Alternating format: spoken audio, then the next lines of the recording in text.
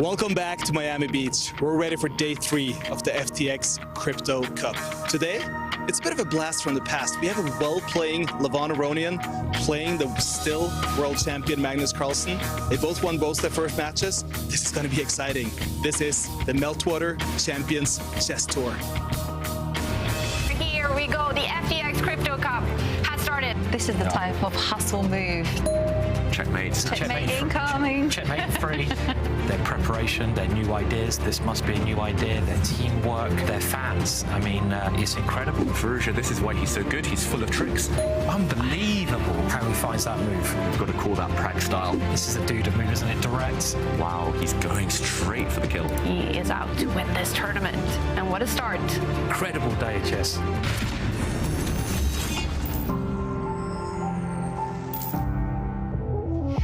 Miami is looking beautiful this Wednesday. It's day 3 out of 7 in the FTX Crypto Cup with a total prize fund of $210,000 plus $100,000 worth of Bitcoins. Magnus Carlsen and Pragnananda are the 2 players so far tackling the heat in Miami the best. They have both scored 6 out of 6 points so far. And to guide us through the action on this day 3, as always, in the studio, Grandmaster David Howell, Grandmaster Simon Williams, and International Master Jovanka. And David, what has been the highlight for you so far in the tournament? There have been many highlights. Neiman's interviews, Yes. A big highlight. But for me, it's the performance of Pragnananda. Just his continued good form. This has been a big breakthrough year for him. And where's it going to end? Who's going to stop him? It's not going to be easy. He's in the joint lead with Magnus now, and it looks like he can keep it going.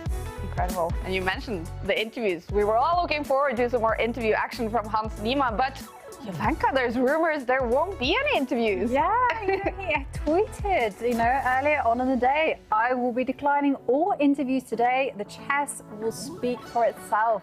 So he's utilizing his fast becoming catchphrase there. I'm not sure whether he's entirely serious. We'll try to pin him down, actually, see whether we can get some interviews from him. But yeah, he's really showing some attitude. Yeah. It's going to be a big disappointment, Simon, if we don't hear from Hans. You've enjoyed the entertainment, the emotions he's thrown us. He's my new hero. Yeah. In his hands.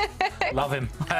I'm not sure I love him, but he's great entertainment. He's so good for the tour, and he's one of those characters, like he's pantomime villain, isn't he? Love him or hate him, he's entertaining, and that's what we need. And he also played great chess in that first game against Magnus. Let's not forget, he outplayed him, really shocked me. He lost his next three, of course, after saying, let the chess speak for itself.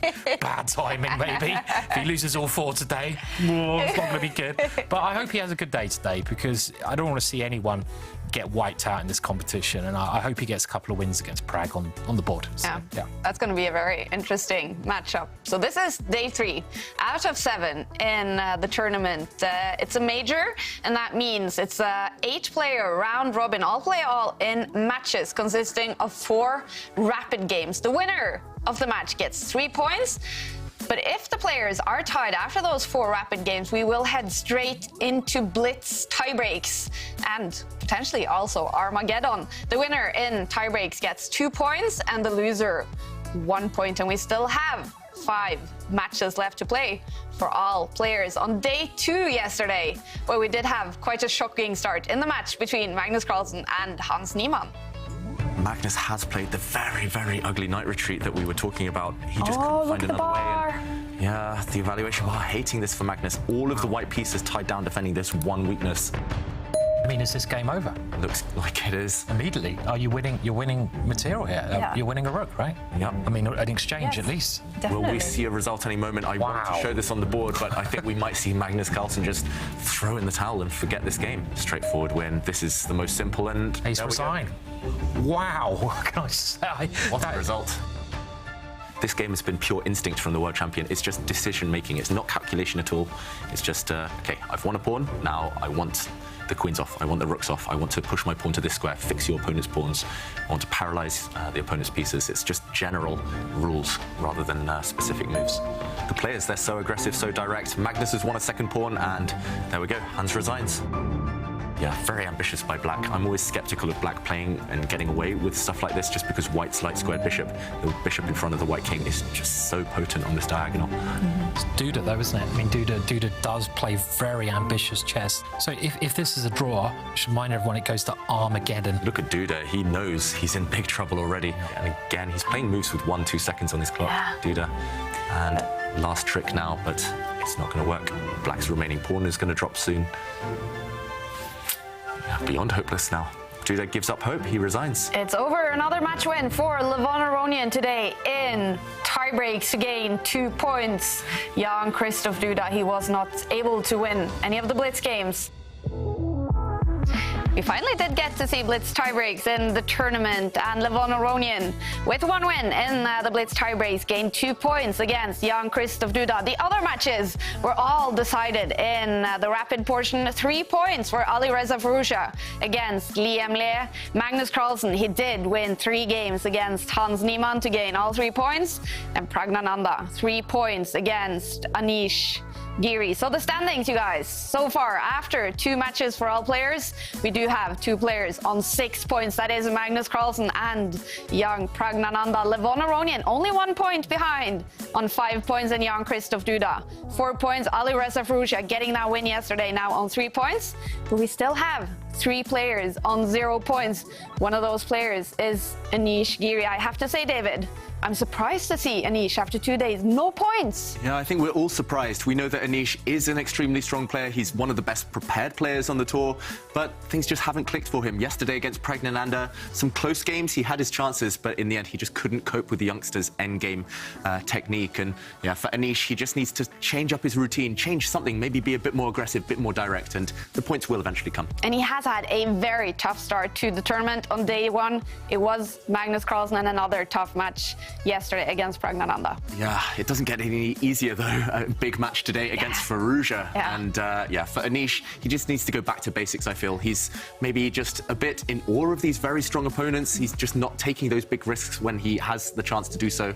And that's what he needs in order to get on the scoreboard. And Praggnanandhaa, we talk so much about him, but do you still expect him to just keep going, keep winning matches? Yeah, I think we've become used to expecting the unexpected with Praggnanandhaa, and it always seems when his back is against the wall, that's when he brings his best chess. And even when he had difficult moments in the first 2 days, even when he was losing one game on day one, he somehow just tricked his opponent. He kind of took it to an end game, played to his own strengths, and he needs to keep doing what he's doing. Praggnanandhaa, he can't let the nerves get to him. He can't let people's expectations just kind of unsettle his great form. We're always looking forward to follow Praggnanandhaa. Let's take a look at the matchups coming up here on day 3 in the FTX Crypto Cup. Anish Giri, a tough one against Alireza Firouzja, getting his first 3 points in his match yesterday. Hans Niemann, whoa, this is a tough one against 17-year-old Praggnanandhaa, one of the 2 players on top of the table. Magnus Carlsen, he has also gained 6 points so far, but today against Levon Aronian. And it's going to be Liam Le against Jan-Krzysztof Duda. But I have to say, David, I'm really, really looking forward to the match between Levon Aronian and Magnus Carlsen. They know each other so well. 2 giants in chess. Yeah, they've played each other hundreds of times in their career, dozens of times just on the tour last season and this season. And Magnus has said in the past that Levon Aronian is the guy who's outplayed him most throughout his career. So Levon has beaten Magnus several times and is capable on the day, if he's in form. Yeah, let's take a look at the head-to-head score between these 2 in the Meltwater Champions Chess Tour, both last season and this season. They have played so many games against each other, and it's actually not that dominant for Magnus Carlsen. Yeah, it's very close. I mean, who beats Magnus once in their career, let alone 8 times in an online tour? And a lot of draws there as well, showing how close it is. Magnus slightly in the lead, but in a one-off day like this, it's all about who can start fresher, who can start sharper. And yesterday, David, so many games was won by the player with the black pieces. So that's why I wanted to bring this up. The stats this season on the tour with the black pieces, and look at the 2 players on top, both Magnus Carlsen and Levon Aronian, above 60%. How tough is that to get that score? Yeah, that's extremely impressive. It does indicate that these 2 players, they are fighters. It doesn't matter white, black, it doesn't matter whatever the opening is, they will fight for every single point. And normally in chess, 50% with black is great. Normally you want to do the damage with white. So the fact that these guys score 60% and higher with black, it's what sets them apart from the rest in the world. Absolutely. Oh, we are expecting such a cool fight between Levon and Magnus today. Levon Aronian, he is a fan favorite, a fantastic chess player and a fantastic guy. He's had some tough times, Levon. 2 years ago, his wife tragically died in a car crash, and chess is one of the things that helped Levon move on in life. How important was chess to you when you suffered personal tragedy? It was a way to come out, I think, and I think at that moment I was feeling really, really bad, and then just completely out of any motivation. And then my friend Vladimir Kramnik, he told me, let's do some chess. And then we started analyzing a little bit, so he helped me a lot. I was saying before, you're playing very good chess these days. It is a different format with this Champions Chess Tour. You did well last season, but now when you come back this season, you end up winning the entry tournament. Do you like this format? It's a lot of fun, generally. I love playing chess. I love playing rapid chess, and a chance to compete against so many good players without really having to go anywhere. That's it's been something that actually I would say, as much as chess helped me, to recover from tragedy, also online chess helped me a lot, because at those times I was just stuck in a house, not really having the strength to come out, and there was something that would motivate me.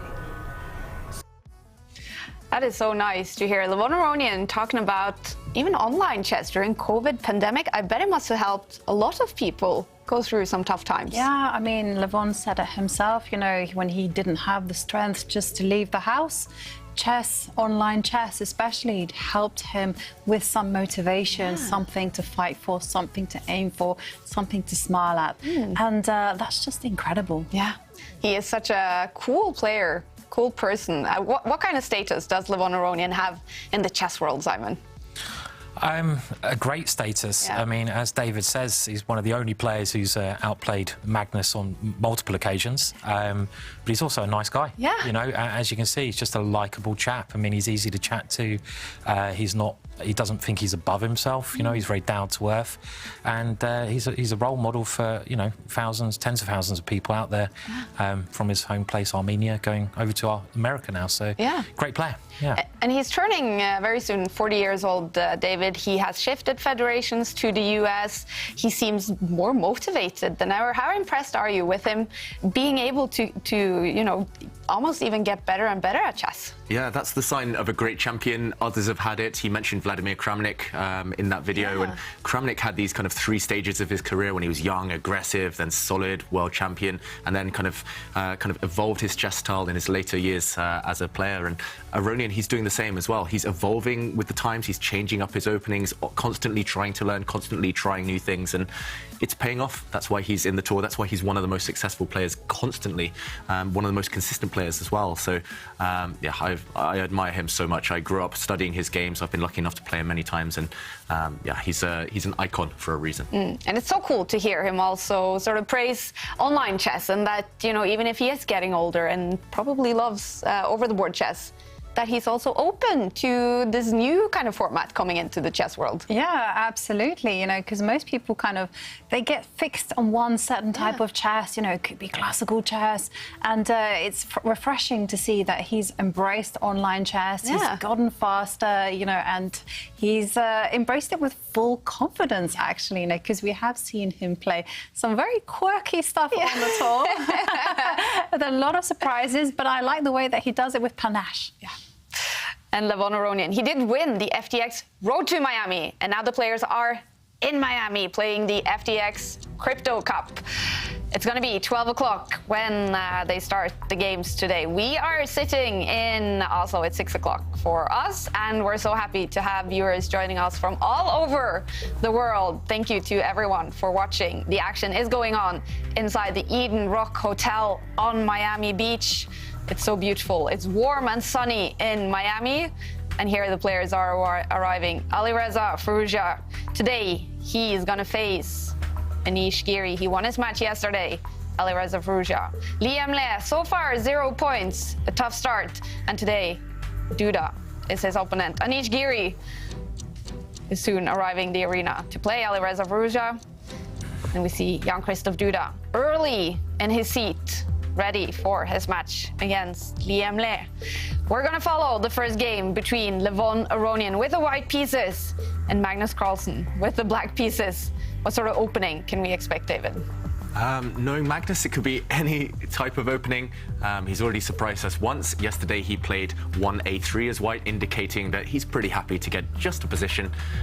Starting with black as well means that, you know, he's going to feel pretty confident. He got a couple of very important wins with black yesterday, and there he comes. Here he comes. Oh, and it looks like we'll get an interview with Magnus. With the people who's actually on top of the tournament table today, what do you expect from the match against Levon? I expect a tough fight and exciting games. He always goes for it with both colors, so it's going to be fun. Is this the Levon of old times that you've found playing lately? No, he's a new version who plays very quickly and very confidently. Usually back in the days he would play very confidently but a little bit slower. I look forward to watching the match. Thank you. Magnus Carlsen, some humor and a handshake with Levon Aronian. Is that so, David? Levon getting faster and faster. That's definitely the case, especially in online chess. And I was lucky enough, just during the Olympiad last week, I was chatting with Levon, played cards one evening, and he said he was looking forward to this event. He was looking forward to not thinking and just kind of going with the flow, trusting his instincts, which you can kind of get away with more in online chess than over-the-board classical chess. And wow, a bit of a small surprise here. Levon opens with the queen's pawn. That's not the surprise. It's Magnus just pushing the pawn in front of his king one square. He's inviting Levon to occupy the center here with the white king's pawn. We could see a transposition to the French defense. Magnus has been inviting that a few times this tournament. And yeah, this one not occupying the center yet does give Levon options. Yeah, come on. I know what I want him to play here, obviously. He's put the knight in the way of the pawn. No Dutch defence for you. No, but we get a London system. We do get a London system instead, which is, very, very, very popular opening at all levels, and something that I guess that Magnus plays more with the white pieces than we think Aronian plays generally, I guess. He's had some great games in the London system. Yeah. Giving him a taste of his own medicine, maybe, Levon. And this is quite a clever move order for white. It does cut out some of black's options. And, OK, black just develops his bishop to a slightly passive square. Not the most typical way of handling the opening. If you did, I know there's a popular thing online called Guess the ELO. And if black had done that and I had to guess the ELO, I'd say like 1,200. So, already? Maybe I'll go 1,500, just because bishop in front of the king there is a really rare move, and you're kind of committing the bishop to a slightly passive square. It's a peculiar move, there's no doubt about that. You normally try other setups first, but now he's following up with... That's unusual, right? I was not expecting that. You know, normally you pick up that pawn and move it one square, and then you adopt a completely different formation. This, I've actually never seen before. This is new. Yeah. David, have you seen it before? Not in this exact position. It's quite a typical idea, but here it just feels a bit loose. It feels inconsistent as well. Black was just getting ready to castle the king to safety. OK, Magnus frowning there. He looks a bit disgusted by his own move. But, yeah, this black pawn will come under attack, and he'll need to spend a bit more time defending it. Yeah, OK, so I've just checked my database. It has been played once before between Gatakamsky, who is a renowned specialist in this particular opening for white. And I think he's an English grandmaster. Used to be Australian, but now English. Can anyone guess? Used to be Australian? I think, yeah, or Singaporean, actually. Daniel Fernandez. Daniel Fernandez, yeah, Singaporean, I think. Is not. Is he Australian now, though? He lives in Australia. Okay. Represents England. Yeah. Okay. Yeah, he plays it, and he's very famous in the UK circles for just playing very quirky stuff. But I think he got this idea off another grandmaster, Keith Arkell, who Daniel Fernandez said in an interview was one of his favourite players. And Keith Arkell used to play this setup with the white pawns over there. I've also seen Peter Svidler play this in the famous Bunratty tournament in Ireland. And it's a way to sort of unbalance it, I guess, David, just to get a bit of space over there on the queen side, and, you know, don't let white have all the room on the board. So it makes positional sense, I feel, to play this way. There's definitely nothing wrong with what black's doing. It's just maybe a bit provocative because it's not fighting for the centre yet. He's just inviting Levon Aronian, now that white's pieces are nice and centralised, he's inviting him to push forward in the middle of the board. But, OK, Magnus chipping away at the centre. White has erected this really strong kind of pawn centre, typical of the London system. Yep. And you guys have both played the London system on occasion, right? So what would you be thinking here with white, with if you were in Levon's shoes? Pretty happy? I would be happy. I would simply carry on with the old formula. I would just put my king, I would castle it to the right side, and then I would perhaps connect the two rooks by stepping the queen up one square forward to the E2 square, and then I would, at the right time, destabilise on the left side of the board with A to A4. Yeah. And, yeah, I mean, the London system is an opening that a lot of people have kind of a love-hate relationship with, especially lower down the ELO range, because it is a very good opening to learn. And I don't think there's any doubt about that whatsoever for lower-rated players, because it's what we call a system. You don't really have to memorise individual moves, you have to memorise ideas. It's more important to know the ideas behind the moves you're playing. And I think, in general, that's really good when you're trying to learn an opening. Know the ideas. Don't memorise things, but don't really know what you're memorising. So the London system, without a shadow of doubt, it's very easy to play. You get your pieces in the game. It's a good opening. And I know a lot of players on the black side, they hate playing against the London system because they're like, oh my, it's so boring. It's such a boring opening. But my opinion is it's certainly not a boring opening. It's a very good opening. And like most openings, you can play it in many different ways. You can actually play it incredibly aggressively. And it's been played at top level as well. So I'm a big believer in the London system, actually. I think it's a good opening that you don't have to learn too much theory in order to play. I think it's a very practical choice. And definitely, like you say, Simon, there will be fun in games. You can have lots of adventures. Like right now, you know, White has just actually occupied the centre with a pawn. And this means that trouble and excitement is brewing. And just to add to the fun and games, yay! Well, we are actually going to have a selfie competition today. And we want to know how you're watching the tour, and who you're watching with, and for a chance to win this magnificent Air Things View Plus. Here it is. Then tweet us your selfies using the hashtag #ChessChamps. And can't wait to see all your pictures. Yeah. We will feature them on the show. Definitely. You're always so creative, all our viewers. It's so much fun to watch you guys watch us. Where you're watching, is it inside, is it outside? And like Inception, isn't it? Yeah, tweet your selfies, you guys. We look forward to seeing them, and we'll show them on the screen here. We do have castling. It's a good sign. It's a good sign for both players. They have finally kind of obeyed those opening rules, and that marks the end of the opening. Both sides have castled. A few things have happened. Maybe if we jump in just to explain what's been going on. We did see White occupy the centre. This is maybe not a typical London system anymore. We have seen White occupy the centre, which sometimes White actually doesn't try to do in the London system. Normally it's about piece play just as much as pawn play. And here, dropping back the bishop is not typical in this setup. I guess White's idea is he just wants to keep these pawns intact as long as possible. And as long as he keeps these pawns here, it's going to be very difficult for Black to challenge and fight for space. It's going to be difficult for Black to maybe find nice squares for his pieces. I'm expecting maybe at some point the White Queen to just sit, just kind of to connect the White Rooks, just move out the way. At some point, White can move his rook across, the other rook can come across, and it's just a bit of a waiting game. Will Black ever be able to fight for those central squares? For example, if we just see a pawn capture, then it's always a challenge for Black. Which pawn do you push in the middle of the board? You can't just sit there and wait forever. Eventually, you need to break out. The problem is if you push this pawn, White will gain space and block things up, opening up a nice diagonal towards the Black king. And if you push the other pawn, then again, same problem. Black's knight will have to retreat. White has gained space in the process, and often Black is left with a bit of a dead piece, just staring against a stronghold in the center for White. So I'm very interested to see, firstly, how Levon Aronian just goes about improving the White pieces, and whether he moves the queen, one of the rooks maybe. Those would be what I would be looking at least. But second question, yeah, how... Sorry, David, I was just wondering if you're worried about knight b4 in any of these positions, or it's something you think just personally intrigued there, because I would be quite worried about that knight coming there, but maybe I don't need to be. Yeah, maybe in this position, hitting the bishop if there is an exchange, and if the bishop drops back, maybe the Black knight can jump in. So a case very surprising for me. Levon Aronian, he has exchanged first, maybe just afraid of your idea, Simon, there. And now he's moved the queen. So he's lost some influence in the centre, but at least the Black knight can never jump forward.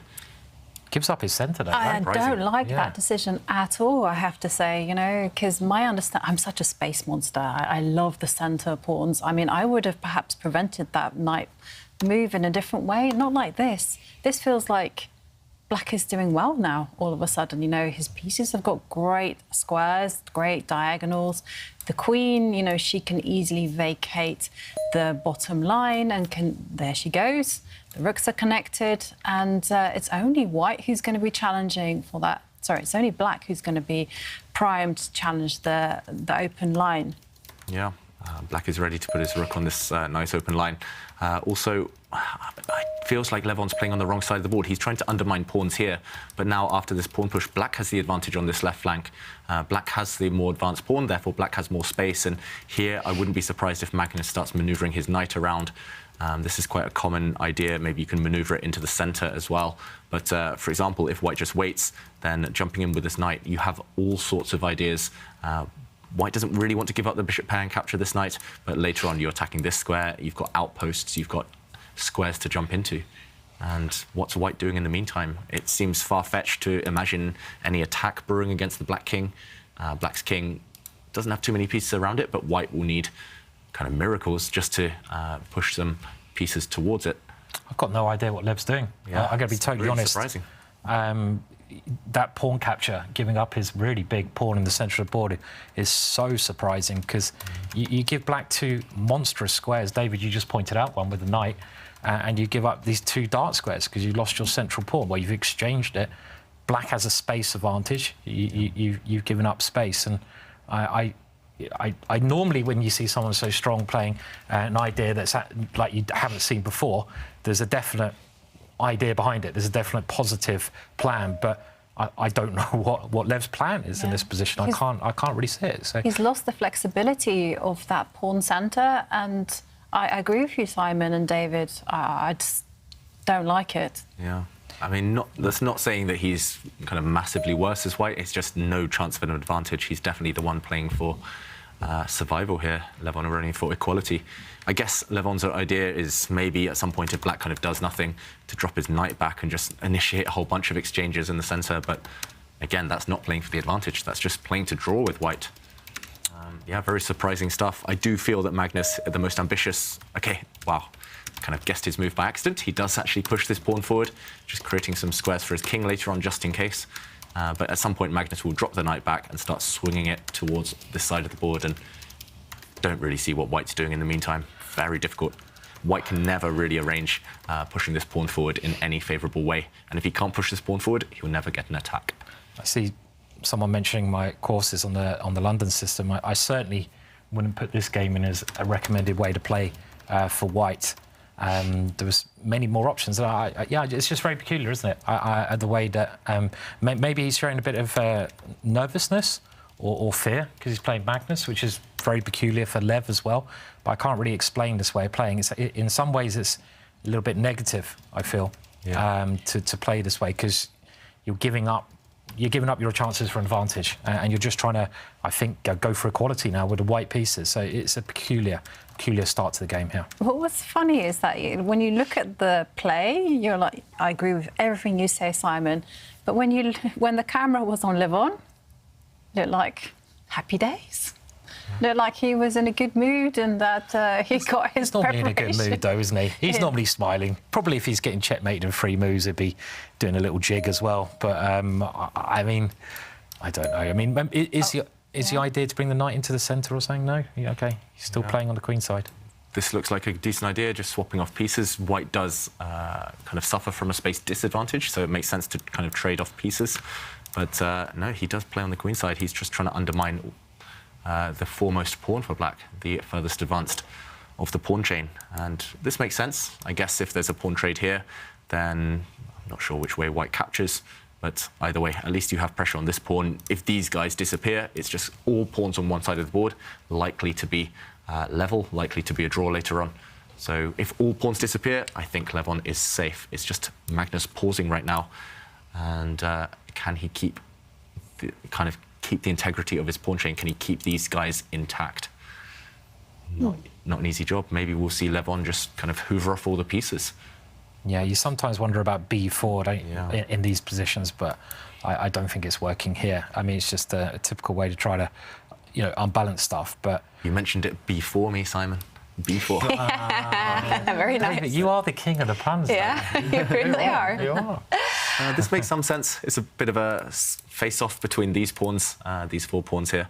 But either way, it looks like all of them eventually will just get traded off. Yeah.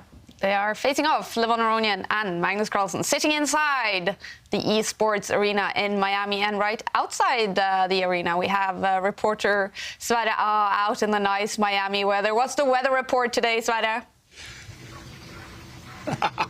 These are the kind of days. I think the weather report is absolutely wonderful. Chess weather, pretty much. This is actually, in my opinion, the best weather for being a chess reporter. I think that's where we're going to settle it. So outside here of the Eden Rock Hotel, I have a wonderful guest with me as well. I have tour director Arne Horvei. And Arne, one of the talking points going into today was a tweet coming from Hans Niemann. He's saying, I'm going to let the chess speak for itself. I'm not going to do any interviews. As a tour director, what do you think about that? I think that is first and foremost a cool tweet from Hans Niemann, that he is kind of bantering with us, and let him have fun with that. And I do think that he's gonna stop by you at some point today anyhow. So that's just cool. No Niemann bantering? You really think so? I think that might happen from time to time, yes. Well, I mean, we are currently at this wonderful Eden Rock Hotel. I mean, if we're looking at the background of you right now, we're seeing blue waters, we're seeing an amazing beach. How did you even come about this as a chess venue? Well, when you're looking into new things, you really have to take it to the next level.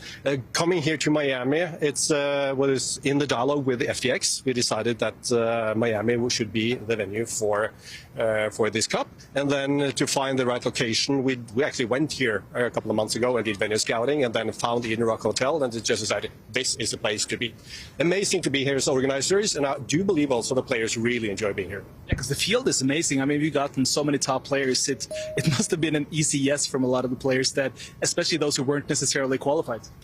Indeed, both with the prize fund and the extra Bitcoin prize fund here, and the surroundings and the tempo we have here, everything they can do on the side as well, they're really enjoying it.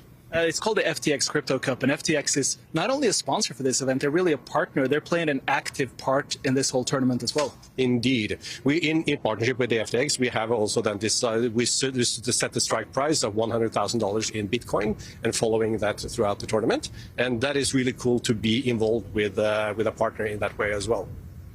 So as you can tell, Kaja, we're really suffering here in the Miami sun. You know, it's a tough job, but someone's got to do it. Oh, I feel so sorry for you. And I have to say, Arne looking very cool with his sunglasses there. I was wondering, Sverre, how about you guys join our selfie competition today? Can we see a selfie from you guys posted on Twitter on #ChessChamps? Can we do a selfie, Arne? Kaja is asking us for that. Of course, you have. I mean, this is a proactive man. He's a tour director. He's already up with his phone, and I'm saying, we're ready to go. We're definitely doing the selfie competition. I hope everyone else joins as well, because someone has got to look prettier than this guy at least, and maybe even you. I think maybe. You didn't remember to do landscape mode, Jovanka. Do a landscape mode as well and post it on #ChessChamps for a chance to win the very cool Air Things View Plus. Thank you, Arne and Sverre in Miami. I'm looking forward to see that selfie on Twitter. And we heard a lot of moves coming out in the game. Magnus thinking for 3 minutes before he made some moves. Yeah, a lot of moves. And Magnus's time is a bit worrying for him. Down to 7 minutes, Levon up at 12. And the whole queen side, all of the pawns have disappeared. They've all been traded off, as we kind of predicted. And this last move, is Levon Aronian maybe threatening a sacrifice here? Does he have some nasty plans up his sleeve? Let's jump in to see what happened.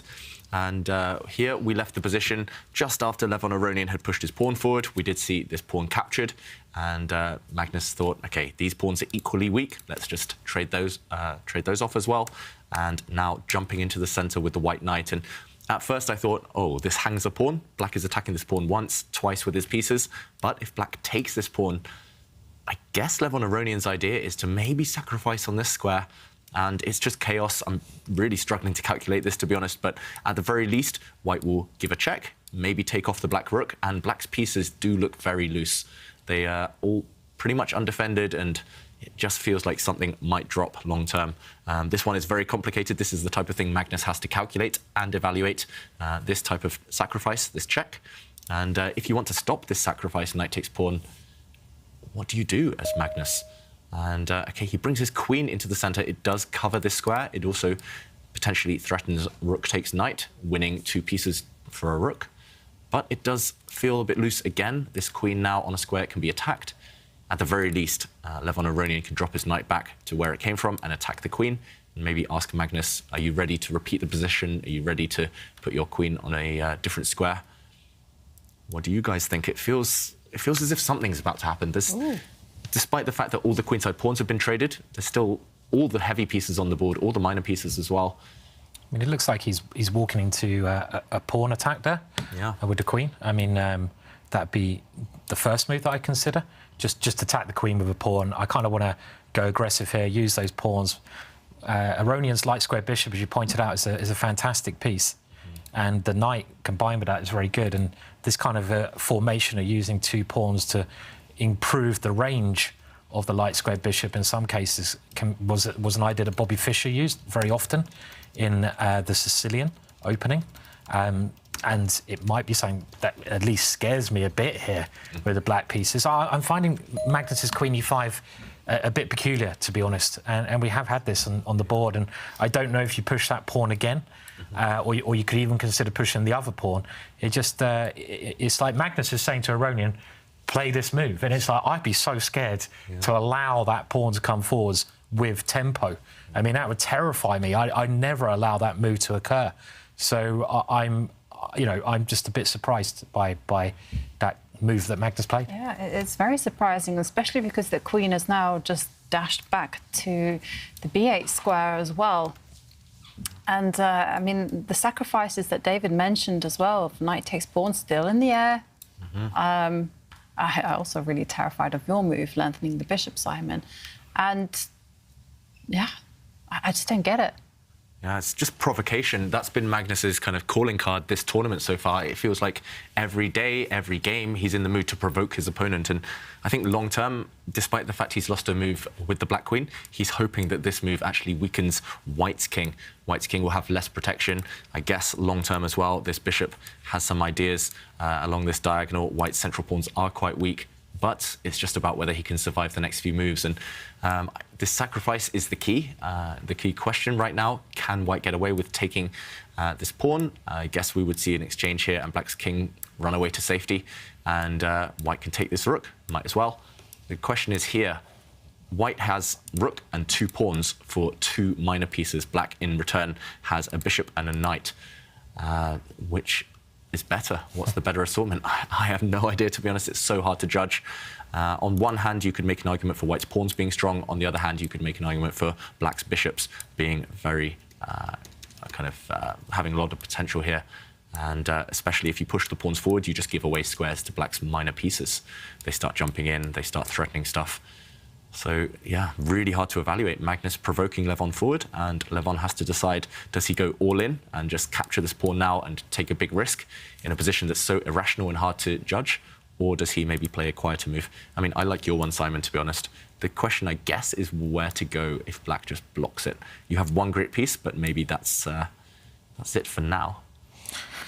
Yeah, if there's not a follow-up there, then maybe it's a move to avoid. But, I mean, even here, obviously, I'm looking at sacrificing the bishop and throwing the knight in. But if I'm going to do... Or throwing the knight in. But if I'm going to do that, I should probably just take that pawn in the first place. Why am I doing it this way around? Maybe even the other pawn as well is... You can think about moving that first. And then, in some cases, I'd love to move the f-pawn now, but it might not work because the queen takes pawn. Yeah. But this is the kind of thing that Lev will certainly be calculating, because those pawns, they're very dangerous if they can get motoring. But I don't think it works here. But he's certainly going to be looking at all these possibilities. There's a lot to consider in the position. I mean, the position is also so open that maybe White can even think about bringing extra pieces to the attack. So also I was kind of inspired by Magnus and thinking, maybe I can put the rook, line it up against the queen, and I'm banking on the activity just to kind of offset this pawn that's up for grabs on e5, e4. One thing I'm amazed at is just the provocation, David and Jovanka, that this queen e5 move from Magnus, you mentioned it, David. I would never think of provoking a move like that. It just shows a different level of understanding. How many players would play queen e5 there? Yeah. I don't know anyone who'd play that move to willingly go into this dangerous-looking position. Yeah. Yeah, he's literally lost a move, as you mentioned, Simon. Here, I mean, he could have just retreated his queen immediately, but he has the same position now with white's pawn on this square, and he has gone for it. We did see Stockfish, the computer moves there on our screens for a moment, and the computer, after this queen jumping forward and retreating, it did say that white's best move was to indeed capture this pawn, and he's gone for it, Levon Aronian. And after a capture here, this is a check, a double attack. And at the very end, we saw white's bishop capture. So it is that scenario of rook and 2 pawns. Sorry. Me and my arrows getting confused again there. But it is rook and 2 pawns for 2 black pieces. And I would take the pieces, I think. Yeah, I mean, there's a famous book, Chess Icicles, the only book actually written in the North Pole. When it's Explorer was written in up the North Pole. Yeah, the Explorer was up there, and he got stuck out. OK, I'm just making up. Yeah. Oh, Jovanka, you got there first. OK, I nearly. I'm sure I could have had someone there. No, but it's a very... it didn't work. Very interesting imbalance. Nearly got us, Simon. Nearly. I don't think I'm going to pass that one anymore, am I? Chess Icicles, where did that come from? I completely believed you. I could have tried a bit more there, couldn't I? Nearly. You had me. You just need to team up with these two. Jovanka was just looking at me like, you idiot, Simon. You idiots. And I was like, OK. Yeah. Yeah, it didn't work. What was the name? It? Chess? Icicles by an explorer on the North Pole. There we have it. It's a little bit too extreme, really, wasn't it? Yeah. But yeah, it's a very interesting imbalance, isn't it? I mean, normally the 2 minor pieces are a bit easier to play, would you say, David, in the position? Or? Especially with less time on your clock, especially in rapid chess, blitz chess, the conventional wisdom says you'd rather take minor pieces just because there are 2 of them. White's pawns, they have a role to play, but white's rooks, it's not clear where they go. Whereas, OK, Magnus there singing along to some song, clearly. But, wow, OK, white's rook diving in. I was going to say it's not clear where the rooks go, but this looks like a very odd choice of square. It just looks so loose, somehow. It's defended by white's bishop, white's dark square bishop, but it can get kicked away. Yeah. And it does get kicked away. Yeah, trade of dark squared bishops, and suddenly white has a real dilemma. The white rook is loose, and also there is a pawn after... OK, I was going to say after the white rook retreats, black's queen could have come out and captured white's f-pawn, but no, that's no longer possible. Black's queen is tied down to her bishop.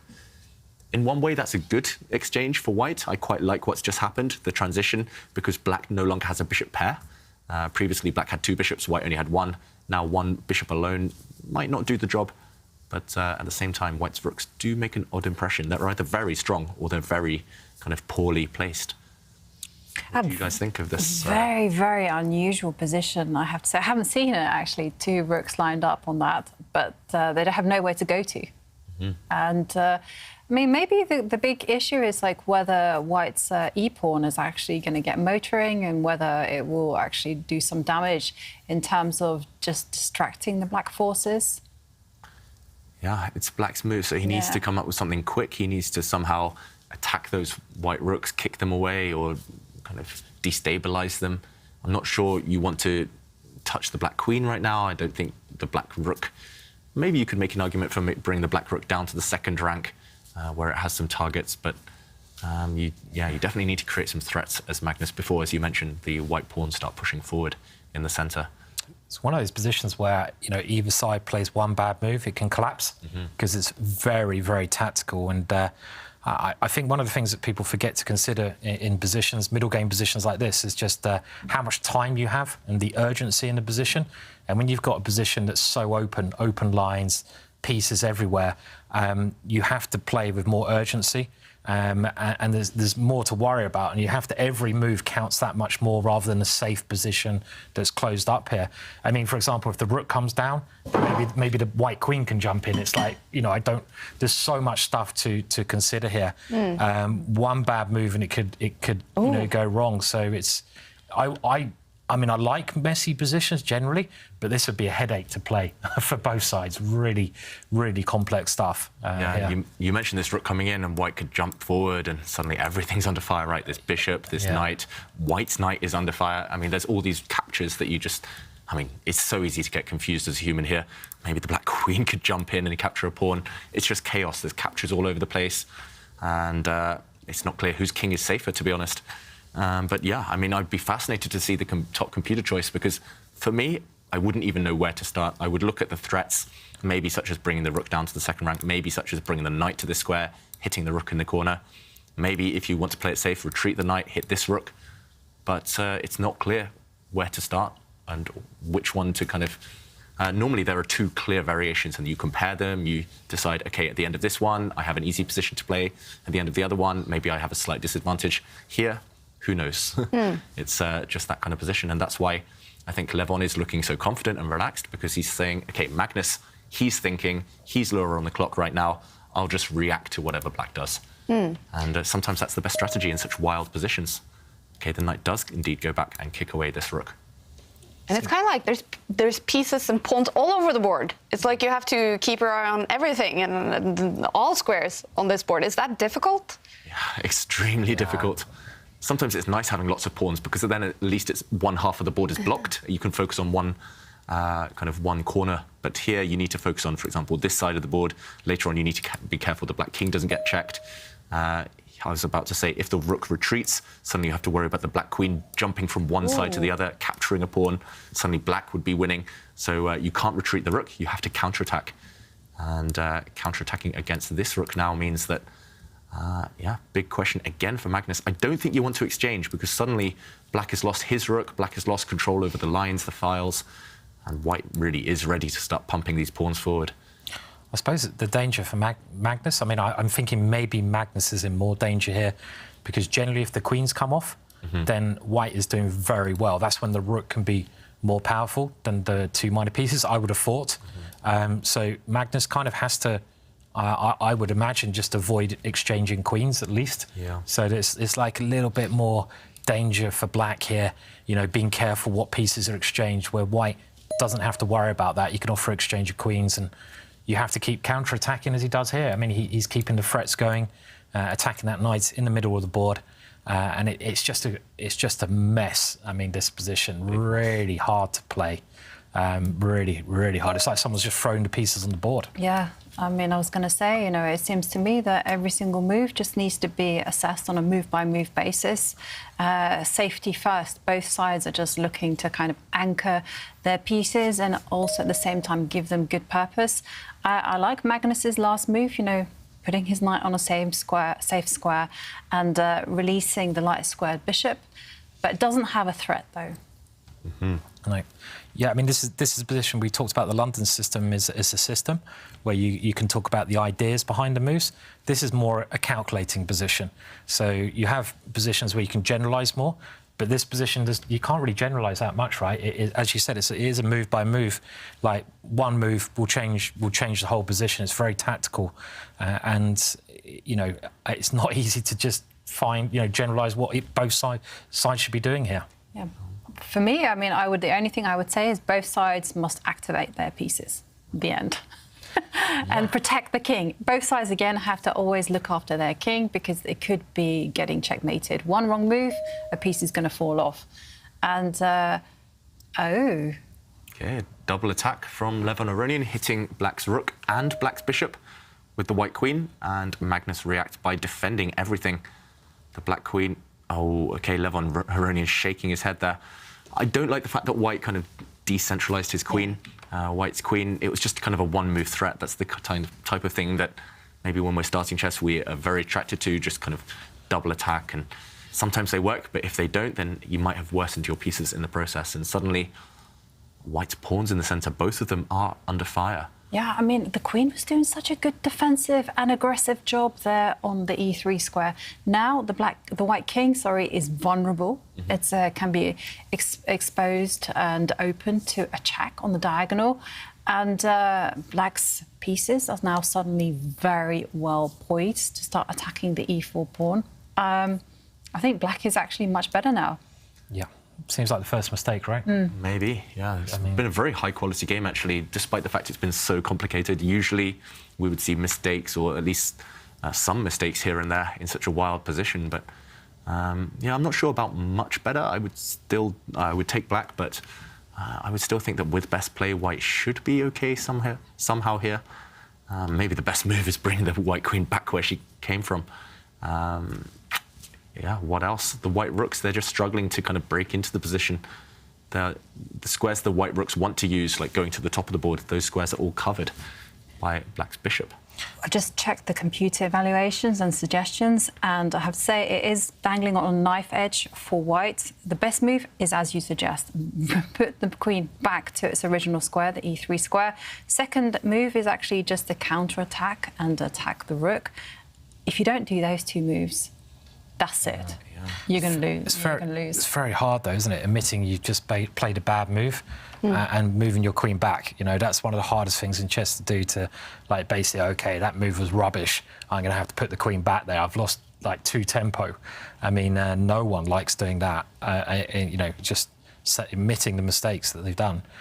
So yeah, I mean, do you think he'll play that, David? Put the queen back, or do you think he'll go for something else here? I think the only way Aronian will ever play that move is just by process of elimination. He can't find anything else, and then he'll admit that OK, he's lost 2 moves. He'll bring the white queen back to the middle, but it's incredibly hard, like you say, psychologically. I don't think that's the first move he's looking at. He's going to be looking at all sorts of threats, maybe hitting the black rook, hitting the black bishop, but. So you sort of keep trying to find something else because you don't want to play it. Exactly. And he has played something else. He's played this other move you mentioned, Jovanka, which is a counter-attack because he didn't want to admit that his queen move was a mistake, really. But now it's getting even more complicated. It's so hard to work out. First game of the day, give us some nice London system grind, please. No pieces everywhere. No, we want chess like this because it's great to watch. And these two players always provide entertainment, don't they? They're like Magnus said before the game. Lev comes at everyone, including Magnus. He has no fear, and he's done that approach in this game. Yeah, and that's the thing. I mean, these two players, they've played each other hundreds of times in their life, but no 2 games are ever the same. There's always some kind of... They just make it unique somehow. They make it chaotic like this. And, yeah, right now, black's rook is under fire. What would you... I was about to say, do you give a check? Well, this is... I mean, is he picking up a pawn here with check? He is. Really? Isn't that just massive? Yeah, I think white's saving grace is to try and swap off the queens. And if white can get the queens off, like you said earlier, at least some of the danger is gone. White has lost a pawn in the process, so it's not great. If there's a queen trade, black would win another pawn. But Magnus, wow, getting greedy, grabbing everything. I mean, hasn't this just completely collapsed? I mean, you've lost two of your main assets there. I mean, you might be able to have some drawing chance, as you said, because all the pawns are on one side of the board. If the queens come off. If the queens come off, but it's a long way for getting the queens off here as well. And I mean, this has obviously taken a really bad nosedive for Aronian, this position so far. Yeah. He's essentially just lost 2 pawns, so now black has the advantage of bishop and knight worth 6 points against the rook worth 5 points. So up on material, and those black pieces, once they combine, they will do some damage. White's king is probably the weaker of the 2. Black's king has a nice safe square to hide on, and white's king will come under fire from both black knights at some point. Okay, a retreat, a bit mysterious. Yeah, another strange move I thought there, because I guess white should be trying to exchange pieces, right? And he could have exchanged a pair of knights there with a knight jump attacking the queen. Because I think when you got this position where you got the rook against your opponent's 2 pieces, as we said, we want to get the queen off the board. You want to get down to an ending, really. You just want to make exchanges, get rid of your opponent's dangerous pieces. So a little bit surprised by that. Question is, though, can Magnus now take advantage of what should be a good position for black, or can white just hold everything? Because pawns are not going to really play a part now, are they? It's just pieces. Definitely. You know, there's one knight that's not really working, and that's the knight on e7, so it might be a good idea to mobilise that. Also, the white rook is on the same line as the black queen. Is this maybe something to think about and take some preemptive moves against that? Yeah, so it's not clear who feels more uncomfortable, the white rook or the black queen in the middle. They're just kind of staring off at each other. Yeah, I wouldn't be surprised if Magnus moves the queen. That would be a safe option. This position reminds me of a phrase that Levon Aronian used a couple of days ago in his interview. There we go, Jovanka improving one of the black knights. But Levon, he said catenaccio, like this kind of all backs to the wall defensive job, just all hands on deck, just hold the fort. And I think that's what he'll try to do. He'll just try and curl up into a ball and maybe start by moving the white rook, retreating the white knight, just kind of putting all the pieces around the white king and saying, okay, I don't think you can break through. Is catenaccio the same as park the bus? Similar. Similar. Okay, I had never heard of this expression. It's an Italian phrase. Yeah, it's from some football matches. Do you use the term park the bus in chess? Or is that only football? No, it's Can only do. football. Yeah? I think you can do it in chess. I've parked the bus many times. I can imagine you're a park the bus player. Yeah. when everything's gone wrong, there's nothing else to do. Why not park the bus in front of your goal mouth? I've never really heard that before, park the bus. I mean, no, I haven't. So, just straight. No, it's probably a saying I'm just not aware of so much. So, Okay. park the bus. Oh. Yeah, meanwhile, just the pieces are dancing around, just finding safer squares. I quite like what Levon's done the last couple of moves, but of course he's still trying to park that bus. And now the white knight. Oh, it's on a bit of a loose square, actually. You've got to be careful where you put it. Do you really have to retreat to the bottom of the board? There's a big threat right now. Black wants to capture the white knight, and there might be some nasty checks. The black queen jumping into the centre with a check. Looks horrendous, this. I mean, if you compare the safety of the two kings, white's king is now getting attacked. You can't offer the exchange of queens because your rook will fold. And black's knights are ready to jump in. Black's king completely safe. Yeah. It can just move one square forwards at any position, and here they come. Here come the knights, and there's a major tactical threat here as well, right? I mean, just to win the game immediately, and I'm not even sure what white can do to stop that. Yeah, if white were to, for example, push a pawn or do something non-committal, maybe this move, moving into the centre with the queen. Simon, the forced win. Actually, there's two forced wins here. They work in both orders. One, you can jump in with a knight with a check. This is a fork, deflecting away the white queen. And now the white rook would drop. You win a piece in the process. Or you can flip the order of this exact same tactic, and you could first take the rook. And then, after sacrificing your queen, jump in with a check. And here it's even better. You win two pieces. You're 2 pieces up. So white's rook was under fire, as Simon mentions there, and it had to run away. This knight check was too scary.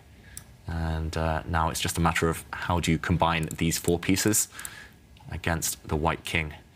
You got the knight stable there as well. Even in this position, the bishop is controlling the knight a little bit here, at least. Great piece there in the middle of the board. Kept in its box in the stable here. I mean, black's pieces are all very nicely centralised here.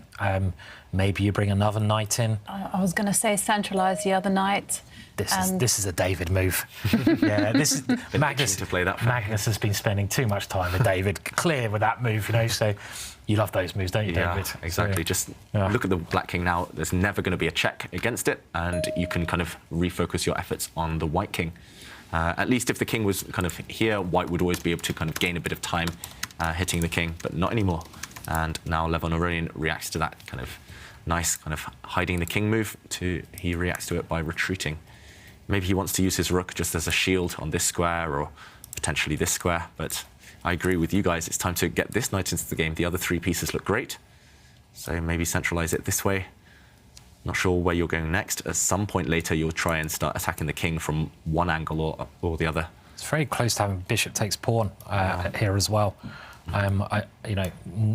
Nearly working. Is it working? It was so what's close. the idea after knight? Oh, sorry, the rook. The rook came. Yeah, the rook wrong- came to. He just pointed that out. So Yeah. the rook defends pawn. Yeah. Luckily. Yeah. Yeah, but Magnus just improves his knight, and Levon, he's just really struggling here. He's not going to do it.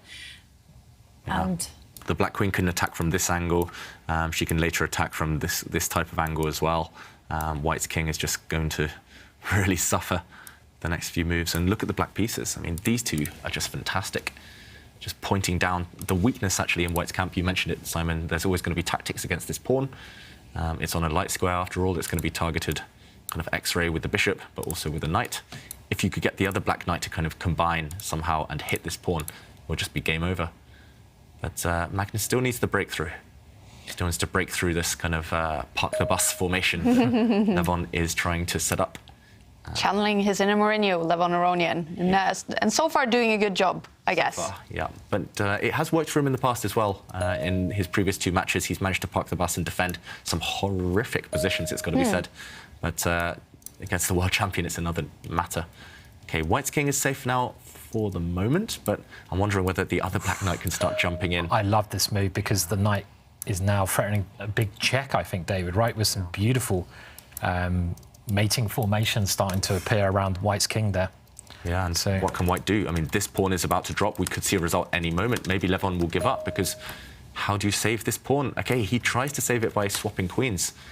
Maybe a good idea, but it feels like there should be a breakthrough somehow. Yeah, I mean, the pieces are so close. There is a knight check.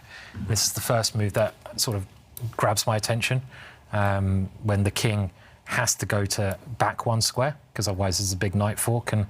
And is there a killer blow here? I mean, at the very minimum, you just trade off the queens and then you win this pawn and then you probably win another pawn, and he should be able to grind that out, but Magnus will want more. Yeah. In the current position, he'll be looking for a way. Okay, he does go for your check, Simon. He'll be looking for a way to go for this white king. He's gone for the clinical finish, I think, which is the simple approach. Yeah. Check, winning a pawn. The white king only has one square, and he takes this guy too. And yeah, these two pawns eventually will win the game. For example, white can even win 2 pieces for his rook now. He can capture the bishop and kind of win 2 pieces back. But the problem is black emerges with 2 extra pawns, and slowly, eventually, this is winning. I was going to ask you, though, I mean, because I have seen people draw this particular endgame because they've been a little bit careless. I mean, is this super easy to win? Yes, I think. I've had it a couple of times myself throughout my career, and those 2 pawns, as long as you don't kind of push them too hastily, as long as you use your king, I think it's pretty straightforward. Should be if you can get your knight out of the... If you can get your minor pieces maybe a bit closer to your king, I guess, and just push. Mm-hmm. Probably pretty easy. I mean, we could get down to knight and bishop versus king. Do we think Magnus knows that well, or... Can he demonstrate it to the world? It's more of a question of how much time does he need on the clock to checkmate with the bishop and knight. Do you reckon he could do it with, well, with increment? He could do it with any time whatsoever. So, but without increment, how much time? 15 seconds, maybe. 15 seconds. 20 seconds. That'd maximum. be a good challenge. What do you reckon? How much time do you think you'd need, David?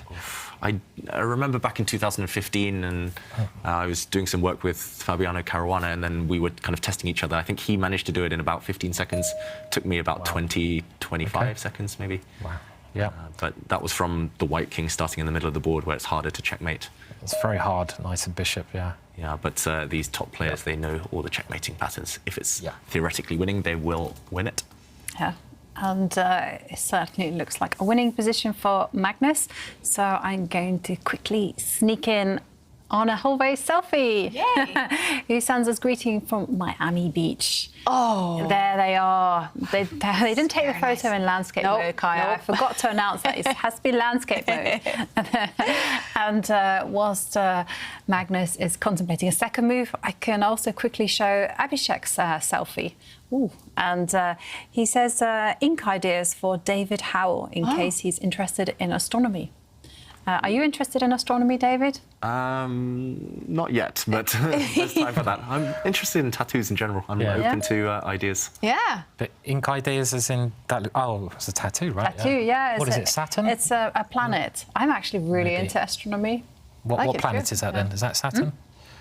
It was Saturn, I think. Saturn, okay. Yeah, with the rings and Saturn. Yeah. Well, that's a good idea then, for people to send in selfies with their tattoos for some ideas for David, if he's going to get a tattoo at some point. Yeah, I've been looking for the right design. I've had suggestions of a bishop on the inner arm or something chess-related, but I'm still looking for the perfect... If it was a chess piece that you would get, which chess... Would it be the bishop? It would be maybe the bishop pair. Ah.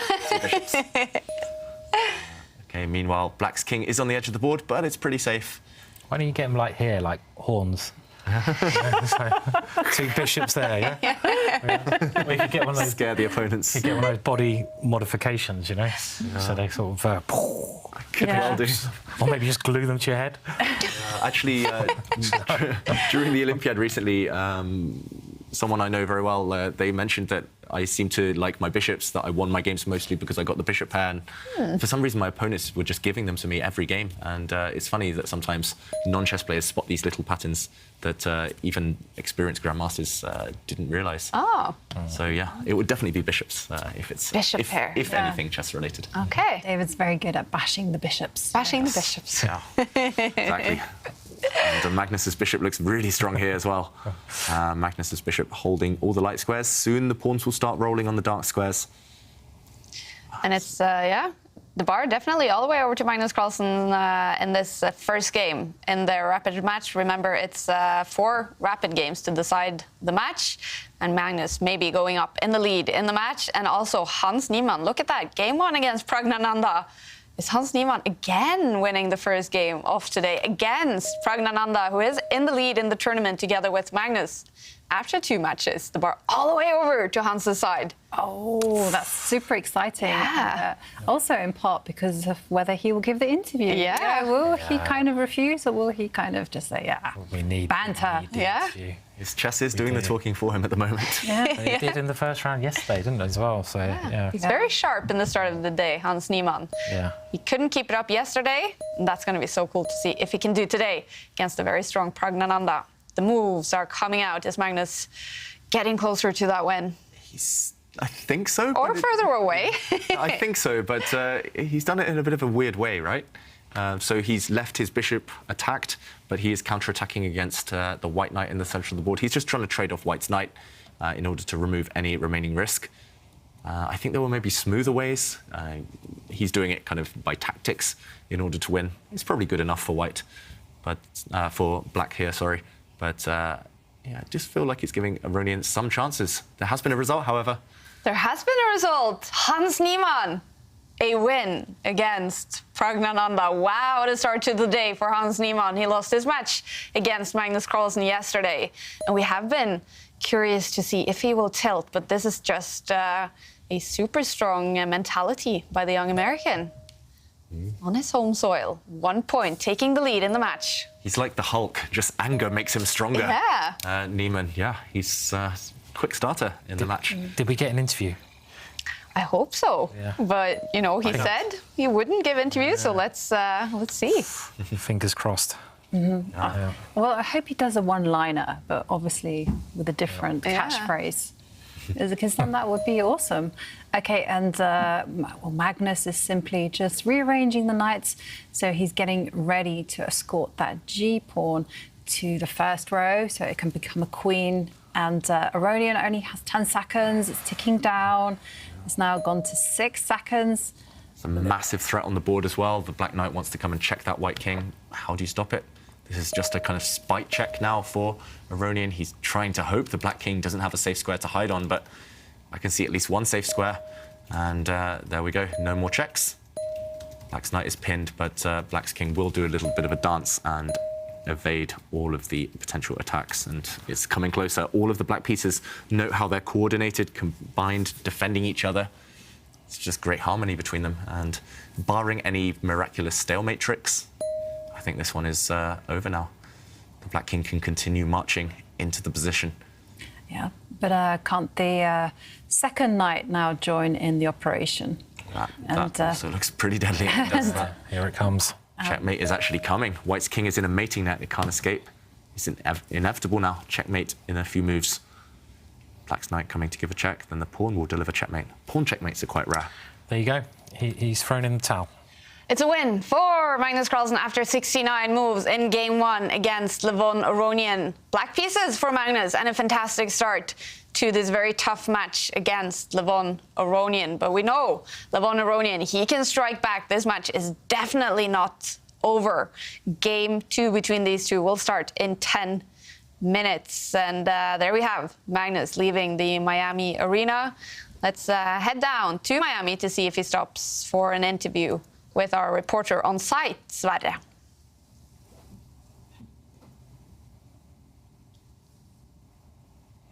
He doesn't. All right.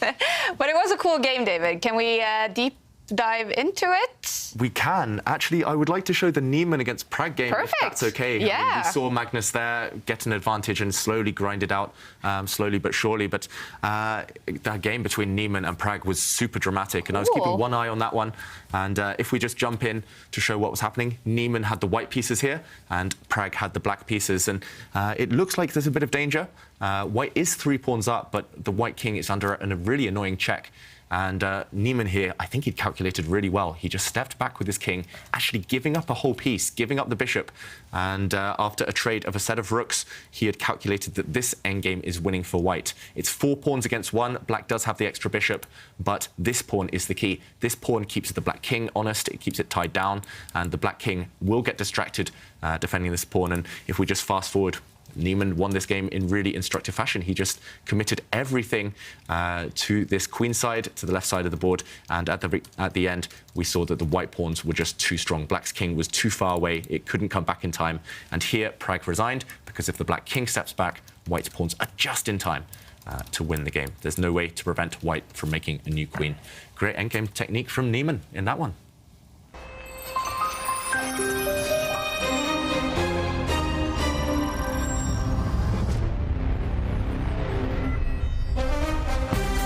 In 4 minutes, Pragnananda, he needs a comeback because he lost that first game to Hans Niemann. What a start to the day for the young American Hans Niemann, winning game 1 against Pragnananda, who is in the lead in the tournament. Now it's all about keeping it up for Hans Niemann. He tweeted before the start of the day that he wouldn't do any interviews today. He would let the chess speak for itself. But guess what? We have an interview. Let's see. Great start, Hans. How would you summarize this game? Well, I'm really happy with how I handled the nerves. Like, I think some of the decisions I made were just absolutely insane. Like, to go king f3 to e4, I was just trusting my instinct, but I definitely was giving myself a heart attack. But I think it was correct. Like, but to do that with low time was very risky, but it also forced precision from his end, so I think I'm very happy with how I played. Thank you for an exciting game. Thank you.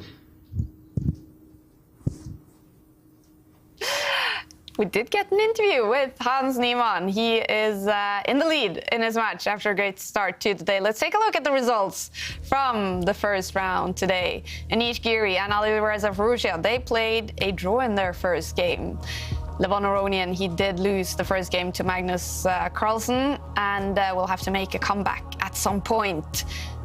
Liam Le, a win for him against Jan-Krzysztof Duda. Liam has lost both his matches so far in the tournament, but a great start to the day against Jan-Krzysztof Duda. And as we saw, Hans Niemann winning game 1 against Pragnananda. They're going to start game 2 in 3 minutes.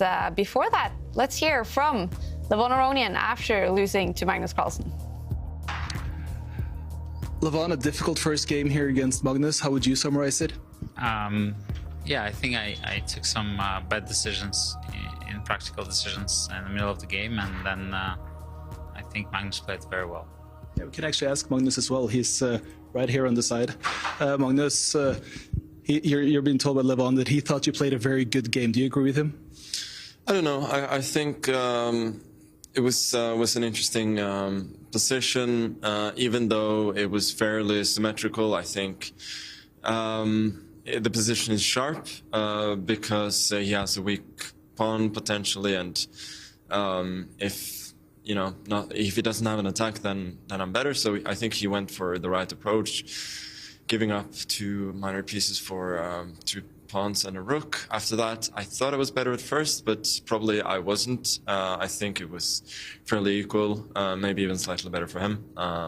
Anyway, I think he missed a couple of my moves later on, and then I was much better to winning. And then, yeah, right at the end, I'm got a little bit confused, and I got short of time, but I think I was always winning.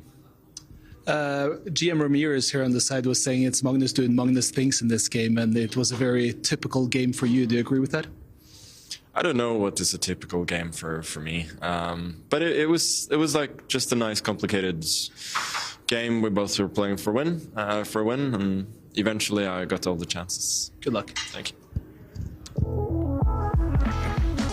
Big smile on Magnus Carlsen's face. No wonder, winning game 1 and being in beautiful Miami. White sand beaches, blue ocean, blue skies, and a big sun above the Eden Rock Hotel, where the players are playing the FTX Crypto Cup. we are expecting more action between Magnus and Levon, and also between Hans Niemann and Pragnananda. Prag, he lost game 1, and he will have the white pieces inside this arena in game 2. And in that must-win situation in one of the last 3 rapid games, David, what do you expect from Prag? I'm not sure what to expect, but I know what he should be doing, and that's just keeping his cool, kind of following the same routine as previous days. He can't let just one defeat disturb him too much. He doesn't need to go all out. He still has 2 white games left today. So for Prag, it's just about keeping calm, keeping his cool, and maybe getting a slower position where he can outplay Niemann long term. He doesn't want any more chaos where Niemann does thrive. He seems to be the expert, Prag, in not letting a loss get to his head, to just start preparing for the next game and come back strong. Absolutely, and this is something that he trains with a lot with Ramesh. You know, they've discussed it. What is the best approach when you're in time trouble? And they kind of agreed, you know, you have to keep a cool head. And we saw it in his match against Farouja on the first day. You know, he did lose the second game. He was on the verge of losing the third game. But, you know, he was still being resourceful and he was still fighting back. He has to play to his strengths, and that is in the technical side of chess. And that's what he's got to play for. And for Hans Niemann, Simon, he did also win the first game yesterday, but then lost to Magnus Carlsen. So what is it about for Hans now to win this match? I think he's got to do the same as what David really suggested and keep his cool. You know, because he went a bit wild after beating Magnus, even though it seemed like he was really concentrated, then he wasn't. So I think he's just got to get in the zone, and you know, maybe his strengths against Prag is trying to get some initiative, trying to get some attack. So if I was Hans or Hans's coach, I'd say try to complicate the position. Yeah. He's looking smart today. He is in a light suit, very Miami. Hans Niemann getting ready for game 2. Let's take a look at the head-to-head scores in the Meltwater Champions Chess Tour between Hans Niemann and Prag. They have both played quite a few tournaments, and Prag, his tour rating has increased incredibly. He is now on 27.59, but for Hans Niemann, 26.16. And I'm looking also at the fighting chess index. Over 70 for Hans Niemann. Does that mean we'll see some more fighting chess? Yes. Yeah. Hans has only had decisive games so far in this event. And yeah, I mean, he's known as a fighter. He'd never take a quick draw, never take a boring draw. And that's why he has so many fans. And yeah, I love watching Hans play. No matter how it goes, there's always dramatic moments. There's always entertainment on the board. He's a fighter. And in this game, Prag will have the white pieces. He is down by 1 point in this match. And here we go. It's the queen pawn. Yeah, it's a queen's pawn opening. What will Hans do if Pragnananda kind of continues taking the center here, as he does? Okay, will we see a queen's gambit? Will we see a Nimzo Indian defense? Plenty of options here for black. I suspect a Nimzo Indian where the dark square bishop will develop over to the b4 square and pin the knight. It seems to be so trendy at the minute. Yeah, Pragnananda has very good results there, though, recently. So maybe Hans just pausing for thought. I think Hans should go c5. You know, that's more his kind of, you know... Fighting chess. Yeah, his more unbalanced position, but he's gone for the most traditional move there. Yeah, so now we have the ultimate Queen's Gambit. The Queen's Gambit declined. Very trendy variation. Don't like this choice. Strategic. We're going to see the queens come off. Black has a shattered pawn structure, but black does have the bishop pair. And you saw Hans there just kind of lean back and slightly frown. Now, yeah, I've seen this face before. This is Hans just trying to remember. I don't know why anyone plays this variation. I mean, I bet black. Yeah, I mean, I'm just wondering if you've played it now, David. But no, I've been recommended to play it many times. Really? It has a very good reputation for black, but at the top level at least. But yeah, it's not much fun. Yeah, I mean, I think Hammer showed some. Was it Hammer or Magnus? Hammer, yeah. I think it's Hammer's idea showed some very clever manoeuvre, but it just looks horrible to structure and potentially black's bishop. And yeah, I know if you love the two bishops, maybe it's the right thing to do. But I could never dream of playing this way with the black pieces, just probably being a little bit worse. But yeah, it is unbalanced, though. Yeah, I mean, you get some chances on the queen side sometimes. Certainly imbalanced, and it's just about whose style it favours more. Is it going to be Prag style? We've seen him play really well in the end games. Let's be honest. Niemann a bit more up and down. Normally, I mean, we would think he favours the chaos. He wants queens on the board. He wants some imbalances. He did win an endgame against Prag in the last round, just before this, so something to be said there. Hans now continuing very quickly. But maybe we can jump in just to highlight this, why we're both kind of conflicted about whether this is a good choice for Niemann. And it's simply this pawn structure, these doubled pawns, they'll never be undoubled. They'll never be able to push forward effectively. This is also an isolated pawn and a big target. Sometimes in the endgame, White's bishop will target this pawn. Black's bishop is often tied down to this square for the rest of the game, just having to defend it.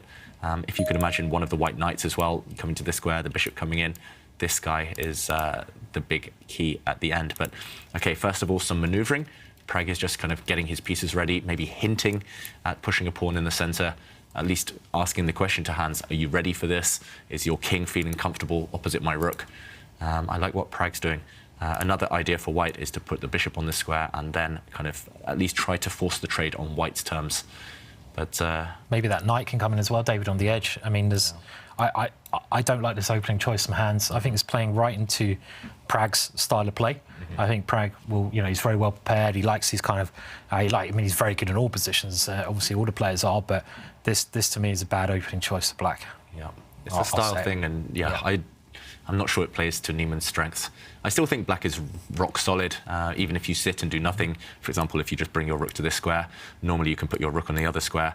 You kind of maneuver around with your knight. You want to end up kind of putting your knight on the square where this bishop sits quite often, so you might have to maneuver it around. And as long as you can sit on a square with this black knight that threatens to maybe later jump into the center, then you're doing pretty well. But yeah, this one is going to be a grind. We're going to be sitting here for the next 20, 30 minutes discussing plans, small ideas. I'm probably just a bit biased because I'm just looking at position like, no, I don't like. You're looking at these pawns, Simon. Yeah, I just like, the square in front of those pawns is often something that White can take over as well. I mean, it's you have to kind of just be very patient to play these positions. And is Hans a really patient player? I mean, of course, he's a great player. He can play patiently, but he's going to have to show that in this game.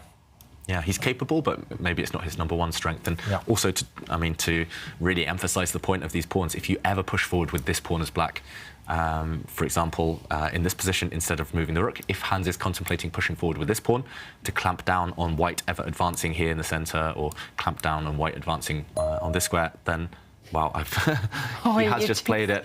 I'm not sure about this one, but look at this bishop now. So ugly. Yeah. I mean, this is a move you normally only play in this variation if you have to, right? Yeah, it's last resort type of move. Normally you want White to, for example, have committed a pawn forward first.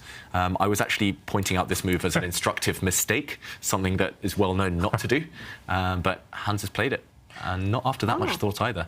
I mean, I guess he wants to get the knight around to the centre, but... it's understandable wanting the knight to come around, but now what White can do, you can just park your knight on this square forever, and even if the black knight comes round, you park the bus in this case, the knight, but now White can just push forward with this pawn, kind of stopping the black knight from ever jumping forward. And look at this piece. It's still going to be hard to break through with White. You still need to kind of initiate play on the other side of the board, maybe long term, but this bishop, it's a dead piece. It's a pawn. It's a pawn. It's a pawn. It's not even a bishop. You might as well just call it a pawn. You've made it a pawn by pushing the other one. I mean, that's a very strange decision there from Black. Probably just panic because, as David alluded, the rook is opposite the king, and so he was so desperate to stop that pawn break. But I don't like this decision at all. I agree with you both. Yeah. Not good. It's just, I mean, sometimes we talk about ugly pieces, but we think that they're ugly visually for a reason, and here it's just long-term strategically. I mean, Black is suffering, and even if you ever take this white knight, it looks like you double the white pawns, but I'm not even sure which way White captures, but still, it doesn't change the fact that this bishop is just a pawn, and it's stuck here. It can never, even if you kind of reroute it, even if you try and get it back, it does have a route out, but it's just stuck here defending this sorry pawn. It just looks like a long-term mistake, this last pawn push by Hans, I've got to say. And okay, he does go for trying to activate the black knight into this square. I'm expecting now Prag to push his pawn. He doesn't maybe need to do this, but at some point he will. Yeah, I agree now, Simon. After this last pawn push by Black, I agree, all because of this one bad piece. Yeah, I mean, it's just no fun playing this position either. That's the other thing. I mean, you've got to suffer for quite a long time now. Very strange move, that. Very strange move. It's not clear what Black's plan is other than sitting and waiting. Maybe Black could expand on this side of the board And this is where he has a 4 versus 3 advantage on the left half, I guess, with pawns. But what do you do after that? You just have to sit and suffer. Yeah, and why saddle yourself with a bad bishop? And it's dire, and we see the bishop retreats itself, because why not? And whilst the players are thinking, I wanted to share with you a selfie and also some tattoo recommendations for David and potentially Simon. So Doge TK says, more chess ink for David Howell. I have a nearly complete chess sleeve on my right forearm, and you can see it's actually the match between Bobby Fischer and Boris Spassky, and you can see Bobby Fischer with his concentration waves. I love that selfie. That is, TK, yeah. And Liam Watson is saying, my tat in landscape. How about that, David? I'll let Hans get that inked on himself. And I'm not sure I believe it's a tattoo. Is that just Leon using a marker? Maybe. And meanwhile, the pawn moves itself forward, taking space. And I also wanted to show you one more. This is from Ferret, who says, David, I think this is the tattoo you need, and I think you could pull it off for sure. Simon? Kaja, what do you think? That's going to take some bravery, I have to say. You know, creds for getting that massive tattoo. Looks slightly painful. Oh my gosh, Not sure my family would approve of that. If you two want to enter our selfie competition, then remember to tweet your selfie in landscape mode using the hashtag ChessChamps for a chance to win the Airthings View Plus. Very cool. And we have some moves. Anything dramatic happening so far? Not really. Black did go for that plan of gaining space on the queen side, but it's one that I think Praggnanandhaa will just ignore for now. White will just get his pieces ready. I'm slightly surprised he allowed the black pawn, the A pawn, to continue pushing, but not too big a deal there.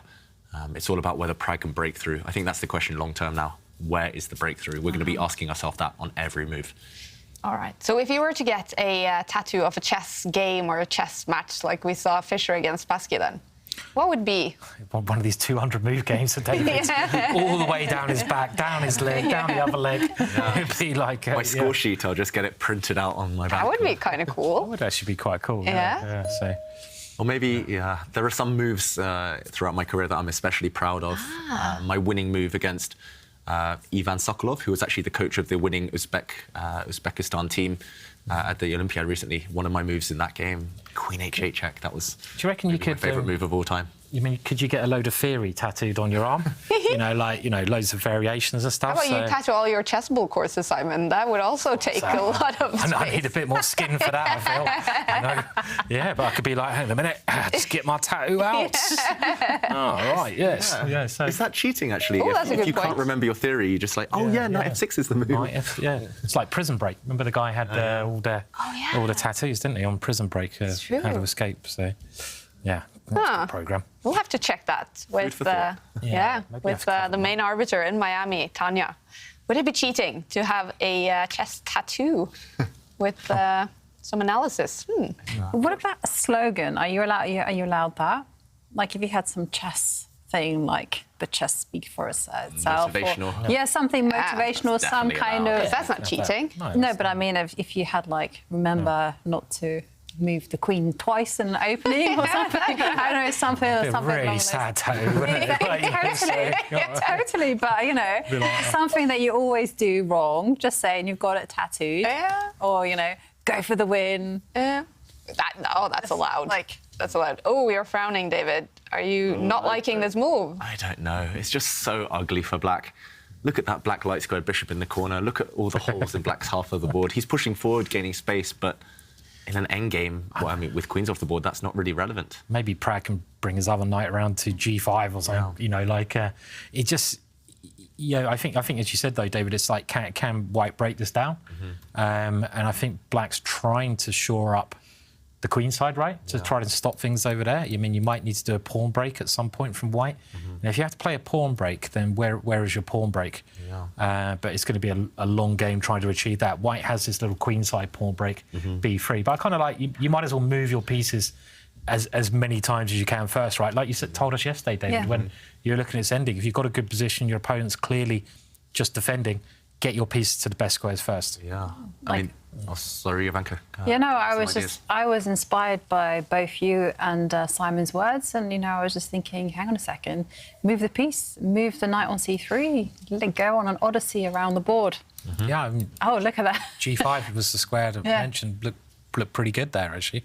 I mean, there might be other squares as well, but G5 is definitely one way you could de-freeze a normal square for it as well, isn't it? I mean, that'd be a nice position. Exactly. Another idea that popped into my mind, I'm not sure what black does here. Say black just waits. You're right, Simon, just move this bishop, kind of drop this knight back. You've kind of got squares to jump into later.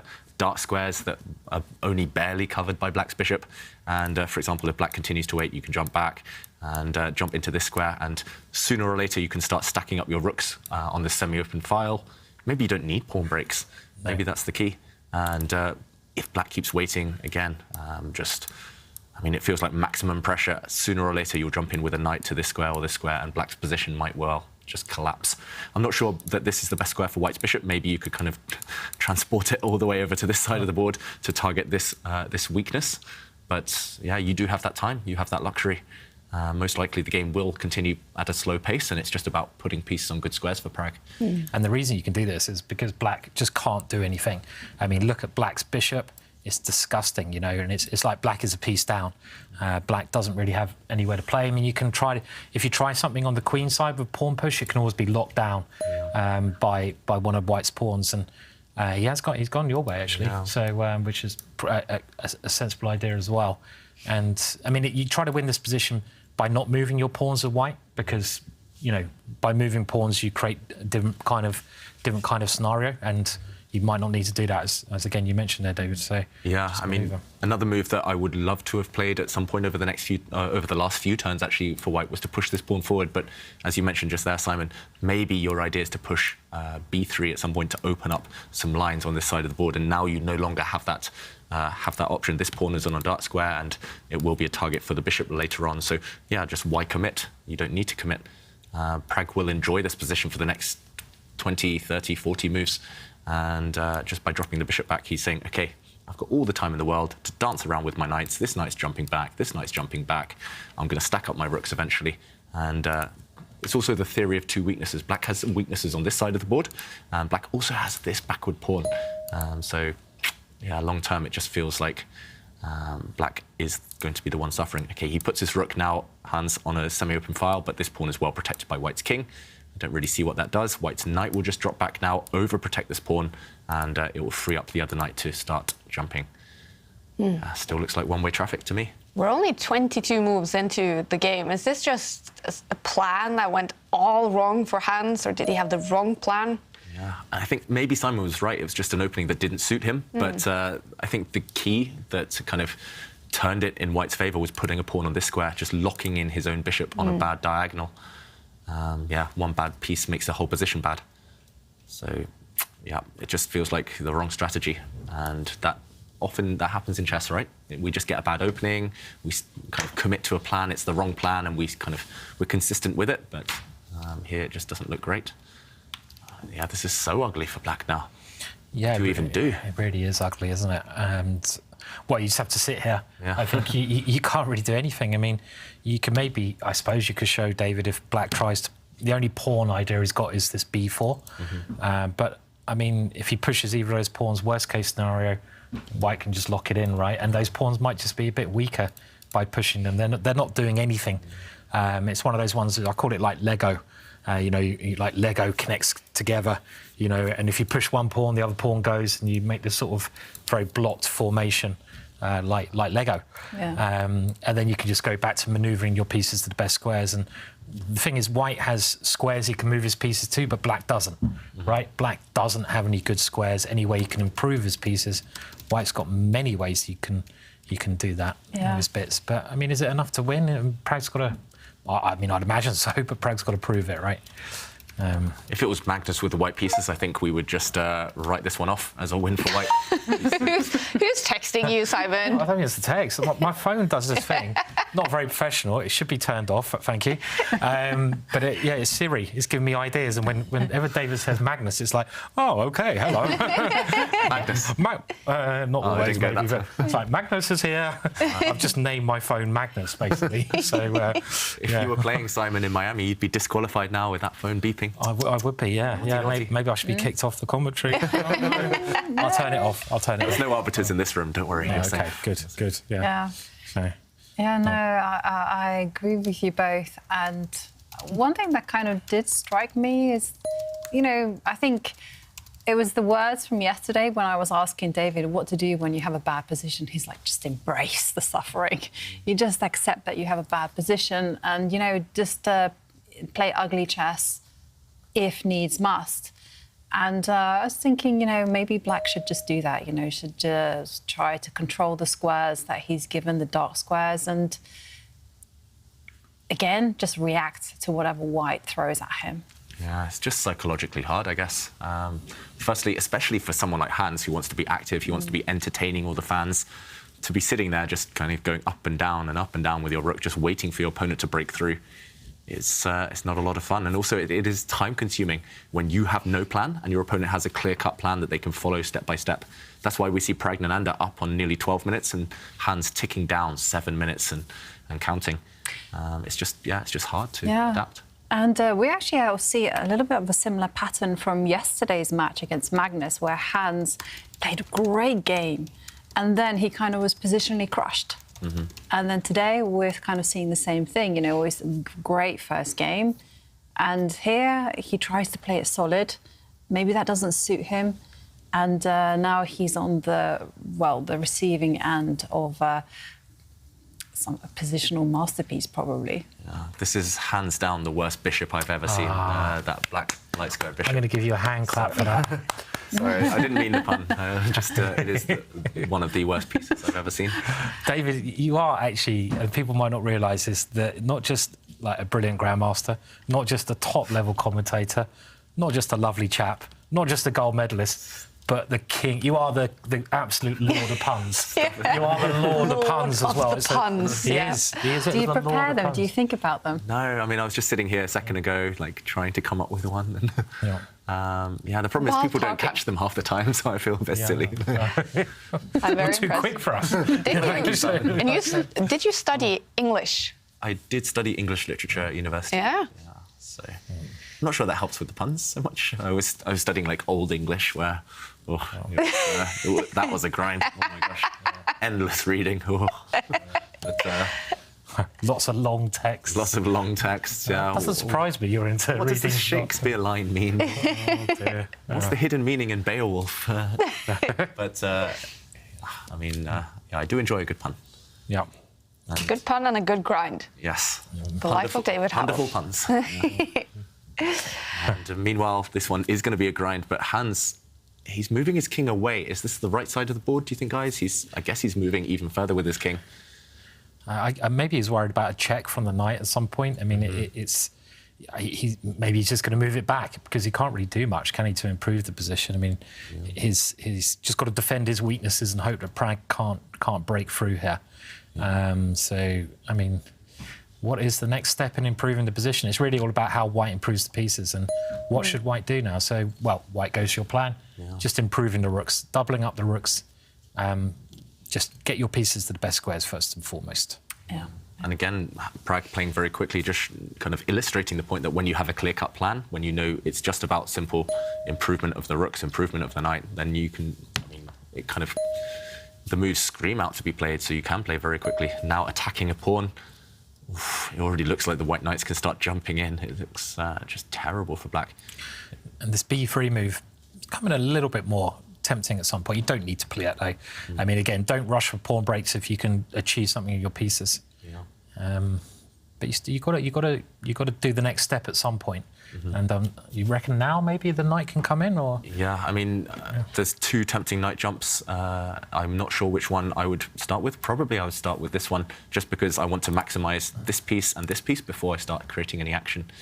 And maybe Prag's going to think the same. You also mentioned this pawn break, Simon. That's going to come at some point, just to open up this side of the board, open up lines where the black king sits. But first, maybe put this piece. It's always nice to blockade an isolated pawn or a doubled pawn. And there we go, he plays it. I'm not sure what black does. I'm struggling to even find moves if black just waits. Next move, we can start jumping in with this knight. I think if you can trade off this piece, this is black's best minor piece. It controls all the dark squares. If you can trade that one off for either of the knights, if you can force him to capture, then that's a big gain, because now black has lost all control of the dark squares. This rook is on a permanent outpost. This other knight can start kind of dancing into the squares that the kind of its previous knight was trying to use. And yeah, I mean, this just looks glorious. Okay, Hans is waiting with his bishop, but this, yeah, I'm not going to make the same pun, but it is a very bad piece. Yeah, the one thing you don't want to do with white, the one big mistake, you never want to capture it. Just leave your opponent with a bad piece. Sometimes it's better not to capture, even if it's a free piece, just leave them with that kind of locked-in bishop. Yeah. Oof, suffering ahead for Hans, and I love all the possibilities that you guys have come up with. And lo and behold, the knight jumps into this black half, and probably we're going to see the bishop make a trade. And whilst the players are thinking, and Hans is desperately trying to find a way to survive, well, a few more selfies from our viewers all over the world. Emig Mikolai is sending us greetings from Poland, Gdansk, which I know is a very beautiful city. Yeah, it looks beautiful. Watching you on the phone at the Shipyard Marina. How cool. So cool. And Maritza is also sending us greetings from Mauritius with her unicorn mug and tea. That's my favorite drink. It's almost 9 o'clock there in Mauritius. Yeah. So it's so cool that you guys are watching everywhere. And Bon Reynald Thibaud is working at home whilst watching Magnus against Levon here in Cebu, Philippines. Ooh, it's going to be late. It is going to be Bon. late. Yeah. And yeah, we have a move. But yeah, if you want to enter our selfie competition, then please remember to send your selfie using the hashtag ChessChamps, and very importantly, in landscape mode. Yeah. I was just thinking about tattoos there. What tattoos? Yeah, I was just thinking you could have, because checkmate on your finger or something. That could quite I only said it, first time I came to Norway, I met a guy at the chess club. He was a very scary guy. Very scary guy. And he had one more beer tattooed on his lip. And he went to the bar. The words, one more beer. Yeah, and he just, or one beer, I think it was, and he'd just go, like that. And one beer, yeah. He was a really scary guy. I think he got into chess when he was, you know, maybe locked up somewhere, I imagine. So, yeah, I don't know. But checkmate in your finger, you could just be like that, you know, when you're playing or something. You could be like, that's just clever. have a little, or how about in the lip piece. then? Yeah, I mean, if you really go extreme, you could be like, yeah, I don't know. I don't think I could do the lip one. No.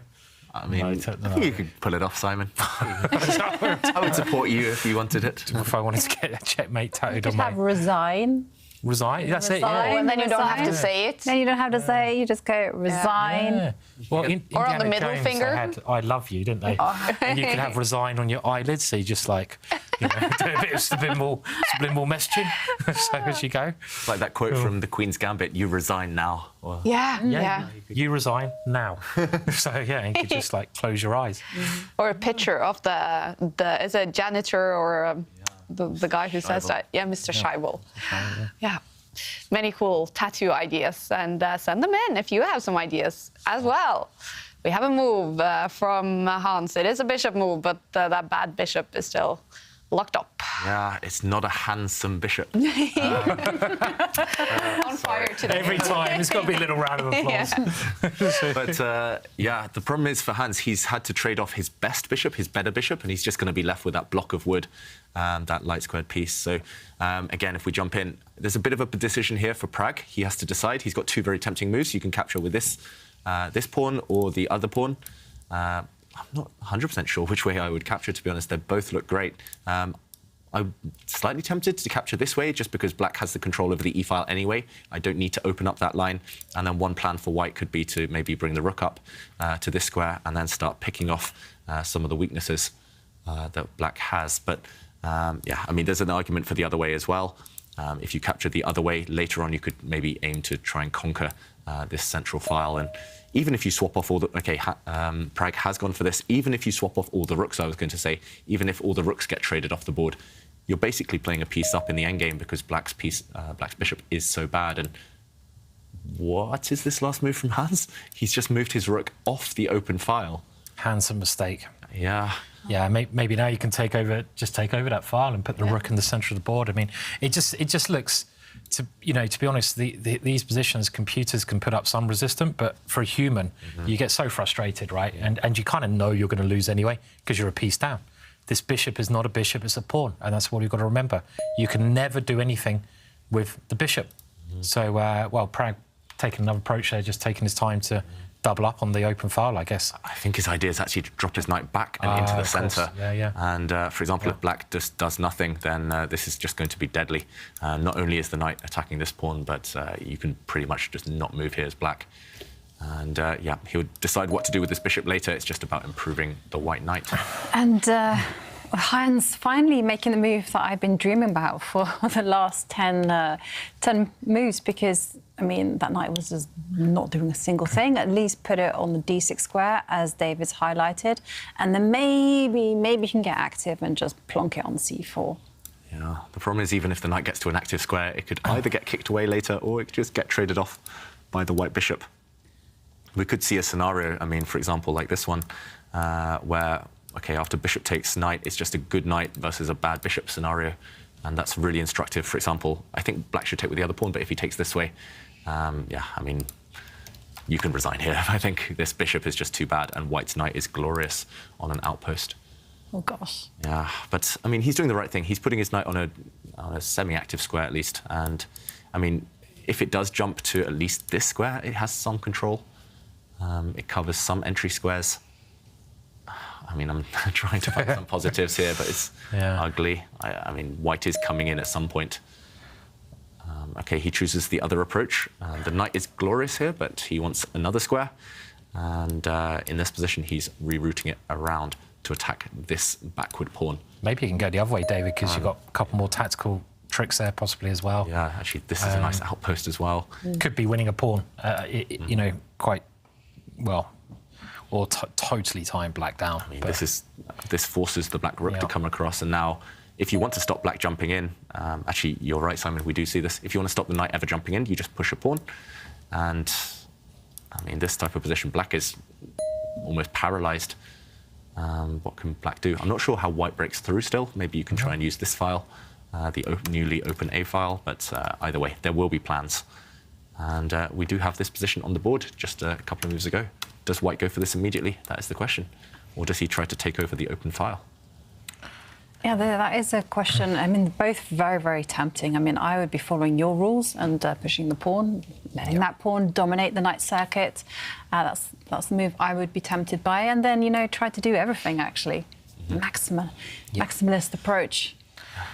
So nice playing these positions with white. I mean, we're talking about how much Hans has to suffer here with the black pieces, but if you're ever in this position, to me, you know, I'm known as an attacking player, but I'd much rather have something like this because you can just manoeuvre, enjoy yourself, improve your pieces, and it's actually a good way to, you know, improve your sort of positional play, these kind of positions. Everyone at home should look at games like this because it's all about getting your pieces to the right squares. You know, David's been explaining those ideas perfectly, but just thinking about how to improve in the long run, not tactically winning immediately, but just improving. And they're very thematic to getting better at chess, these kind of smooth victories. I mean, you know, not being critical to Hans, it's just a horrible opening he got, I think, you know. It's still 1-1, so, I mean, he's got to think of another opening with the black pieces, I think. This just doesn't suit him. It's not, yeah, you're right there, Simon. It's not as if he's played badly, Hans. He just chose a poor opening. And I think maybe just one strategic decision, and this is the consequence. Just unable to move. And, OK, he does push a pawn. So that that poor piece, that black light square bishop, can maybe step away, can step back at some point. It's just whether it's in time. White's rook can now occupy the A file, start trying to creep in over there. There we go.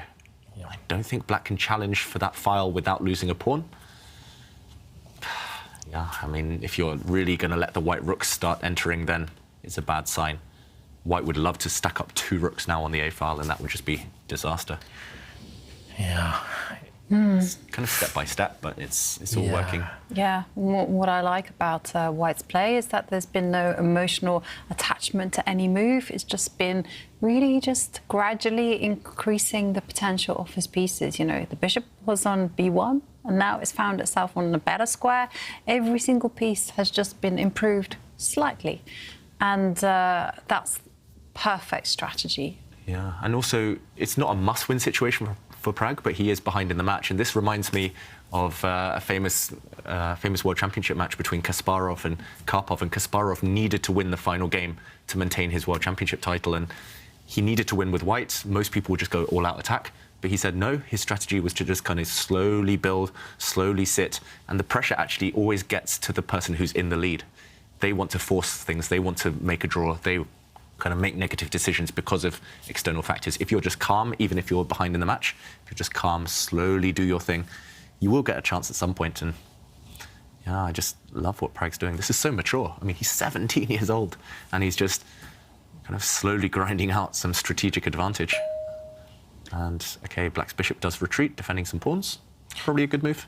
Mm-hmm. Yeah, he's managed to move the bishop somewhere. Yeah, it's semi-alive. It's well, he's trying to defend his weaknesses over on the queen side now, but the issue is, you know, one of the white rooks come in. I mean, if Black can maybe exchange off all the rooks, that's probably his best bet. So if somehow Black can, you know, put his rook into the corner of the board and get all the rooks off, he'll still probably lose, but he's got more chances then, I think, to hold that one. The problem is, are you in time? Can White's rook on the 3rd rank now on the c-file, can it just retreat, try to come across to the... You can't put your rook in the corner still, right? I mean, well, you lose a pawn, a clear pawn, and he's done this is the thing. I mean... he wants to step across, and this would be terminal if White can conquer. And as you mentioned there, Simon, this move, the desirable move, is just met by an exchange, and now it's no surprise that all the tactics work in White's favour after strategic domination, but he can just capture a pawn. And this rook is hanging. If you take the knight now, you lose your rook due to a pin on the c-file. Yeah, something's dropping, something's got to give. I guess here Hans just has to make a decision. Does he want to kind of just allow this and then suffer and probably just lose on the spot, or does he want to at least give away a pawn, get one set of rooks off the board, and hope that he can somehow go active? I'm not sure he can go active here, that's the problem. Maybe you could just move your rook across, defend this guy. When the knight steps back, get the king out. I mean, you're a pawn down, but at least your pieces aren't as bad as they used to be. Okay, Hans doesn't give up the pawn. Instead, he moves his rook away. And now I'm expecting, I guess we're all expecting Pragg to take over the open file. Yeah. Yeah, I think so. Yeah. I think so, yeah. And Pragg, of course, you know, just showing what a great player he is. And, you know, you reminded me, David, that he's only 17. And I was reading an article just now in New and Chess magazine where someone was playing against all these kids and losing. And, you know, said the traditional wisdom is that, you know, you take them into an endgame. They don't know what they're playing, you know, they don't know how to play endgames. Clearly not true here. And the columnist's wife actually came upon the solution is just, why don't you just get lessons from these 10-year-olds who are good at endgames, who are good at tactics, who are good at everything. Just pay them and learn their secrets. On the edge of 17. Yeah. Yeah, and right now, I mean, I guess you can improve this white knight, you can kind of bring it back. And I mean, is there a defense to this, the white knight stepping back? I don't see it. The black king wants to kind of run away to safety, but if the black king starts running now, at least you can give a check, and then you can give another check, and when the king moves, at the very end, you have this knight fork. It just feels like the tactics are starting to work in White's favour as well. I think it's time. You know what I do here? Resign. That's what I do. Well, get it over with. I have to say, you know, the position looks so dire that I would also I've held on quite a long time, to be fair. I mean, yesterday I'll be resigning 20 moves ago in this game, so I'm doing better today, I think. Progress. I'm fighting harder in my mind. No, but here, I mean, it's just complete dominance. And as David pointed out, the patterns and tactics all favour white. It's unsurprising. I mean, just take a look at black's pieces. They're clustered together, awkwardly placed. Black's position just creaking. You know what I would do? I might finish in style. Try to self-mate myself. So knight b7 and bishop d7. I'd try to, just try to get a little mating net around my king. Yeah, but it's quite artistic. I love seeing, you just allow checkmate on the board. Why not? Yeah, because you don't see it at this level at all. They never allow. Oh, hello. He's going for it. Bishop h3, bishop d7, and come on, bishop d7. Allow the checkmate, or no, he'll never do that. He'll defend his pawn. He will defend the pawn in a different way, and the game continues. I guess he's not completely done yet. No, he's clinging on by his fingernails, but he's defending everything for now. I mean, maybe some crafty rook b6 or something. Just I don't know. There's so many moves here, but I'm just thinking I'm now trying to get black in. I don't know, a zugzwang scenario, but or just tactically. I mean, there's so many ways probably to do this. Yeah, I would also be tempted just to go for complete domination. Go, I've got the left side. Why not take the centre? Because I'm just like that. Makes sense as well. I mean, all the open files. Yeah, I'm greedy like that. You know what I would do? I would manoeuvre the white king all the way over to the queen side and just park it there. You would be so enjoying yourself. Oh my gosh, this is... Yeah, he would be sat there wiggling, just with a smug smile. Oh. Should I get this position tattooed on my... He's gone for my little mood there. Good to know that. I think, like Prague, I'm really happy about that, because the kid is good. Pretty much the best you can get in chess these days, thinking like Prague. He just impresses me more and more, Prague. I mean, I have to be honest, I wasn't aware of many of his games until I was able to commentate on the tour, and I've had the opportunity over some of these tours to see him. And this tour is so great for watching these youngsters. People forget this. They're getting more games in the tour than they are anywhere else, and you can watch them develop. You can watch their styles. And it's been really useful to me see the development of Prague. And tournament to tournament, he's just getting better and better, and maturer and maturer. And it's like, wow, after watching him in this tour, I'm so impressed by his play in so many different positions. Not just one type of position, but many. When he's trying to defend, when he's trying, really impresses me. So totally. I mean, like you say there, Simon, it's like when you consider the very first tournament he played in the Air Things Masters. He was in the race to qualify, but he didn't make it. And, he actually dropped points to Hans Niemann. He's a lot more erratic. And then the next tournament, he just got better. And then by the Oslo Esports Cup, almost winning it. Yeah. Incredible stuff. Yeah, it really is. And, I mean, this is quite a funny position, isn't it? I mean, the knight check now probably just... is one way to win, but is there something more sadistic? Over to Mr. Sadistic here next to me. Knight check.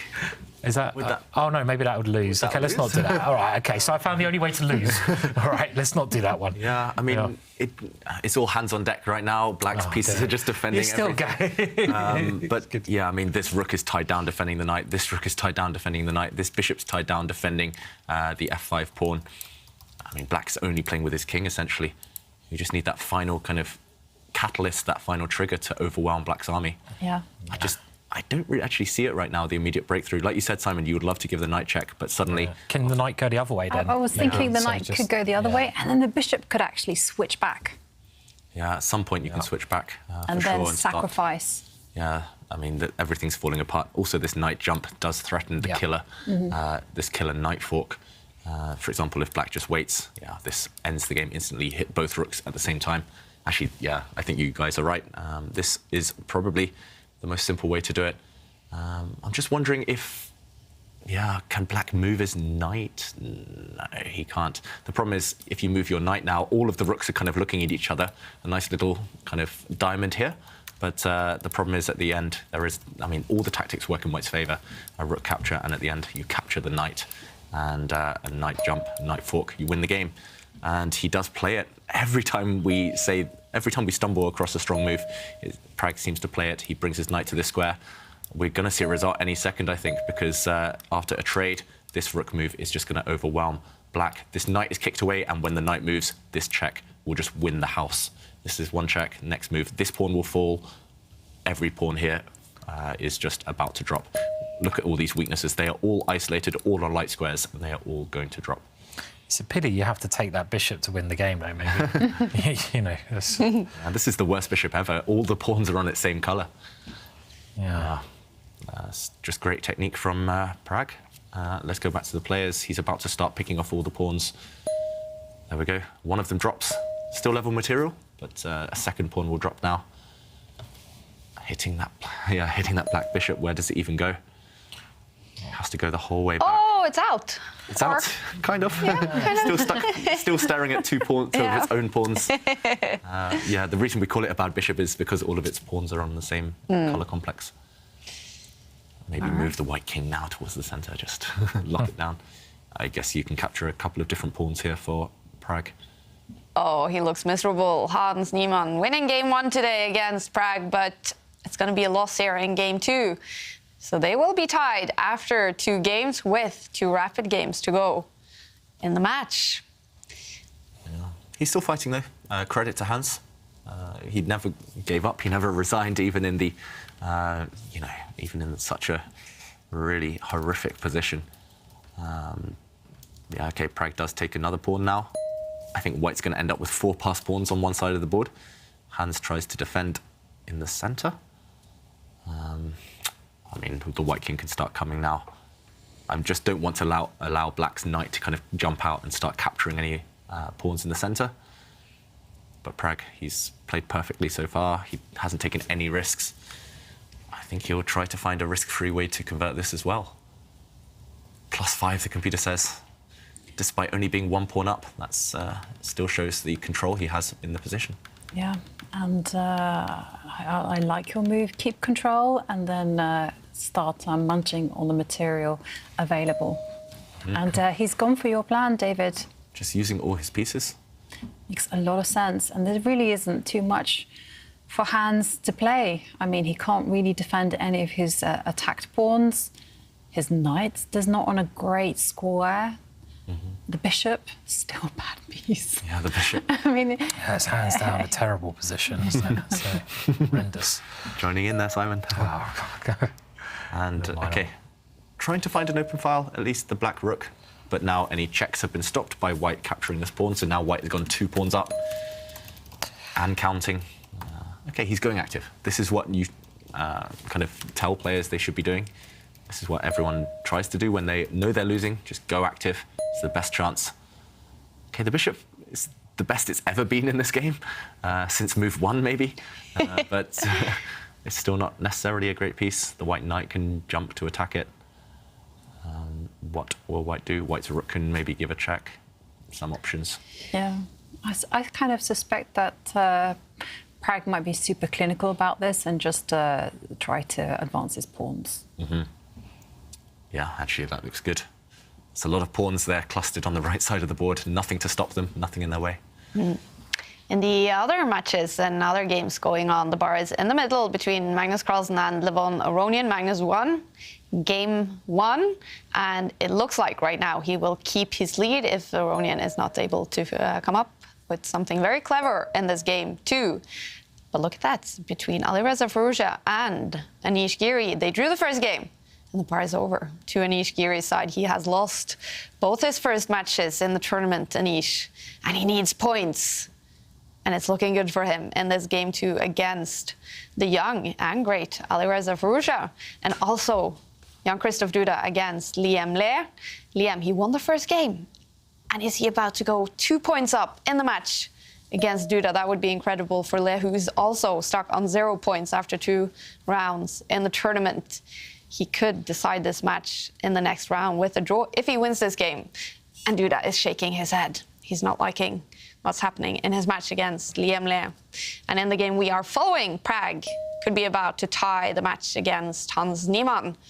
I guess it's getting quite close. And look at that, the clocks as well, ticking, but Prag seems to be in control. He's in full control, and he should be winning any moment now. I still love the fact that Niemann is fighting. All credit to him. He's setting some traps here and there. Prag has had to show some accuracy, at least at the end. But now, I mean, I'm trying to calculate. You could have captured Black's rook. You could have captured Black's bishop, as Prag does. And the pawn, probably. You could have captured the pawn. Yeah, it's all winning now. And the problem is the Black knight is attacked. And he just lets it drop. And there we go. White is a piece up, and Niemann resigns. It's over for Hans Niemann. Young Praggnanandhaa, he ties the match against the American who won the first game. But Prag, cool customer, striking back as he always does to tie the match. And 2 rapid games to go in their match. Praggnanandhaa must be happy after this one, heading out to the lounge. Let's see if he stops for an interview. That is an impressive rebound here, Prag. How would you summarize it? Yeah, I think I played quite well in this game. I managed to outplay quite good, I think. After b5, I thought I got this knight d3, knight f4. I think I'm just completely better there. It's just one-sided game. You always look so calm, so composed after your games, but after that first one today, you looked more frustrated than I've seen you before. Were you really mad then? Yeah, I was upset because I had good preparation till some point, but then I didn't check one more, and then I quickly got into a worse position. Yeah, that's why I think I was quite upset. Good luck and congratulations on striking back. Yeah, thank you. A happy Praggnanandhaa. This is game 2 between Magnus Carlsen and Levon Aronian. Magnus up by 1 point in the match. The bar all the way to the middle, but clocks are ticking. Magnus under the minute on the clock. Can anything happen in this one? Lots can still happen. White is a pawn up. It's 4 pawns against 3 pawns, but anytime there's this queen and bishop versus queen and knight imbalance, there's going to be chances for both sides. Black's knight and queen combined, I can see them causing some damage. What do you guys think? Winning chances for white with the extra pawn, or is Black's knight going to be too strong? I mean, I'd say 3 results possible, right? I mean, the extra pawn's the extra pawn, but as you pointed out, the knight and queen can always just come to life at some moment if they can get around the back of white's king. The black knight has a lovely square right in the centre of the board. It can, at some point, park itself there, never get kicked away. So, I mean, maybe just quite sort of dynamically equal in some respects here, but certainly not a draw yet. I don't know what colour I'd rather be here even. I mean, white. I would be white 100%, and I think most people would probably draw this because it's Magnus. Even Magnus with 42 seconds left on the clock, I think he does it. He works his magic. You know, he's pushed a pawn up the board, and he's just trying to eliminate some of the squares available to the knight. Yeah, I completely agree with you, Simon. I had no idea who I would pick here. Somehow, I would probably choose the extra pawn if I had a lot of time on the clock, but it just feels like white's king is very vulnerable. It's easy to blunder here with white if you put your king on the wrong square. And, OK, black gives a check. Already it's questions. Do you block this check with the white queen, offer up an exchange there, or do you run away with the king? But if you run, what square is safest? Also, clock times, Magnus under a minute, Levon with around 1 minute more. OK, big question now. I was going to say, if you just allow the queens to come off, probably that's a draw as well. But Levon, ignoring the queen trade, maybe he has ambitious intentions here. Magnus just, yeah, it definitely feels like Magnus is just trying to swap everything off to try and minimise the danger. It's actually difficult for the king to escape itself, extract itself from this kind of tension along the diagonal, because if it runs, you know, it could be big problems. Yeah, I was... OK, are we about to see a result there? Did Magnus have a reaction of some sort there? Looked like Magnus reacted. Yeah? Yeah, something affected him for sure. Frowning again now. There's Niemann shouting through the door. Ooh, and Oi, Magnus. This last decision, however, means the game is not going to last too much longer. We will see a draw. Black won the pawn back, but the queens came off.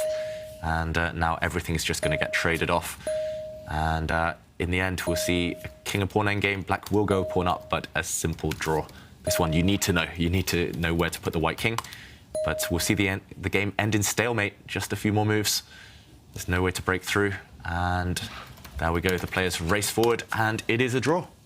It is a draw. That means Magnus Carlsen is still in the lead in the match against Levon Aronian. Levon was not able to strike back in this game, but he still has 2 rapid games to make that comeback and potentially take it to blitz tiebreaks. He is itching his head. Levon Aronian, what can he do to beat the world champion Magnus Carlsen, who had the white pieces in this game? And let's head to Miami for a comment from Levon. I'm standing here with Levon. How would you summarize the day so far? Yeah, it was, I won't say it was such a great game. Of course, when I played knight b4, the main idea is to play knight f4. I mean, after, instead of knight f6. And then after bishop f1, it looked very interesting, but I felt like somehow didn't believe in it. I don't know. I think white is very solid. And I think Magnus was playing in a very, very solid manner. And at some point, maybe I committed some inaccuracies, pushing for counterplay too much. But generally, I think it was not a very, very big danger, because I felt because of my knight, I will always have some counterplay.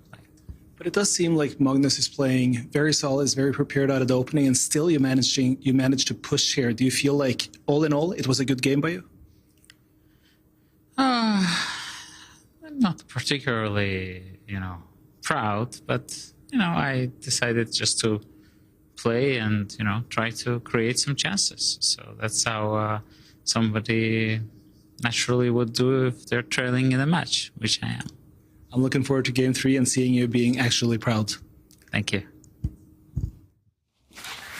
Levon Aronian, he has to make a comeback, and in 4 minutes, the chess continues in Miami. Before that, we are excited to introduce Oni Chess. It's a free-to-play chess game with a flavor of, and listen to this, magic.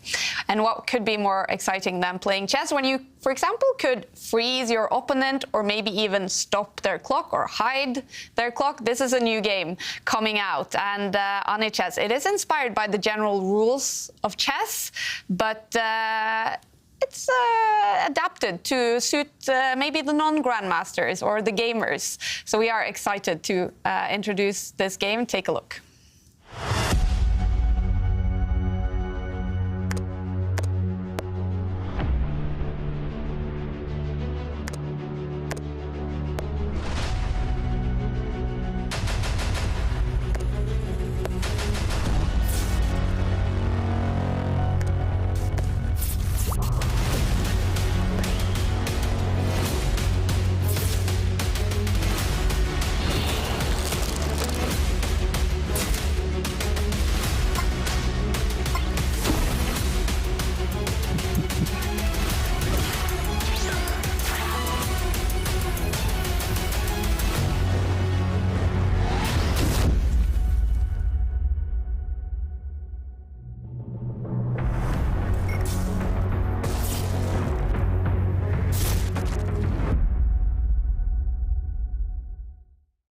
I'm sitting here with Tadas from Oni Chess, and I think the question most of us are wondering is, what is really Oni Chess? Well, Oni Chess is the game, and the goal of this game is to bridge the gap between casual gamers and people that play chess. So chess enthusiasts, super grandmasters, grandmasters, international masters, and everyone who really is into the chess. And we are going to do that in a way by introducing different components of the game, such as spells, RNG models.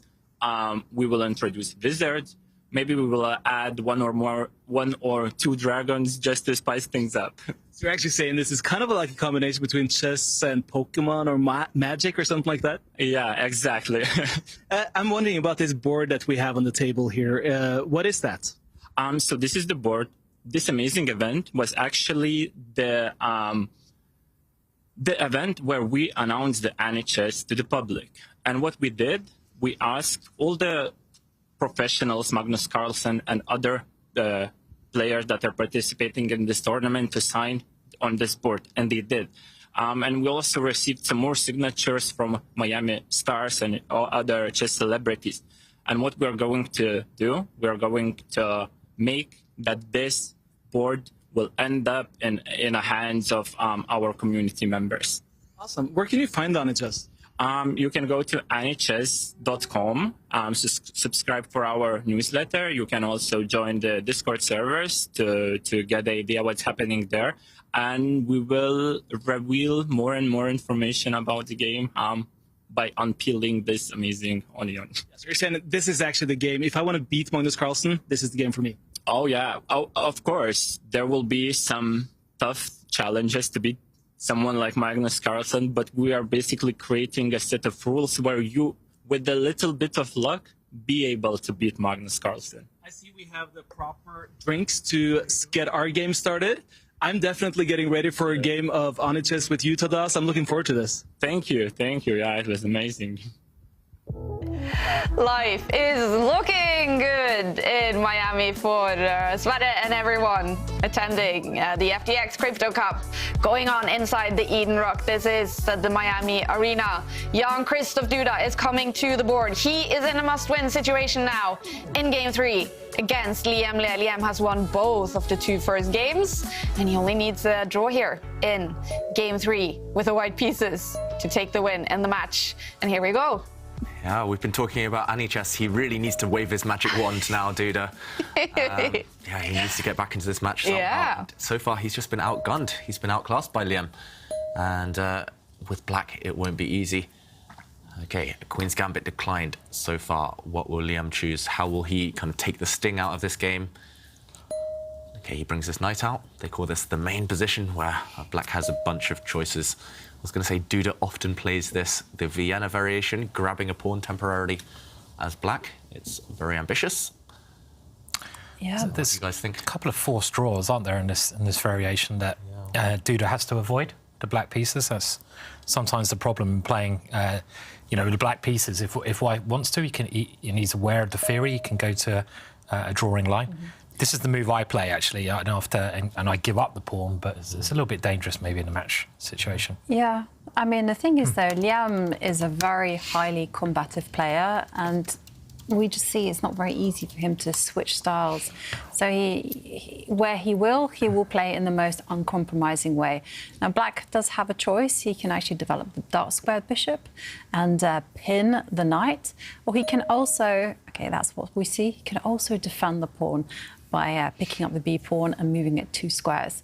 And now we are in the variation called the Vienna. Mm-hmm.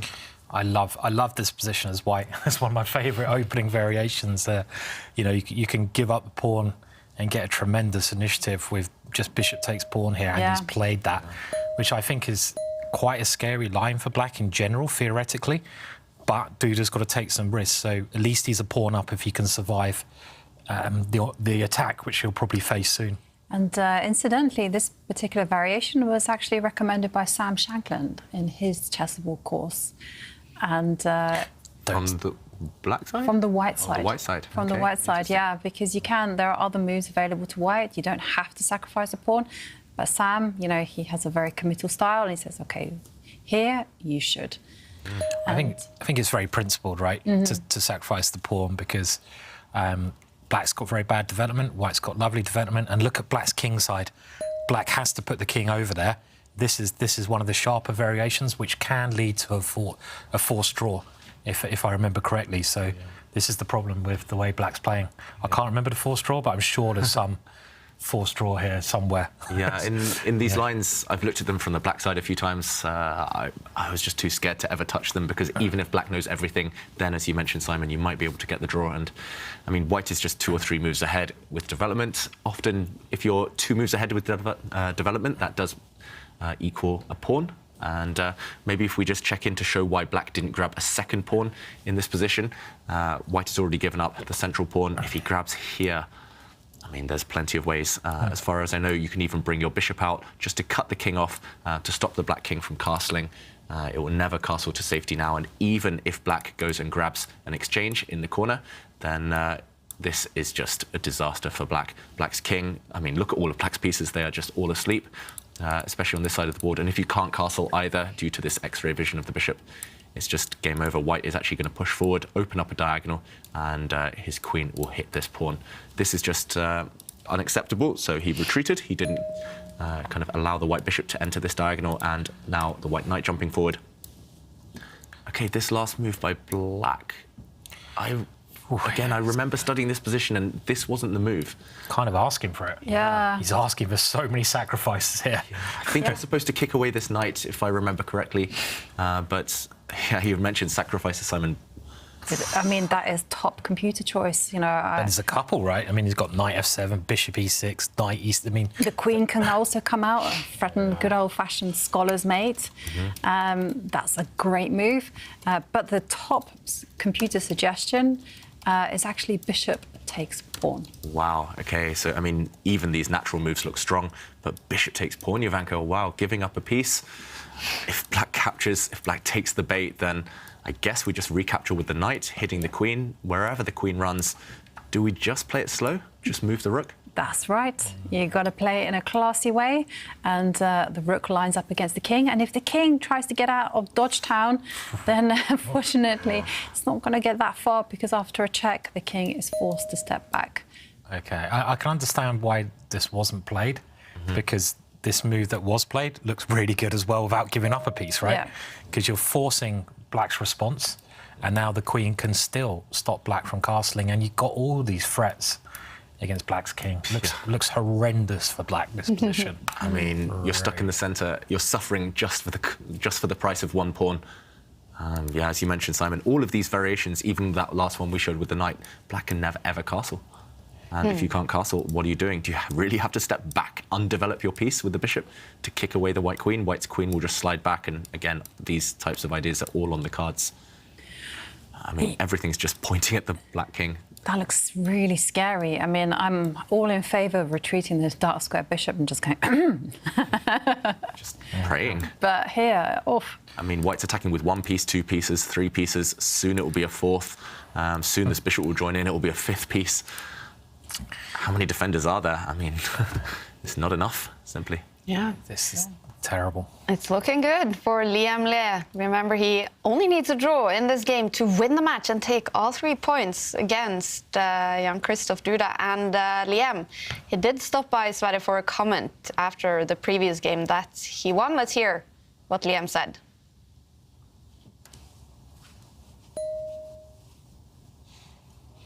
In a second.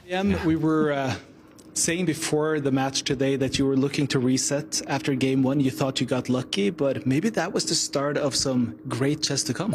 Yeah, probably. I think this round, game 2 is perhaps my best game so far in the tournament. It was a really complicated game, and I think I outplayed him in the middle game. I cannot say if I was better on the way, but I think I managed to find some really good moves. Duda is a player that you seem to play well against. Why is that? Well, he's a very fighting player, so we are always getting interesting positions, and I like playing him.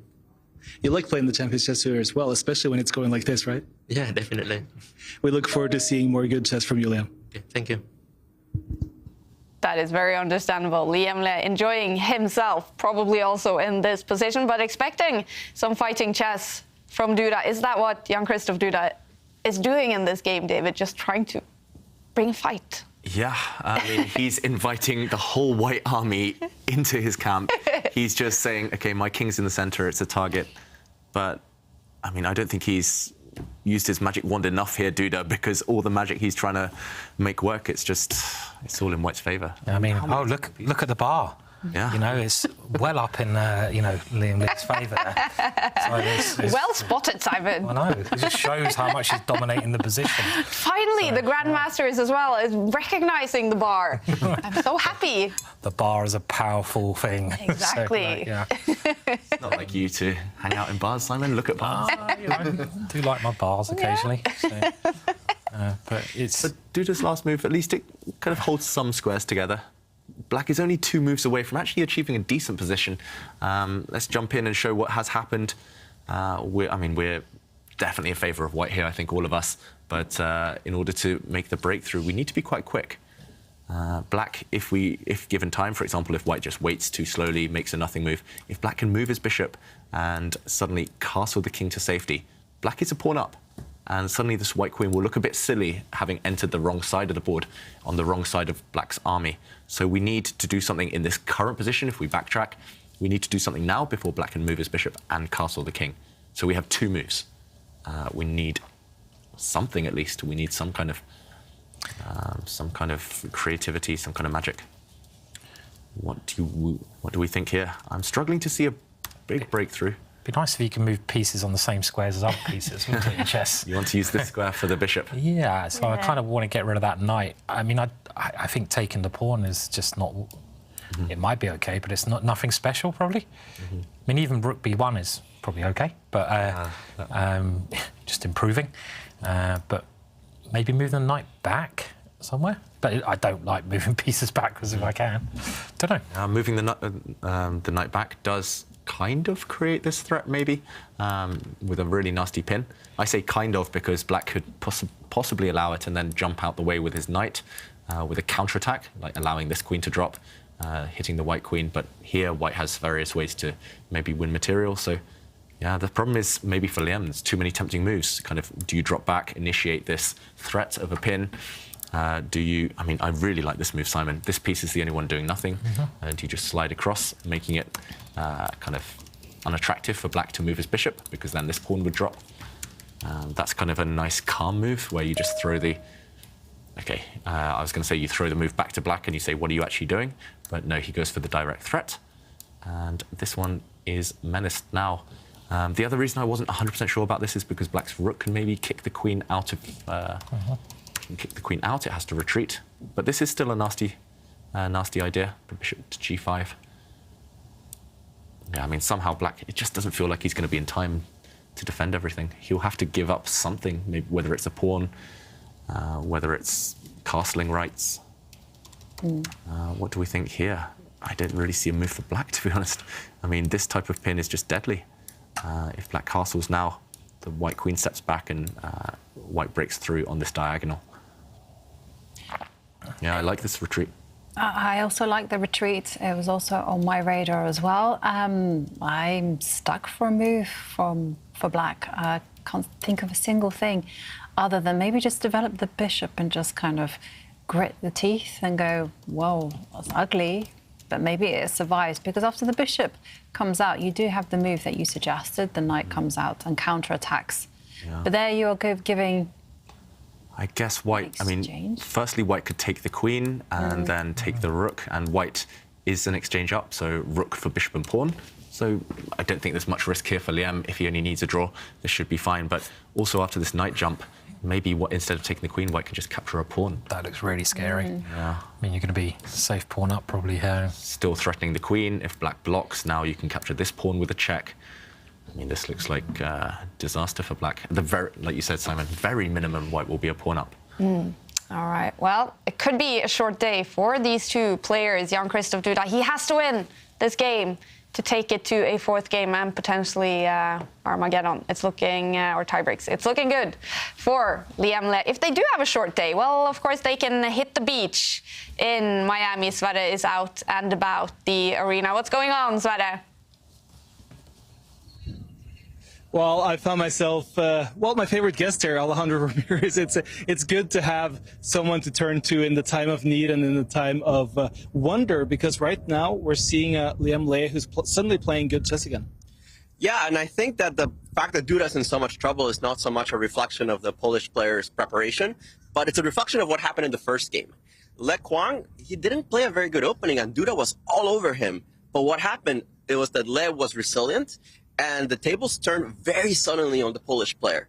And Le Quang ended up winning that game with white, wins the second one in a row, and now he seems up 2-0. Normally in a tournament that's classical, you have a full day to recover, you can psychologically put yourself in a new state. But what happens in these rapid matches? Boom, the next game starts, and immediately Duda goes wrong. He doesn't even need to go down to lose the match. Le Quang is in full control of this match, and it's more of a reflection, as I said, of what happened psychologically on the first game of the day than on Duda's preparation or his playing ability. I thought it was interesting when Liam spoke to me quickly before walking into the game that he really likes playing against those guys who offer fighting chess, and Duda is one of them. Why is Liam Les so comfortable against fighting chess players, you think? The Polish fighter is known to always bring complications to the board. And what Le Quang likes to do is to have this positionally sound situations over the board and wait for his opponent to do something too aggressive, something that invites complications, but are perhaps not sound. And Le Quang is a brilliant calculator and has the style to punish this type of chess. So I think that Liam Le has probably set the trap and is ready to pounce. Absolutely. Thanks for that report, Sveta and Alejandro, out and about in Miami under the burning sun. And Liam Le, he can soon hit the beach if he just gets a draw in this game. What is the most likely result right now in this game? Should we have a vote? Yeah. I think white win. I'd have to say a white win as well. I think Duda would rather lose and draw anyway. Yeah, it's going to be a full house here. We don't really have any confidence in Duda's ability to turn this one around and win it. I mean, I think his position is just too dangerous, and I think Liam will just win this. Yeah, and the thing is, the evaluation bar says 0.8.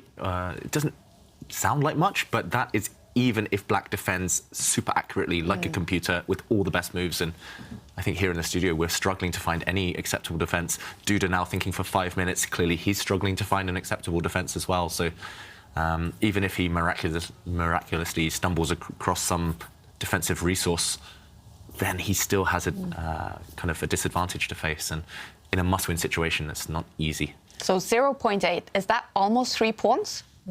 It's almost 1 pawn. So 1 point is 0.9, is that it?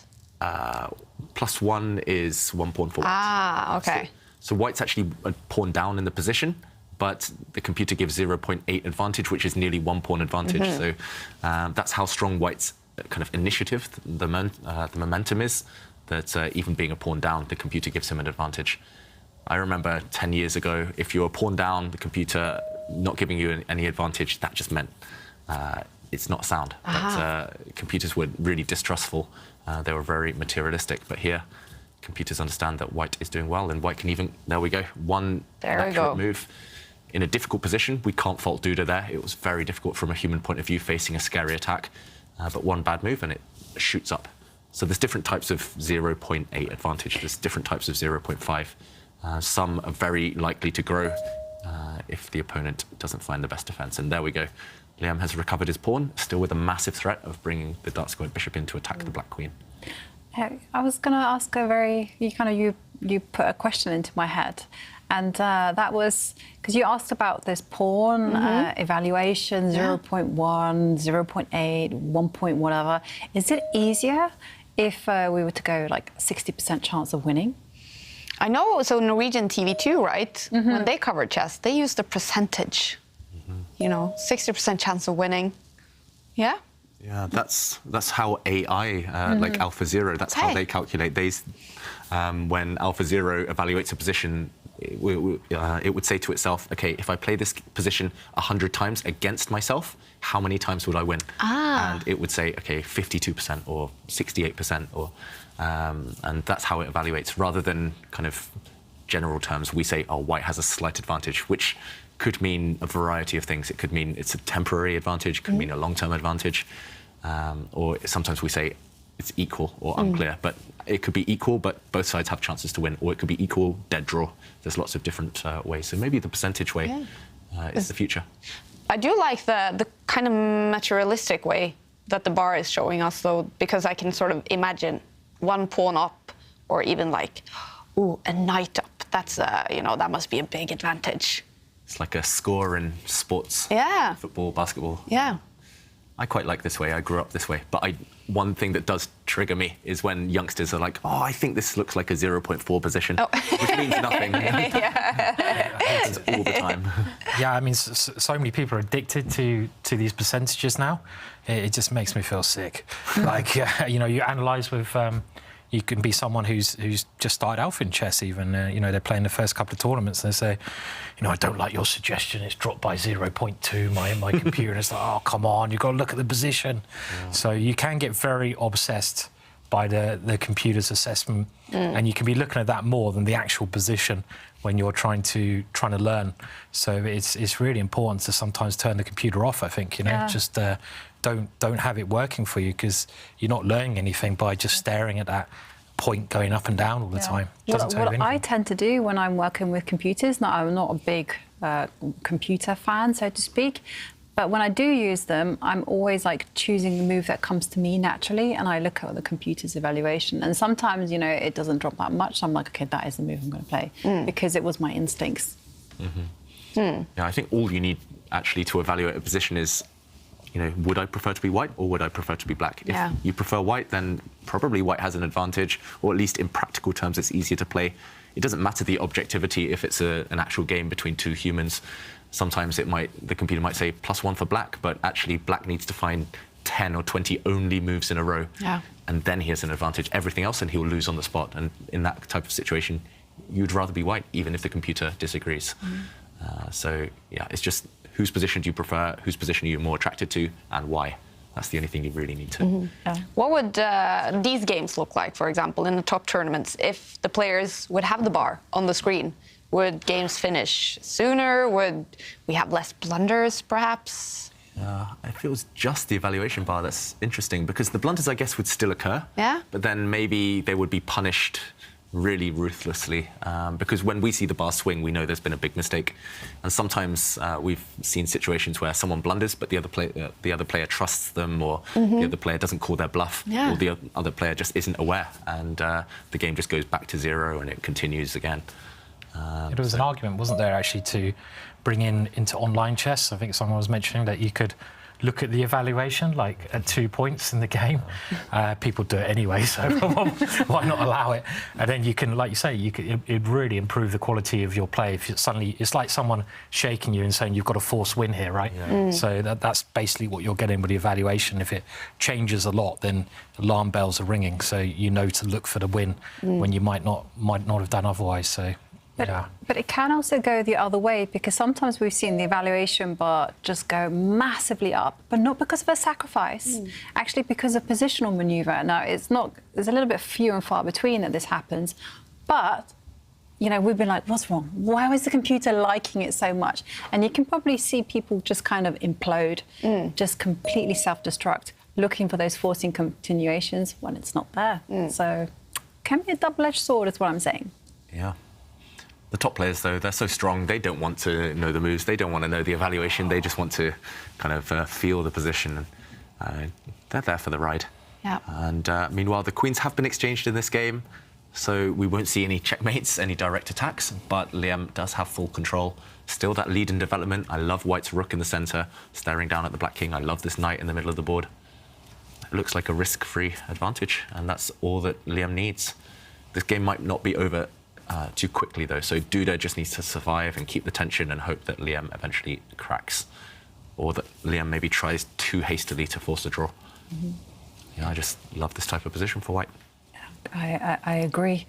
I certainly do. And whilst the players are considering what moves to play, well, we are running a selfie competition where we're asking you, to show us how you're watching the tour, who you're watching with. And Marlene Sutmuller says that they're watching from the Netherlands. Oh. Tex, Kathy and Marlene enjoying chess. Oh, look at the dog. And Uras... Is it a dog or a cat? I thought it was a dog. No, it's a cat. It's a cat. It's a cat. Sorry, my eyes. And it looks like a tiger. It's a very cool cat. Yeah. Uras Kevanet says that getting inspired by the Super GM Symphony, like plays while working on my music at my studio. Let's go, Magnus. So we've got Magnus fan cheering from Turkey. And remember, if you want to enter our selfie competition to have a chance at winning the Airthings View Wave Plus, then remember to tweet us using the hashtag ChessChamps with your picture. And it's best if you do it in landscape mode. Yeah. We want to see your selfies, some very cool ones there, composing some music as well. And we do see Liam with headphones, probably listening to music, because they are allowed to do that in this arena. I think I've heard rumors Liam likes to listen to some classical music. Yes. Yeah. Well, that's what he listened to in the Oslo Esports Cup. He's in Miami now. He might be inspired by you know. Rap music. I feel that's Miami style. Rap music, maybe. Yeah. Well, it's getting close for Liam winning this match and gaining his first points in the tournament. He will get 3 points if he only gets a draw. In this game, the bar is slightly over to his side. The other matches as well is going on. The bar is slightly to the middle between Levon Aronian and Magnus Carlsen. Levon has to win either this game or the next one to take it to tie breaks because Magnus Carlsen is in the lead. He won the first game. Today, the bar is maybe going slightly towards Levon Aronian's side with the white pieces in game 3, but still, early days. And Hans Niemann, Pragnananda, they are tied, winning 1 game each. This is game 3, and I guess the bar is slightly over to Prag's side in this game. We will keep a close eye on that as well. Anish Giri and Alireza Firouzja, I think the bar is slightly over to Alireza's side in that game. Some exciting matches going on. For Liam Lea, he could be about to decide the match against Jan-Krzysztof Duda.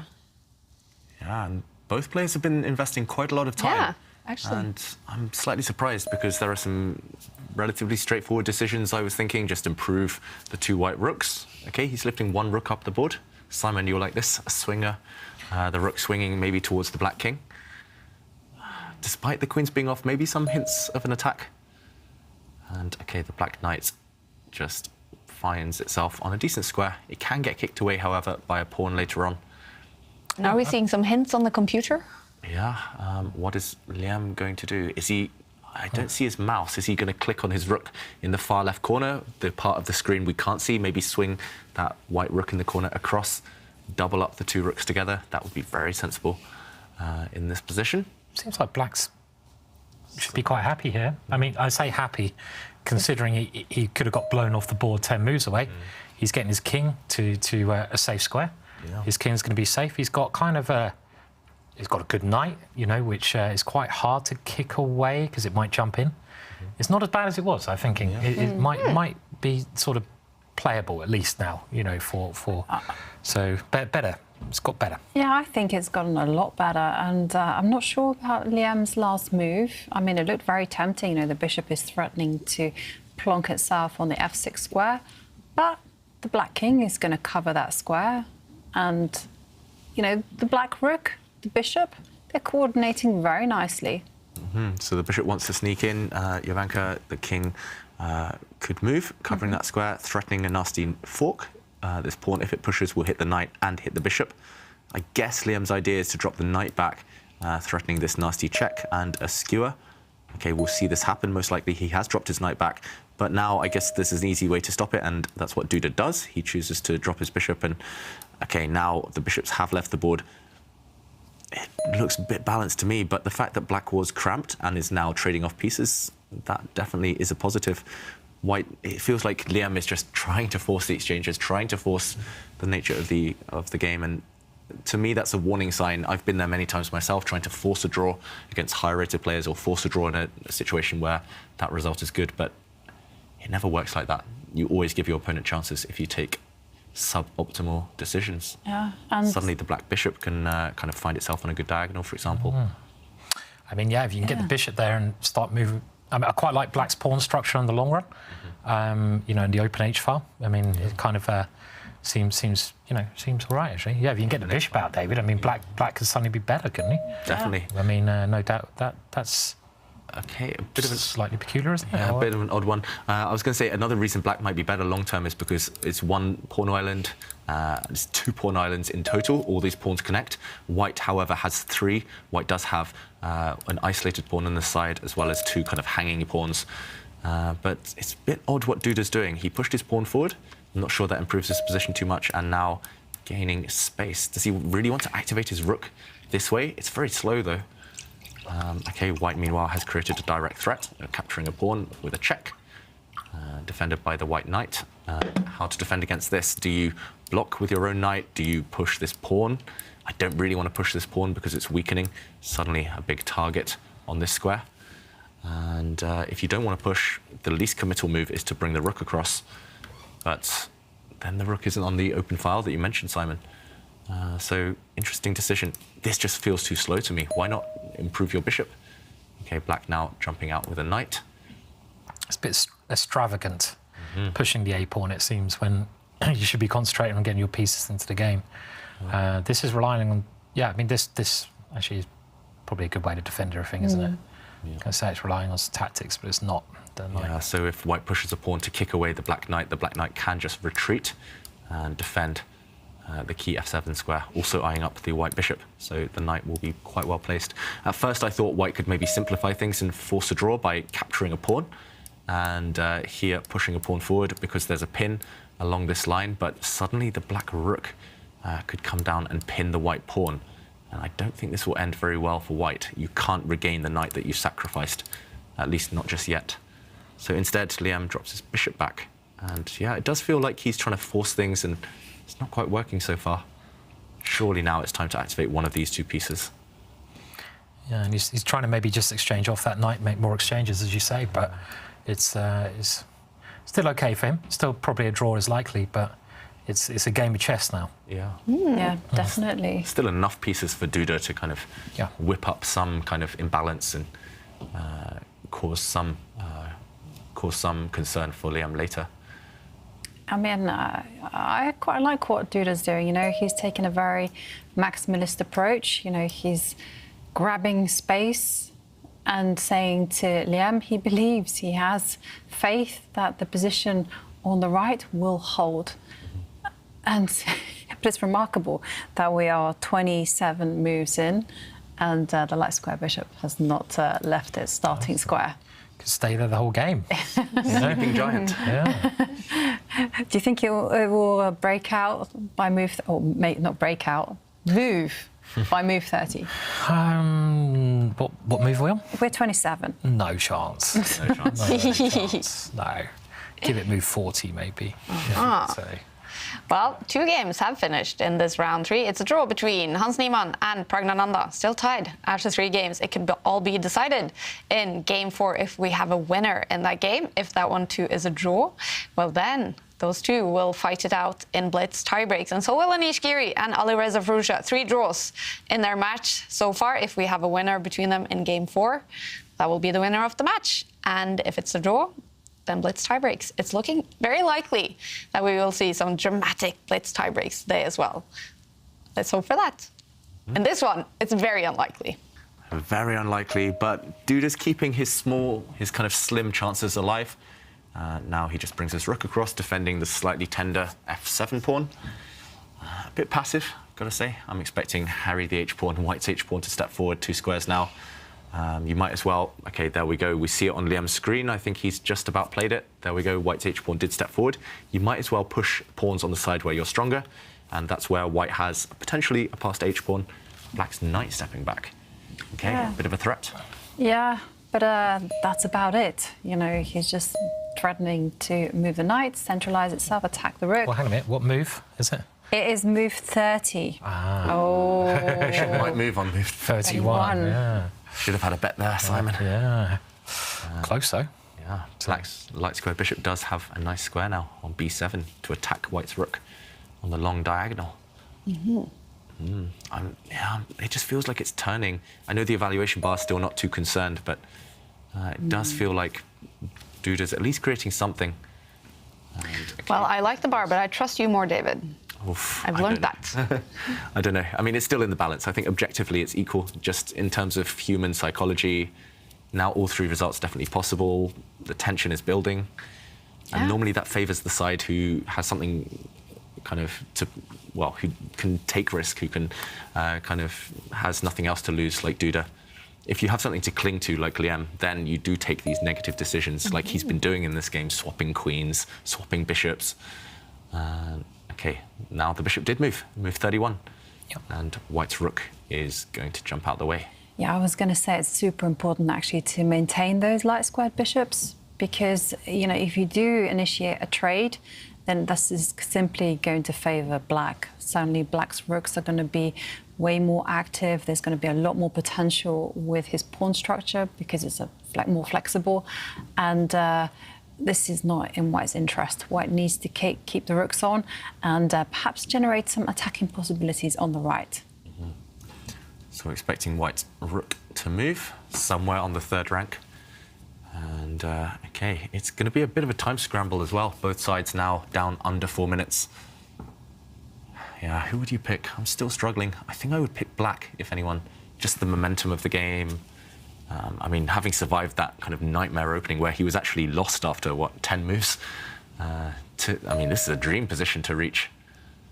Yeah, I agree. I mean, just psychologically, it's going to be tough for White now to sort of, well, I mean, you know, to get into the right frame mood, I think so. And Jan's got nothing to lose in this game, so I think there's a great chance there'll be a fourth game coming up, actually.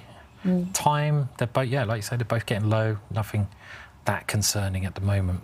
Yeah, I could just see scenarios where somehow White's pawns on the left side of the board, they come under fire from Black's knight, or Black's rook can attack actually White's pawns on the right side as well. I don't know. I mean, it's still a lot to play for.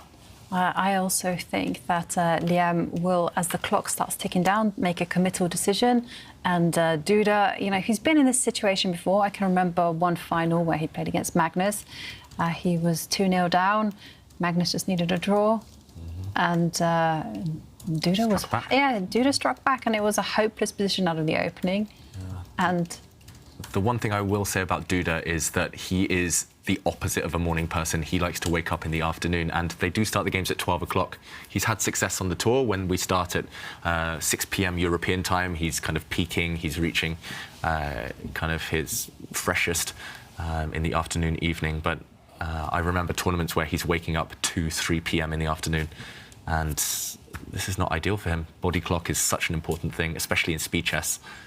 And despite winning on the first day, for me, he's just not quite at his sharpest.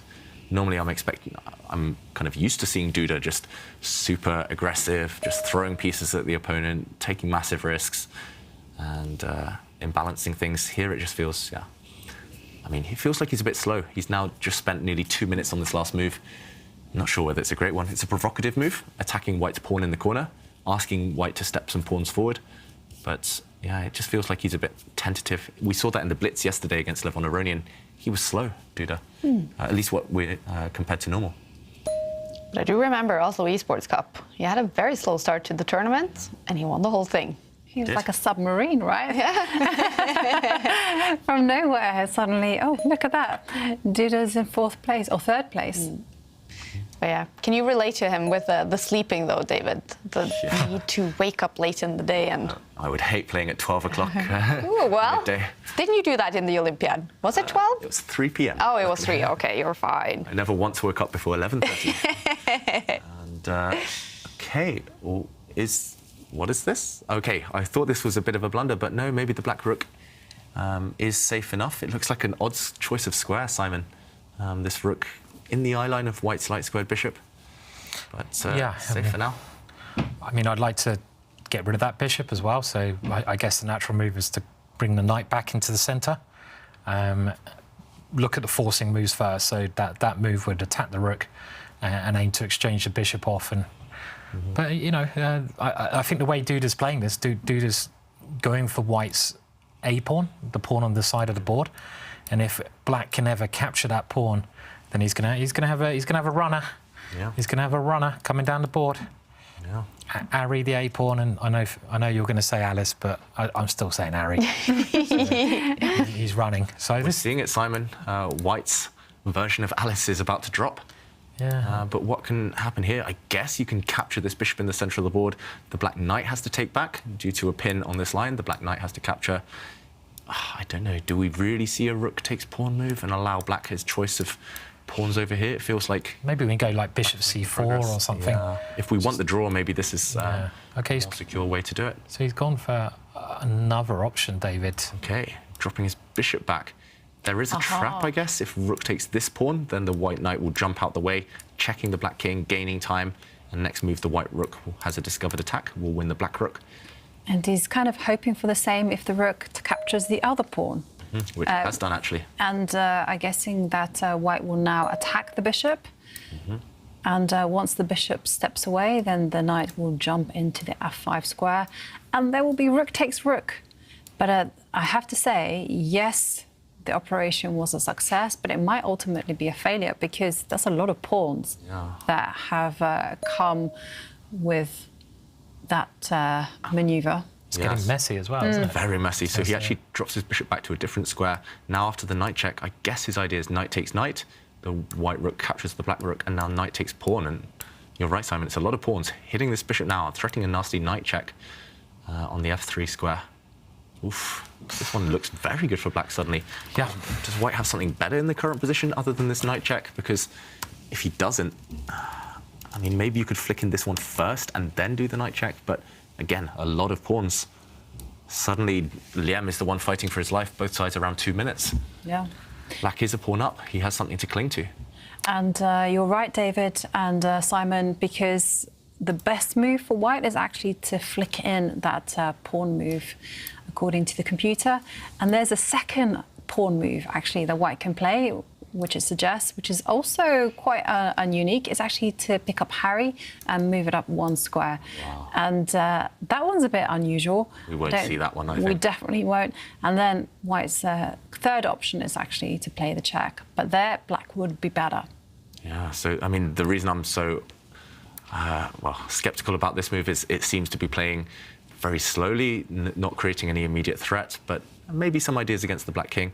But yeah, this one forcing things in the center. I guess you get there by process of elimination. You see that the knight check wasn't so attractive as we showed, and now maybe the knight check is more effective because there are some ideas of this knight being attacked. So after knight takes knight, also after the black knight jumps in, at least now this bishop is blocked, and we're going to see this happen.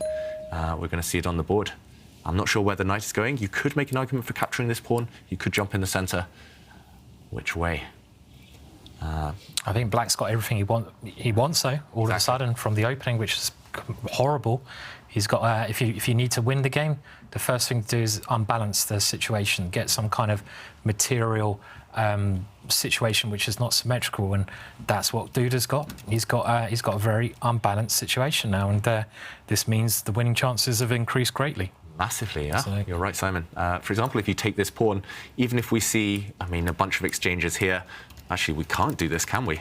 Because now there's a knight check at the end. I mean, this is so tricky now. This knight is jumping all over the place. But I was going to say, in this position, if we do a quick count, black does have, at least for now, 3 pawns and a knight for a rook. So black is actually up on material. Oof. I really hate what's happened for Liam here. He's lost completely lost control. And he has to be accurate now to fight for his life. Yeah. Maybe he has to give a check, try and maybe exchange a set of rooks. If he can achieve this, then maybe now he can contemplate capturing this pawn, or maybe capturing this one first. I'm not sure which way. But he needs to hoover the pieces off the board and make that draw, because it's not going to last for long. Things are turning in black's favour. Yeah, definitely. And those 2 pawns that are there by themselves on the right side, to the left side of the board, and then they have the potential to be very scary. He doesn't actually give the rook check. He decides to keep both sets of rook on the board and instead attacks the bishop. The bishop drops back, and now I guess his idea is to give the rook check. He will trade off a set of rooks, and we see this happen. And at the very end, white's idea, again, I guess you take this pawn, but you could make... Oh, actually, I'm not sure about this one, because suddenly the black pawns step forward. Oof. Maybe the idea is to take this pawn instead, and you're just hoping that everything comes off the board, but I would choose black. Just so many pawns. Black can keep bishops on the board even by taking here. Both sides of the board, black will have an advantage. Ooh, and he takes the risk, and... Ooh, he does take the other pawn, and suddenly these two are rolling. He's lost control. Yeah, it just depends. I mean, if that black pawn goes 1 square further forwards, it's got to be black who's going to be winning this now. I mean, already some calculations needed. Yeah, I mean, all I'm saying is that the black king will suddenly start mobilising itself, and then it will just park itself on the d6 square, and all it takes is for black to now utilise the knight and then get on with the goal of pushing those pawns. And, well, Duda just does it. Yeah, one-sided traffic.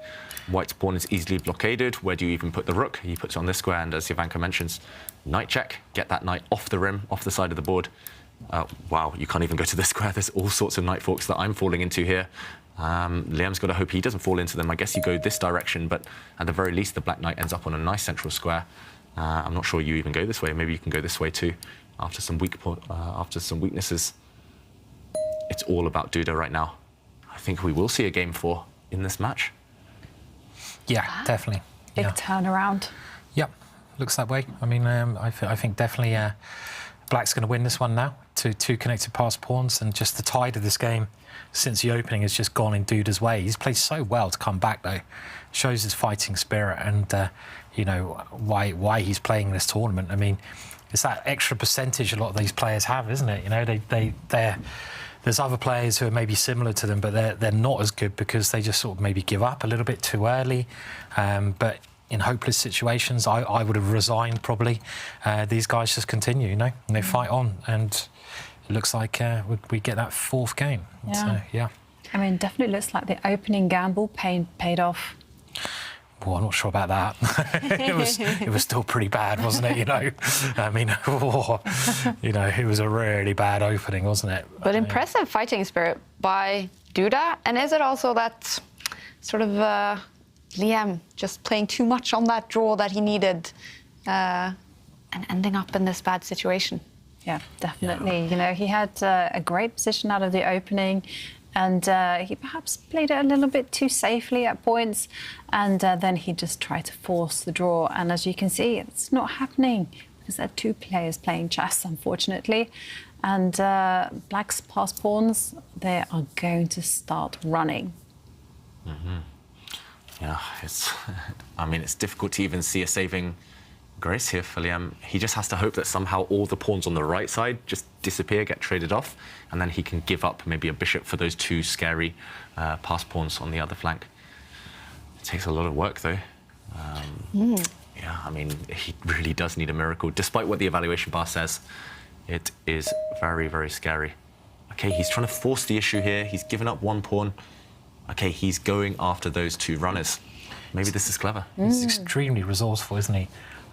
You know, Liam, you see time and time again where he gets these horrible positions, but now maybe he's going to sort of start fighting like Duda. Yeah, 20 seconds for Duda. The clock is ticking. Yeah. Yeah. You can't actually defend that pawn that's under fire on b5. Yeah, you're right, Simon. This is an incredible resource. Where did he find this one? I mean, just tricking the Black Knight away just for 1 second and then winning the Black b5 pawn. If one of those 2 Black pawns falls, the other one will as well. Looks like a draw now. Yeah. Can I say that? It keeps changing. Right? You know, if I say every single result, I'll probably get it right somehow. So that's my plan. You got 1 and 3, right? You're all right. I've covered my back. Yeah, so, exactly. Yeah. 5 seconds. OK, so... Maybe a draw, but you'd take Black. Yeah. Yeah, I mean, it's a technical draw if you get rid of the A pawn, isn't it? Because the king is in front of those pawns, and I think you just get the rook behind, and that's supposed to be a draw, as far as I remember. But still not easy. Still a lot of work. I've lost it. Yeah, OK. All right, it's not easy then. No, definitely not. I better not say it's easy. How easy? No, it's definitely... no, it definitely is tricky. Yeah, because those 2 pawns can be very dangerous. Yeah. Yeah, and it looks unlikely that Black will be able to keep that A pawn. Maybe you can keep it for a while with some tricky checks, with some tricky tactics, but that A pawn is just all alone. And even if the Black Knight goes across to defend, Black will be completely tied down. So this is a technical draw, isn't it now, David? And Jovanka, I mean, it is, but you know. But we were talking about computer evaluations. It says 0.0. We know it's a draw with best play, but Black is the only one who can win. So White is the one who has to prove that it's 0.0. Yeah. You still need a lot of hard work. So it's a check. Is he trying to hold on to that pawn, maybe? Possibly. I was wondering where the white king should go. Should it step up and try to munch on those pawns on the right? And that is the approach that Liam's gone for. I was tempted to do that. Makes a lot of sense. If you can win both of Black's pawns on the right side, then you can even give up your rook for the remaining pawn on the other flank. A knight is not enough to checkmate alone. So, yeah, why not start moving towards those pawns? You could move towards the knight now as well. Maybe this is the simplest. Amazing little... I'm not really sure what happened there. Liam just finding that great little one move, wasn't it? That one moment which saved the game, where he found this very clever idea. which obviously the computer had seen, but so hard to find in the game. He is sharp today, Liam Le. Look at Liam, you know, accurate as ever. You know, he retreats the king to attack the knight with the same idea of just pursuing that knight, improving the king's position. And now it looks like it's totally drawn. Should be, shouldn't it? And he's not even allowing any checks with the knight, so he's really controlling everything here. Yeah, he didn't even want to take that black A pawn. Don't take the pawn now. No, There is a trick now. Yeah. There would be a knight fork if the white rook takes that black pawn. Black's knight jumps to the c5 square with a fork. So try and keep the white king and rook as far away as possible from each other. That's the idea here. And just keep checking if in doubt. The black king doesn't really have too safe a square. Wait, no, doesn't. No. I mean, No safe square at all. Definitely not. And if he steps back, then this does invite the king to come forward. Yeah. Yeah. The white king would love to step forward. And probably will do so right now. Yeah. Looks like it secures the draw unless we're missing something. Missing something here. Duda, yeah. Trying for some chances, but looking away now because he knows that the win has definitely gone. White is just going to pick up all the black pawns. That's kind of a cruel game for him because if you're going to lose like this, you just lose out the opening. It's not so bad, but you lose, you get your hope up again. You're like, yay, and then you lose again, and it's like, you know, it's kind of it's tough, right? We've all been there, right? Many times. Yeah. I mean, chess is brutal. Chess is a harsh. Brutal game. And I know. We'll try to explain, like people who don't play competitions sometimes they don't realise the emotions that you can go through, and they say, you know, it's only a game or something, but it's literally one of the worst feelings in the world, isn't it, to lose a bad game of chess sometimes. You know, very hard to compare it to anything else. So it's not just the computer evaluations, it's the flow of the game. It's like ups and downs and having to adapt to new scenarios. Yeah, I think Liam's trying to play for a win here, to be honest. Just the way he's going. Yeah, he could. I don't know why he didn't take that A pawn. Yeah, I mean, exactly. This is a bit surprising. But this way, I think you just nail it as well. You can capture the pawn, and there's just no way the black king can assist in the quest to promote those two remaining pawns. And it almost feels like you can go for more, really. Just play it safe now. Get rid of both black pawns before it's too late. You don't want them to start running even further. Yeah, this is just in time, isn't it? Yeah. So just quite close. You can see on Liam's face as well. He's a bit disappointed. He wanted to win this game. Yeah. But he's resigned himself to the fact, OK, I'll take the draw. I'll win the match. Take the money and the draw. Yeah. So. And I think Duda's going to try one last trick, which won't work. Who do we think's partying the hardest in Miami then?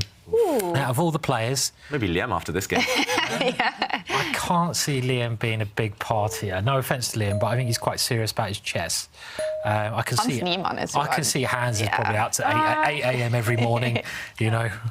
Well, it's a party today for Liam Le. 2 wins and a draw in this game. It's over after 3 games. He takes all 3 points in the match against Jan-Krzysztof Duda, the first points in the tournament for Liam. What a day. Bad day for Jan-Krzysztof Duda. He needs some time to himself. But let's hear from the winner, Liam Le. Yeah, because it's not a bad day for Liam Le here, Kaja, but Liam Le, you were in trouble in this last game, but still managed to salvage. Does that summarize the day quite well for you? Yeah, I was hoping the game would be a little bit more solid, but he managed to complicate things, and somewhere I went wrong. Probably this idea with rook g3 was wrong. Maybe I should have gone for bishop e4, exchanging the bishops. But yeah, I'm very happy with the result. Beating such a strong player is a great comeback for me. And is it a sign of better form when you play 3 games, 1 that you're happy with and 2 that you're not so happy with, and still win this match after only 3 games? Yeah, it's definitely better than yesterday, but I think I have to improve my play a lot. Tomorrow I have Magnus, I think, so that's going to be tougher. This was a good start. Good luck. Thank you. A fantastic day for Liam Le. He lost both the 2 matches in the FTX Crypto Cup, but today in only 3 games. He clinches the win against the strong Jan-Krzysztof Duda to gain his first points in the tournament. 3 points for Liam. What a day. 1 game is still going on in this round 3. We'll jump into that very soon. But first, Take a look at this final game between Duda and Liam. Here is today's Lisoveta learning point.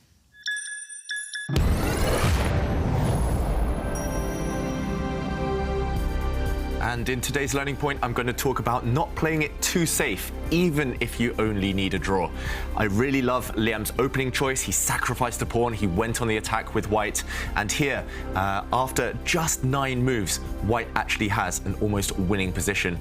Here, Liam very quickly developed his queen to the h5 square, threatening checkmate in 1 move on f7, and black parried this by pushing his pawn forward. Here, Liam just slid his queen forward 1 square, preventing black from castling, and he did have a promising position. But later he did take some negative decisions. He swapped off the queens, he tried to force the draw, and he nearly actually fell to a defeat here. That would have been disastrous. Instead, however, if we backtrack just a couple of moves, he should have maybe committed a bit more. Instead of just going for the draw, instead of playing it a bit safe, he could have gone straight for the win, and I think this would have been very strong. Black's king here, stuck in the center. Black is lacking development as well. This could have been punished by sacrificing the white bishop. He should have at least maybe invested a little bit of time considering this, because here, after a recapture, white's knight is just on a fantastic square, hitting the black queen, and when the black queen moves, just a simple sidestep with the white rook highlights the helplessness of black's position. Black's king is stuck in the center for the rest of the game. White has only sacrificed a piece for a pawn and has a continuing initiative. I think here we would have seen Liam just whitewash, just completely dominate the rest of the game with a brutal attack. This would have been very entertaining and would have saved himself a lot of trouble later on. And a win for Liam Lea. We were supposed to jump into game 3 between Levon Aronian and Magnus Carlsen, but it just finished with a draw. Magnus Carlsen is still then in the lead in that match. He won the first game, and Levon Aronian, he will be in a must-win situation in game 4, starting in 10 minutes. Let's hear if we have some reactions from the players in Miami. Yeah, I have Magnus here, and Magnus, you had a chance to take a draw earlier in this game. You chose not to. Did you regret that as time was counting down? Yeah, a little bit. I mean, when he played this little trick with e6 and queen c6, I was unpleasant. Yeah, when I chose not to force the draw, I thought. You know, I'm not risking a lot. I can force the draw later, and didn't really feel the danger when suddenly it was there. So that was of course a little bit shaky, but I think I pulled myself together and defended okay after that. Did you ever feel in real danger of losing that game on that point? No, I mean, momentarily, but after the dust kind of settled, I thought I was fine. Aggression or safeness in the last game? We'll see. I haven't thought about it. Good luck. Thank you.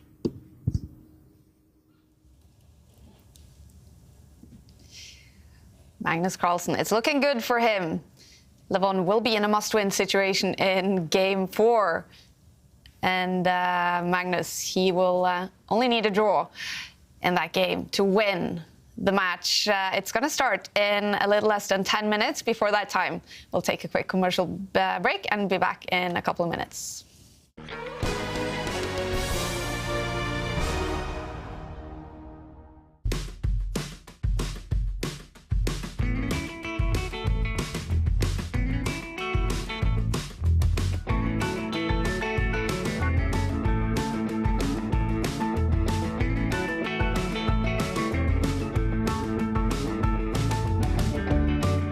The Grunfeld is a very good opening for those of you who are striving to get a double-edged. In this video we're going to look at the latest developments in the 6 bishop g5 knight off. I'm going to start with sort of my first official Stonewall game. The idea is not to fight against any opponent move, prevent everything, defend and so on. It's just to know.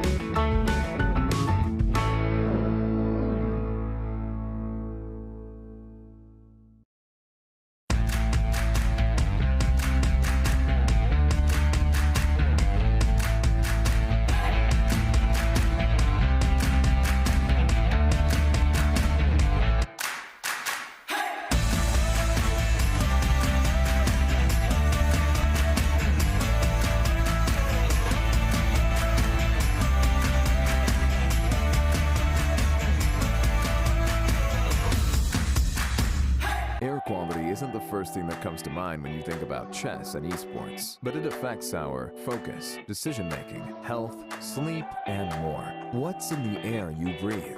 Find out with AirThings.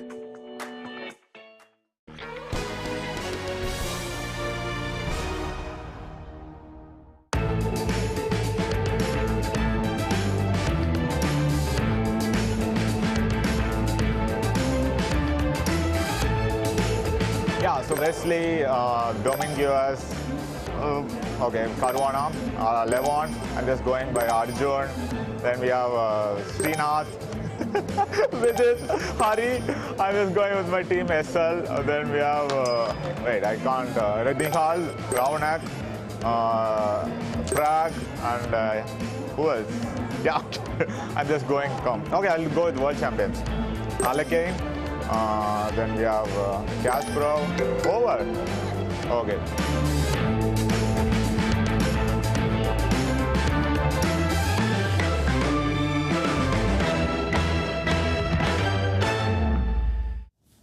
Adiban doing good in our challenge. Name as many grandmasters as you can in 30 seconds. And you too, take the challenge. And if you like to post your video using the hashtag #ChessChamps and also challenge your friends. How many GMs can they name in 30 seconds? Now we're going to go back to Miami. We see the weather been really nice. We see the air quality inside the arena been really nice. And Sverre is standing with someone who knows all about good air quality. Yeah, I'm standing here with Billy McFadden, the general manager of North America AirThings, and we hear a lot about AirThings in the Champions Chess Tour, and we also see the live updates with air quality. Yes. How have you guys gotten involved with chess?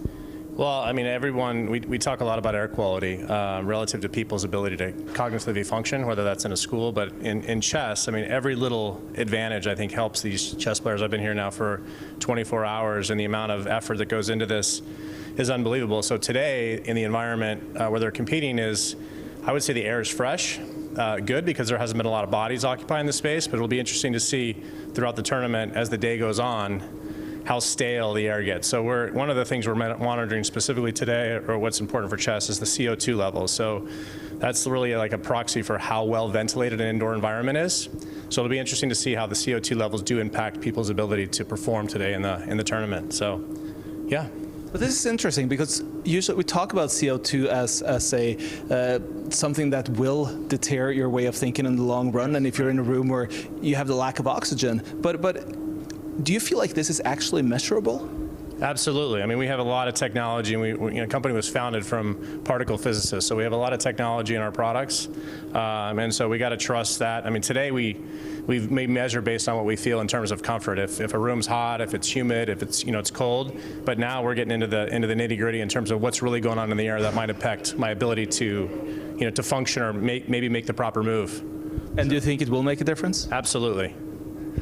How do you think this can help chess players around the world, or other players, or other people who need to perform in their occupation? Yeah, well, I think as any sport, everyone's trying to gain an edge.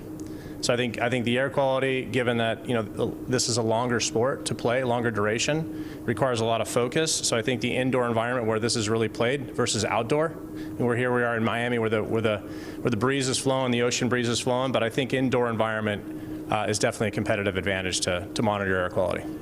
And what is the magic number? If we take CO2, for example, what is the magic number we're looking for? Well, I'd say outdoor air is 400 parts per million. So I think we're probably about 800 right now, 700 indoor. I don't know what the number says here. It says 539. Okay, so we're pretty close. But I think as that number gets more to 800 to 1,000, then I think people's ability to perform is going to start to be a little bit compromised. So what you're pretty much saying is they got optimal playing conditions right here. Absolutely. We're looking forward to it. Thank you, Billy. Yeah, thank you. Air quality is so important, especially when it comes to chess. Players sitting for a long time, grinding out those fantastic moves. And remember, you can win an AirThings device today if you tweet your selfie watching the FTX Crypto Cup on Twitter using hashtag #ChessChamps. One lucky winner will get our AirThings device. So post your selfies. And we've seen the air quality inside the Miami arena been very good.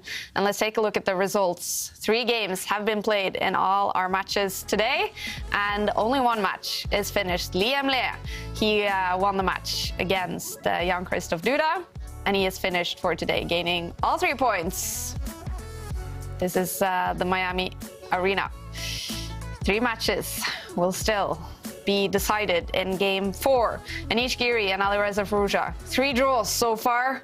If we have a winner in Game 4, then that player will gain all 3 points. If it is a draw, then Blitz tie breaks, and same situation for Niemann and Pragnananda. They are tied, winning 1 game each. Will we have a winner in Game 4, or will we see tie breaks? Levon Aronian, he is in a must-win situation in Game 4. After Magnus Carlsen won the first game, and we do have an interview with Levon Aronian. Let's hear from him before this crucial Game 4. Yeah, Magnus had a chance to force a draw there. He didn't take it. Did you really think he could get the win at the end of the game? It's difficult task to win this, because I think Black has too many defensive resources. How do you plan for a must-win game now to finish the day? Well, the usual, just to try and create some complications. Magnus has chosen some sharp lines instead of the safe lines when a draw is enough in the last games before. Do you think that will play a part in this 4th game? Well, sharp lines is something that I think is beneficial for me, because the draw and the win is the same. So I will look forward to sharp lines if they're going to happen. Good luck. Thank you. Beautiful weather in Miami. Levon Aronian, he has had a good tournament so far in Miami, gaining 5 points, but he has to win this final rapid game against Magnus today to have any hopes of gaining points with a draw or a loss. It's going to be 0 points for Levon and 3 points for Magnus Carlsen. And it is Magnus Carlsen who will have the white pieces in this game. Are you expecting any sort of strangeness from Magnus, David? It's possible. When Magnus has white, we've seen him do all sorts of things on the tour this season. 1 F3, 1 H4, 1 A3. Name it, he's played it. But it depends. Will we see in this game the new Magnus who's willing to experiment, willing to take massive risks, or will we see maybe an older version of Magnus where in a situation like this, he'll just play his best openings and force a draw with white? It also feels like Levon Aronian is one of those players he really respects. He doesn't want to annoy Levon with a little bit of a mean opening. Yeah, and there's a lot of tension here you can see with both players on the picture. And yeah, I think, they've had enough long battles for today. He'll want to just play his proper openings. He'll want to play something he knows well and where there's minimal risk involved, Magnus. Let's see what he opens with. Okay, 1 Knight F3. Very solid start. One of my favorite moves. The Reti opening. Very flexible as well. So not too adventurous here from Magnus yet. What will we see him play next? That's the big Rook G1. Knight back to G1. No. Magnus is not going to do that. He doesn't tend to experiment during these critical rounds. And here he's playing something very, very normal. Wow, it's Aronian, though, who's experimenting. Aronian nearly never plays the King's Indian defence. I've only seen him play kind of variants of the King's Indian if he's in must-win situations, which he is now. But is this going to be, I was going to say, is he going to capture the pawn because he just needs a draw? Capturing the pawn is a very good choice here if you only need a draw, because the main line that Black can play is a perpetual. Yeah. So there are other moves that Black can do, though, to keep the game going, but capturing the pawn is the obvious choice. I thought Lev might go knight BD7 instead, right, to avoid this. But he doesn't. He doesn't. OK, wow. You saw Lev there just kind of holding his breath, hoping that Magnus wouldn't go for a drawing line.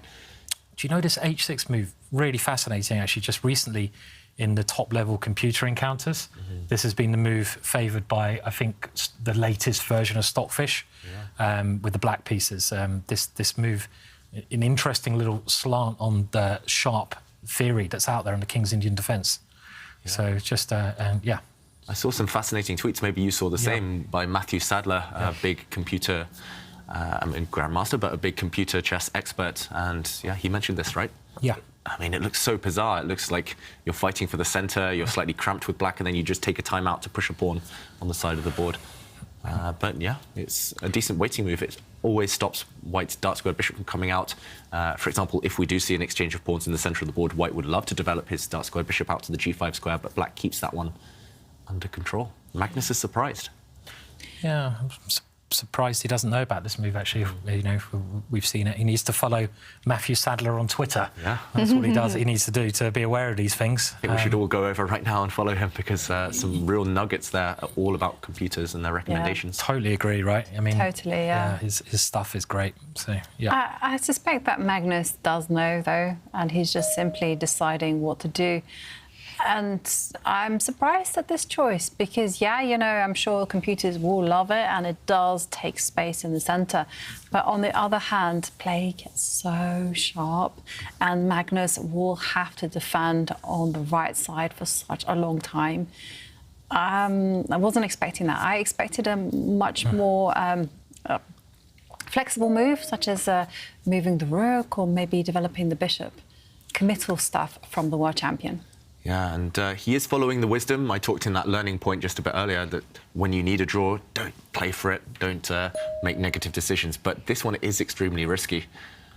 This one is going to be a full-blooded fight. Ooh. I mean, Aronian must be really happy the way this has gone, because if you in a must-win situation, there's certain positions you want. This is one of them, where you keep all the pieces on the board, you try to play like Kasparov and checkmate your opponent on the king side. It's as simple as that. So I think I know Magnus is playing in the right way, but Aronian must be happy, right? To get exactly. this. Again, despite what the computer says, this one is just really tense, and it's going to be strategically really hard to call for the rest of the game. Yeah, if it's good enough for Gary, if it's good enough for Kasparov, then it's good enough for anyone, especially in a must-win situation as Black. And also clock times doesn't look like much right now, but Aronian, super quick. He clearly knows at least some of the plans for Black. Maybe Magnus less familiar, and that counts for quite a lot in these types of positions. So easy for Black to play. I mean, I love playing these positions as Black because I love attacking. I love attacking my opponent's king. And your plan of attack here is just to launch them, right? Launch them, baby. And get the F pawn, get the G pawn, throw him at your opponent's king, try to checkmate him. If it works, great. If it doesn't, hey ho. You know, so, but in a must-win situation, this is just, I'd be very happy to get this. So, yeah, it is that simple sometimes. And we talk about pawn structure quite a lot, but the reason Black plays on the king side, where the kings sit, is because Black's pawns, if you look at them, this is the base of his pawn chain. They actually point in this direction, those pawns. It doesn't look like much, but if your pawns point in a certain way, that's the side you should be playing on. White's pawns, if we look at the central two at least, they do point in the other direction, so that's the side White normally wants to play on. But meanwhile, I think I've actually seen this as well, this pawn sacrifice. Was this or something similar in a game between Anish Giri against Prague, where Giri won as Black? White stepped forward, attacking this pawn, and Levon just doesn't care. He steps a pawn forward and does win this guy. Yeah, we saw something very similar, not exactly this, but there I remember that Anish just destroyed Pragnananda and winning on demand with the black pieces. Not so easy to do, but yeah, this is the best that Levon could hope for, actually. In a must-win situation, he gets his desire for fighting chess. And trade-off bishops. And Black's rook now kicks away the white queen. Not sure where she's going back. If she retreats back this way, she might just get stuck on the wrong side of the board. She might be a target here later on for the black rook, for example. So I'd be hesitant to put the queen back there, I guess. Most likely the queen will come back in this direction. But then Black's idea, wherever the white queen goes, will be to just occupy some open lines towards the white king. And Levon will hope that this gives good compensation. Computer, again, very skeptical, giving White more than +2 advantage right now, but these are two humans. Magnus is surprised, and Levon clearly in his comfort zone. He's probably looked at this position. I mean, this kind of stuff is the very trendy, latest stuff in the King's Indian defence in one of the main lines. And the way that Lev's moving, I mean, at least he's got a good idea about what to do. And it's the kind of position I just so much enjoy playing with Black. You know, I mean, just because you can have some fun here, right? I mean, it's very easy to play this position as Black because you just point everything at your opponent's king. Very simple. Move every piece near it, attack it. Those two pawns are beautiful that Black has. You know, you don't necessarily move them, but there's always the threat of rolling them up the board. Again, I'm being a bit optimistic, Black's chances, just because I enjoy playing these positions, but it's what you want when you need to win. So. I thought you started looking at the bar, Simon. Well, sometimes. I thought it was in Aronian's favour. Ah, the bar. No, no, it's not. It's in Magnus's. Yeah, I do. I need to look at the bar more, really. So, but listening to you guys, I guess this is the kind of game where, you know, with the human, it's difficult for a human to play. It's inviting a lot of fighting chess, basically. Yeah, I mean, which we love. Yeah, definitely. I mean, just take a look at Black's pieces. You know, every single one of them is just primed to start attacking the White King, and defending is just a very uncomfortable thing to do. And well, Magnus steps back to the square that David highlighted earlier. And now the big question is whether Levon will actually use the plan that David suggested of just shifting the queen and attacking that white queen with his rook. Ooh, it's, yeah. Oh, I thought he was going to go for it. I was about to say there's another way you could do it. You could start attacking the white queen with your knight instead. He's just following that principle of putting all the pieces towards the opponent's king, right? Yeah. I mean, again, the bar does really like the position, so... But Magnus, he's got, like, as you say, it's harder to defend. He's got to play very accurately now. I would be terrified as white here, I've got to admit. Yeah. It feels like your queen is actually on the wrong side of the board. It looks like she wants to attack, but she's fighting a battle alone, and she will be fighting against all of Black's pieces. These two knights and the rook are going to come against her and try to even maybe trap the white queen later on. So, yeah, it's not just the white king that has to be careful later on these types of open files. It's also the white queen lacking squares. And meanwhile, what is white's plan? I mean, this knight is not really contributing. These two look nice and pretty as well, but they're not really helping the battle. White's rooks aren't joining in. Is it time to perhaps initiate a set of trades? So, I mean, moves that I thought about playing was, first of all, giving the queen some freedom along the fourth row by pushing the pawn forward. The second one was actually to step forward with the knight. But, OK, that didn't work. Yeah, stepping forward with the knight, maybe. I guess you want to back it up by pushing the pawn forward and supporting this knight. It's definitely possible. Magnus chose a slightly different approach. Maybe he can still do this. He pushed his pawn forward. I guess, at least last resort, you can hide back with your queen if you really, really need to. But Levon, just the speed with which he's playing, he's gained time since move one. I mean, he must know. I think you're right, Simon. He must know at least vaguely what he should be doing here. If not having studied this exact position before. Well, he's ready to play your idea, David, and put the queen in front of the king, and then the rook comes over and everything comes in. So there is a lot of danger here for white, as you just demonstrated there, if white displays some natural moves... Almost trapped. You can just get a lost position. So he needs to find something in this position that's quite clever, I feel, actually. What about my idea of clearing the fifth row, good. just because... At least now you have some escape squares. Yeah, makes a lot of sense. And I guess Black will possibly do the same. I'm not sure whether you attack the queen with your knight or whether you attack it with the rook by swinging across. Both look very tempting. Now White's problem is, OK, if, say, there's an exchange, say, I don't know, say you move. The problem is you might get stuck with the queen again on the wrong side of the board. The queen looks nice and pretty here, but Black... I mean, there are already so many attacking ideas. You could start marching forward, unleash this bishop into the game. You could start bringing your knight in. Yeah, you need nerves of steel, actually, to play this position with the white pieces. But Magnus is going to have to do that. Yeah, so let's see how Magnus defends, because he's definitely the one defending in this game. And also 6-7 minutes down on the clock already, Magnus. Yeah. Scary times for the world champion. Levon actually having more time than he started with. And whilst Magnus is considering how he's going to defend this position, well, we do have a selfie competition. And I wanted to share with you a few pictures. The first one comes from one of the founding members of Dire Straits, David Knopfler, who is watching the show and also composing music. Maybe chess will inspire him with some lyrics.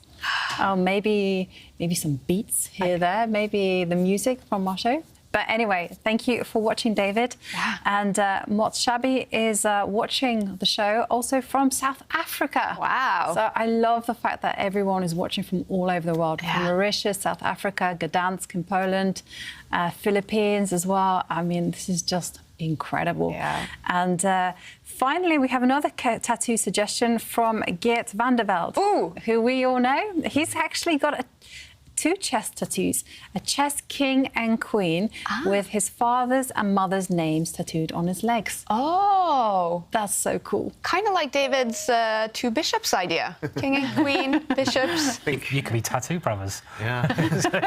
Brothers in arms. Yeah.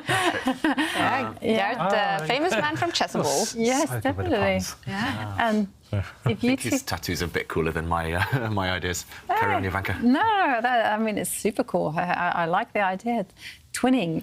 And if you two want to enter our selfie competition for a chance to win the Air Things View Plus, then remember to tweet your selfie using the hashtag #ChessChamps.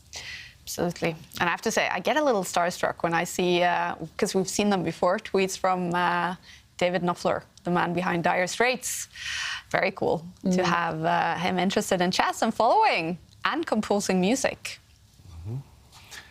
Yeah, do we think we'll see Magnus in Dire Straits in this game? Because he'd be struggling. You're just too good today, David.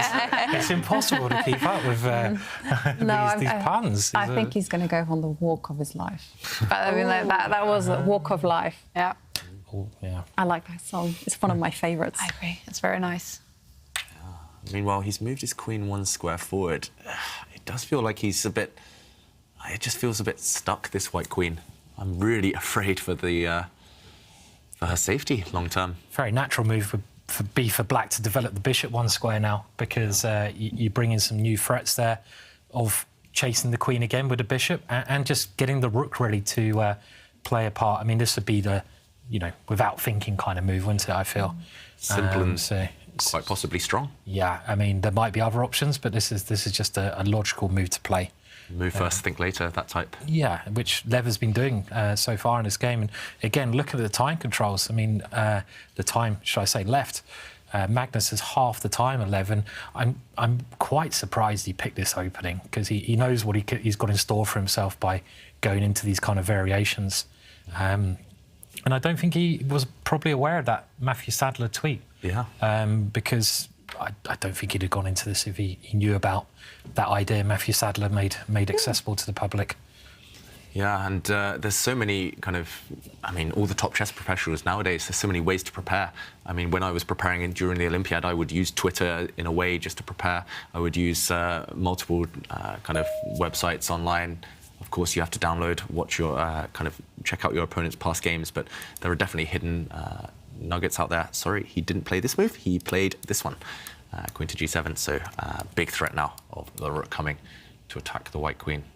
But yeah, Twitter is a very viable way these days to kind of find out opening secrets. People are regularly tweeting about their own games, about opening ideas, and there's a lot of nonsense out there as well. But, but that's you've got to filter through. You've got to filter. Definitely, it's something to bear in mind. You've got to favourite those tweets that give those little golden nuggets of information. I'll tell you how I've been preparing. Actually, it's quite funny. I use my phone these days, and I play. So say, for instance, I'm playing with the black pieces in the game. I play with the white pieces, and I let my phone destroy me with the black pieces. And I just sit there, and it's so funny how phones, without even barely thinking, can just completely wipe the floor with you. They're pretty strong, aren't they now? Super strong. Yeah, I mean, they're stronger than Magnus phones. I mean, like much stronger in actual fact. And yeah, I mean, it's a great way. It's a great way to train. Actually, train your lines against a computer, or train the other way around, so you can see what ideas the computer can find that you wouldn't think of. And often I would actually. David's going to hate me, but, I had like a game that David maybe played because he was playing this particular opening that I was preparing. And then I'll be like, okay, David played it like this, but my phone is actually playing it in a slightly better way. Yeah. And or are you actually just preparing for that big game against David when you get him, so you're right. Actually, I'm trying to, I would have to be using his opening, so what can I do? Right, yeah. You can catch me out one day if we play against each other. Yeah. Just know it'll be my phone. I'll be preparing my phone. we did just see that. I think it's worth pointing out. Magnus give a look, which wasn't a happy look, I think. There, I don't know if you spotted that, but he gave a real I'm not happy with this position. He looks in pain just a few seconds ago, at least. Yeah, I mean, this has gone wrong. It's amazing. I think if he'd have known about this tweet, he wouldn't have got this position. I think it is actually, knowledge is key. I mean, information is king, right? So, and nowadays in the chess world, and you can, I mean, gaining information in the chess world, you can take big shortcuts. You know, you don't have to do the work yourself nowadays. Other people can do the work as long as you're able to have access to the work they've done. And there's many ways of doing this. You've got to be aware of it all, really, to keep up with the latest stuff out there. Yeah. At GMMDS, that's his Twitter handle, Sadler. Yeah. You can find all about these computer ideas. And he worked with AlphaZero, of course. So, you know, any person who's worked with AlphaZero is going to have some good inside knowledge of computer chess, who are the best in the world now, and their ideas. So, yeah. Okay. Meanwhile, Magnus does bring his knight to the edge of the board. I think this one holds together tactically just about. It's hanging by a thread already for white. But, OK, Levon just staring down the camera there, kind of breaking the fourth wall.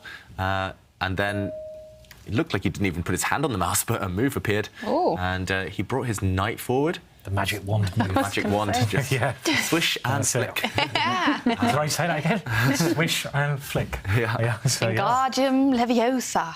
Exactly. Haven't you watched Harry Potter either? Do you watch TV? I've read the books. I've watched it. I have. But yeah, the way you said it there was really nice. It was very English, actually. Yeah. So I couldn't remember the actual magical phrase. So I'm a big Hermione Granger fan. Yeah. All right. Well, Levon Aronian, he is thinking in this must-win situation in round 3 in the FTX Crypto Cup. We're so happy to partner up with FTX. And Sverre, he's in Miami with someone very important from FTX. What's happening, Sverre? I'm here with Will Evans. We all started floating here listening to you, Kaja. That magic is actually working its wonder even here in Miami Beach. But with Will Evans from FTX, and I'd like to say that this is more of a partnership, this tournament, than it is an actual sponsorship, because you guys are really getting involved with everything that's going on. Yeah, very much. We think like the Web3 space and the work that Play Magnus is doing really fits into our brand and what we're trying to do. We're not trying to just slap our logo on something. We want to be connected to the sport, connected to the people innovating it, and that's why we're just so happy to be here and be a partner. You're a chess player yourself, aren't you? Weekly rated chess player, but I do love the game, and I see the game growing so much right now. It's an exciting time to be in it. But I've been following what has been happening online now as well. It's the crypto key. It is the interaction with the fans. And can you explain a little bit about what it is? Because we see the graphics all the time on screen. Yeah, so we have this free-to-claim crypto key at ftxcryptocup.com. You can get involved. There's a Discord server. I'm watching all the memes going along. It's just like seeing a community build together in a native way and like, you know, in a unique way that I think is really interesting for chess. So yeah, it's a free way to get involved in a tournament, unlike anything that's really been done before. I see FTX with such a strong presence now on a variety of sports venues.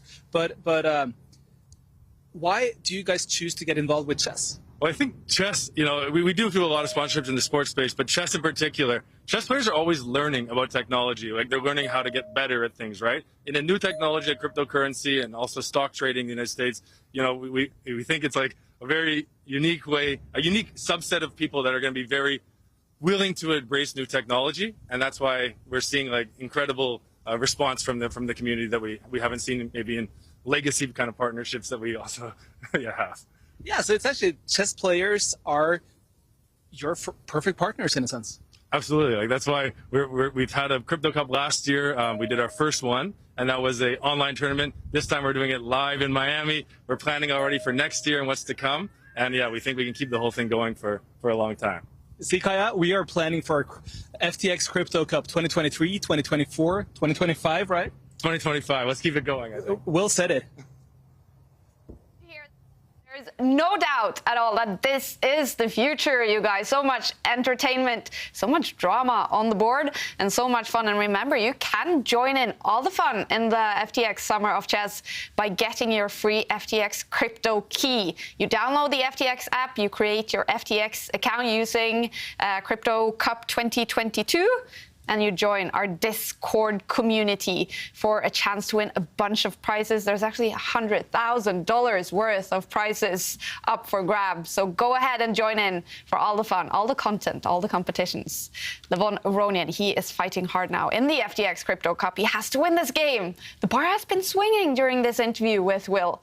What's happening on the board? Some massive developments, Kaja, and we have to jump straight in. We have to show what's been happening because Magnus, the world champion, has given up his queen.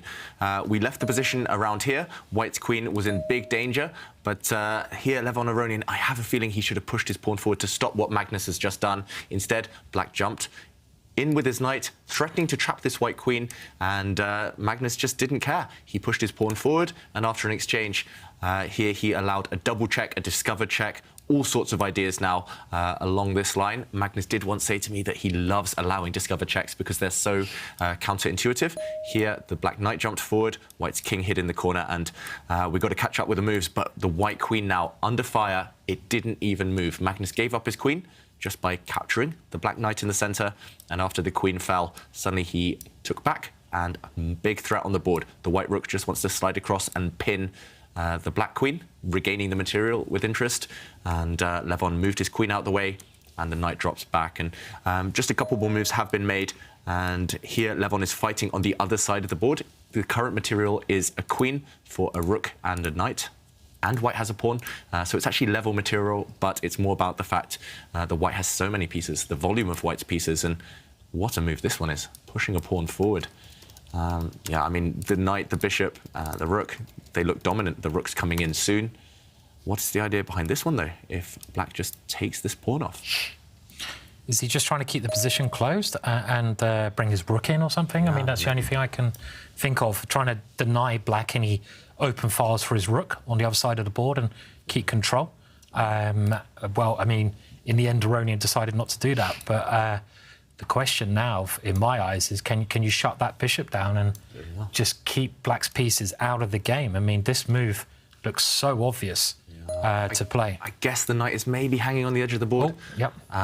But you're right, Simon. I mean, if you can get this move in, if you can lock down this black bishop, it's at some point super strong.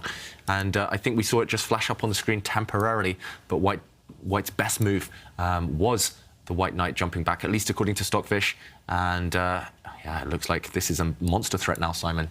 The one you mentioned, if black, for example, takes a timeout, okay, he does stop this, but then this bishop would be kicked back to its starting square. The bishop, terrible piece, just like we've seen earlier today in some games. The rook blocked in as well. And the problem is for black, there's an attack brewing against his king. Beautiful file. Beautiful stuff. This is, I mean, every move's just flowing by Magnus. He's barely pausing. Yeah. I saw earlier when he was interviewed and he was asked basically it was your kind of position and it was a more like tamer game, and he basically said, well, I don't really know what my kind of position is, and he's proving that here. His kind of position is any kind of position, right? he can play these dynamic, crazy positions so well, and people tend to forget that because he can play endings so well. But that's why he's the world champion, right? He can play everything incredibly well, and he took his opportunity here, and Lev didn't take his opportunity. I heard a quote about Magnus that he's like the only person in the world that understands how to trade pieces. And I was like, OK, well, I'm sure there are more people. But then when you see something like this, you're like, OK, he understood instinctively. Like, he didn't even bat an eyelid. He just gave up his queen for the rook and knight and was just like, right, my time now. And you see how, as Simon points out, he's just making every single move almost instantly. It's just happy time all over. And Aronian's downfall in this game, I hate to say it, but he's just played too quickly. Black still has 9 minutes on the clock. Earlier, when he made those massive decisions when he was trying to trap the white queen, he had 3 or 4 very good moves, but he was just rushing. He still had, at that time, 12, 13 minutes on his clock, just investing 1 extra minute, 2 extra minutes, and I think Levon would have found a better continuation. But now Magnus, again, it's just that multitude of pieces. White is attacking with his whole army right now, the 2 white knights, the 2 white rooks, the white bishop. I mean, there might be a forced win. I'm just seeing knight takes bishop and the rook comes in. Strikes me as you don't generally want to exchange off this really powerful knight, but you said, the master exchanges, if you exchange off and it forces a very promising sequence, then you should always be looking for the captures and checks. And I love this square for the rook, just because it supports the bishop coming in, the knight coming in. And is this as strong as it looks? Bishop, like you said, coming in, the knight coming in. Knight coming in. I mean, what does black do? I mean, if you go and take a pawn, then at the very least, white can get greedy, check and win the black knight. Maybe there's even stronger. Maybe you can even just take this pawn and threaten checkmate in one move. Wow. It's just, again, it's the pieces. Look, 4 against 0. 4 attackers, 0 defenders. And I guess ultimately this all comes about because Levon played very aggressively in the opening, but it did have a downside, and that was his king safety. Yeah. Like, if there were pawns around the king, we would not be sat there going, wow, what a wonderful position white has. And he chooses a different path. Yeah, I mean, passes bishop in. I think the other way, I mean, the other thing you can learn from this is that Magnus was kind of defending because, you know, Lev did sacrifice a pawn. Lev did get what I thought, and we all thought was a very dangerous position. Lev maybe didn't play as smooth, David pointed out. But how did Magnus turn that around? By active defence. He's willing to give up his queen. He's willing to play the most active idea. If he'd have kept passive there, he'd probably just have lost. Yeah. So active defence is such a key idea to remember when you're playing. Just try to defend. Actually, there's a lovely checkmate idea here, isn't there? I mean, a couple of lovely checkmate ideas. The knight jumps forward, hidden queen. Yeah, the rook lift.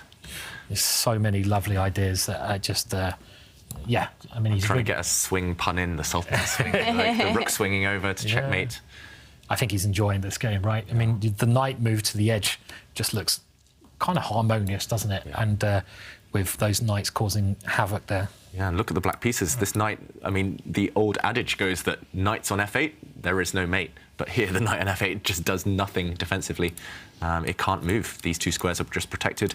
The bishop, a loose piece, and the rook are still fast asleep at home. Black's king is just devoid of all protection, all clothing. Yeah, checkmate is guaranteed at this point. I mean, all Magnus needs to do is add his rook to the attack, or add his knight to the attack. As Simon points out. And remember, if we see a checkmate on the board, we have promised our viewers a checkmate dance. Have we? David has. Can I just clarify that? I joined in. I certainly haven't. Are you going to... David, Pix or it didn't happen, Kaja. I hope we see a checkmate on the board. Wasn't that yesterday? So it's it only counts for the rest of the day. Yeah, I mean, we didn't really specify whether there was an unconditional... We'll do a little Macarena. Yeah, we'll find. I'd like to do the We have to celebrate the checkmate. We love it when the players give us. Have we seen? I mean, I know we haven't seen one this time, but I'm trying to recall the last time we saw a checkmate on the board in any Champions Tour. They got to allow it more. Didn't we see Dubov checkmate Magnus Carlsen, Everything's Masters 2021 season? Okay. I think it was twice he checkmated him in one quarter-final. Wow, that's okay. But it's definitely been rare. Yeah. So David's quite safe. I remember also last season we had we did have another checkmate on the board. Daniel Naroditsky. Yes, he allowed it, and he actually gave. Exactly. Yeah, I remember we praised the streamer. He's a gentleman, isn't he, Daniel Naroditsky? I think everyone likes Daniel for good reason. He's just really comes across as a lovely guy. Yeah. And we've seen many scenarios where one player resigns one move before they're checkmated. I think there should be in the contract, you know, if you're about to get checkmated, show the audience, show us. And especially the beginners. Yeah, especially if it's a really nice checkmate as well, an instructive one or a pattern that we need to remember. We always try and show it here afterwards or on the analysis board, but it's more emphatic if the players let it happen. Yep. Yeah, I'm worried about this dance now, I have to say. I feel like I'm a person of my word and I should do it. You know, I should just try to squirm out of it. But then I'm like, I don't know any dance. I only know the Blockbuster dance. Do you remember that one? Don't get me to try and demonstrate it. That's crafty, that is. Do you remember it? That was like, I remember the small box, big box, you know. Okay, we have a dance. There you go, that's my dance. Do you like it? Small box, big box, small box. There you go, done it. I'm done. Even without the checkmate, we had the dance. Very nice. We had the small and big box dance. Oh my God, I'm going red now. Coffee. No pressure, Magnus. You have to deliver checkmate just to do that dance justice. So it's an easy one to remember, right? So you could just do that all night. Yeah, so. There you are, where Simon in this day and age, that people can clip that. No, don't clip it, please. That's enough. David, what's going on in the game? Please save us. Save What me. is going on with Save the me. bar? Yeah, the evaluation bar is not happy with this bishop trade that Magnus has just gone for. Suddenly, the black rook I was complaining about in the corner, it has woken up, it has joined the battle. I mean, to me, it looks like checkmate still. It's really terrifying for black. All white needs to do is pick up his knight on the g3 square, kind of just throw it off the board, and then the white rook can swing across and deliver this kind of lawnmower checkmate, the two white rooks cutting off the black king, mating the black king. But black does have, I mean, it is Aronian's turn. He has this one move to cut across white's plans. And I wonder what the move is, David. I mean, this is maybe one of those positions where if you find a move, you might have some chances. I mean, survive. Yeah. I mean, I can't see it. You know, well. but it looks like if black moves his knight, there'll be bad consequences. If black moves his queen, then white's knight on the g3 square can come forward and capture on f5. Wow. King. I peeked. Do you know what the move is? There's only one move to kind of reasonably remain in the game, and that's to move the queen and slide her 2 squares to the left, put her on d6. Because you've got a counter check. But even then, something like knight e... okay. Yeah, it gets weird. Knight e4 Yeah, knight e4 is the way to go. Let's show this, because in the current position, we see Stockfish and its suggestions on the screen. Stockfish here does say maybe this knight jump, but... Jovanka, you're thinking maybe this isn't the best. Maybe actually, if the computer's given more time to think, then the best defense is actually to swing the queen over. And there, you guys mentioned there is a check threat hitting the white king in the corner, so we block this diagonal. We jump into the center, and I guess after a capture, the white rook checks. It's not quite checkmate, no dancing yet, because the black queen can swing across and defend. But I'm assuming that this endgame is very good for white. I'm trying to do a quick count. It's actually level pawns. It's not 100% clear. At least black is still alive for the foreseeable future. So maybe this is the way to go. The other defense that the computer points out on the screen in front of us is the knight to the g6 square. Everything apart from this knight move or the queen move, they lose on the spot. And again, maybe the same idea. I'm not sure which way white's knight goes, either this way or into the center. If you jump into the center, attacking the black queen, then after the knight is captured, again, a nasty check. The king moves, and maybe you're spoilt for choice here. Maybe you can even just move the rook across. Yeah, it feels like you're breaking through. You're about to win the black knight, and the king might not survive. Although this is not that simple either. No. Or at least it's not immediately game over. Black can at least try some tricks. Yeah, the line you've just showed there, David, is indicated by the computer in front of me has actually been like +5. Whoa. Even though it came up as the top suggestion here. I mean, it looks quite crushing the way, and you found it straight away. So it's still very hard for Lev to find a response here. But so in the current position, we're actually thinking that rather than knight to g6, which I mean, it's still complicated, but it should be losing for black. Rather than this move, the best defense. Jovanka said, "Wow," and I agree. Wow, because it's counterintuitive to go away from your own king to actually defend. And I guess it's just the fact that you're trying to hit the white king, which actually looks nice and safely tucked away in the corner.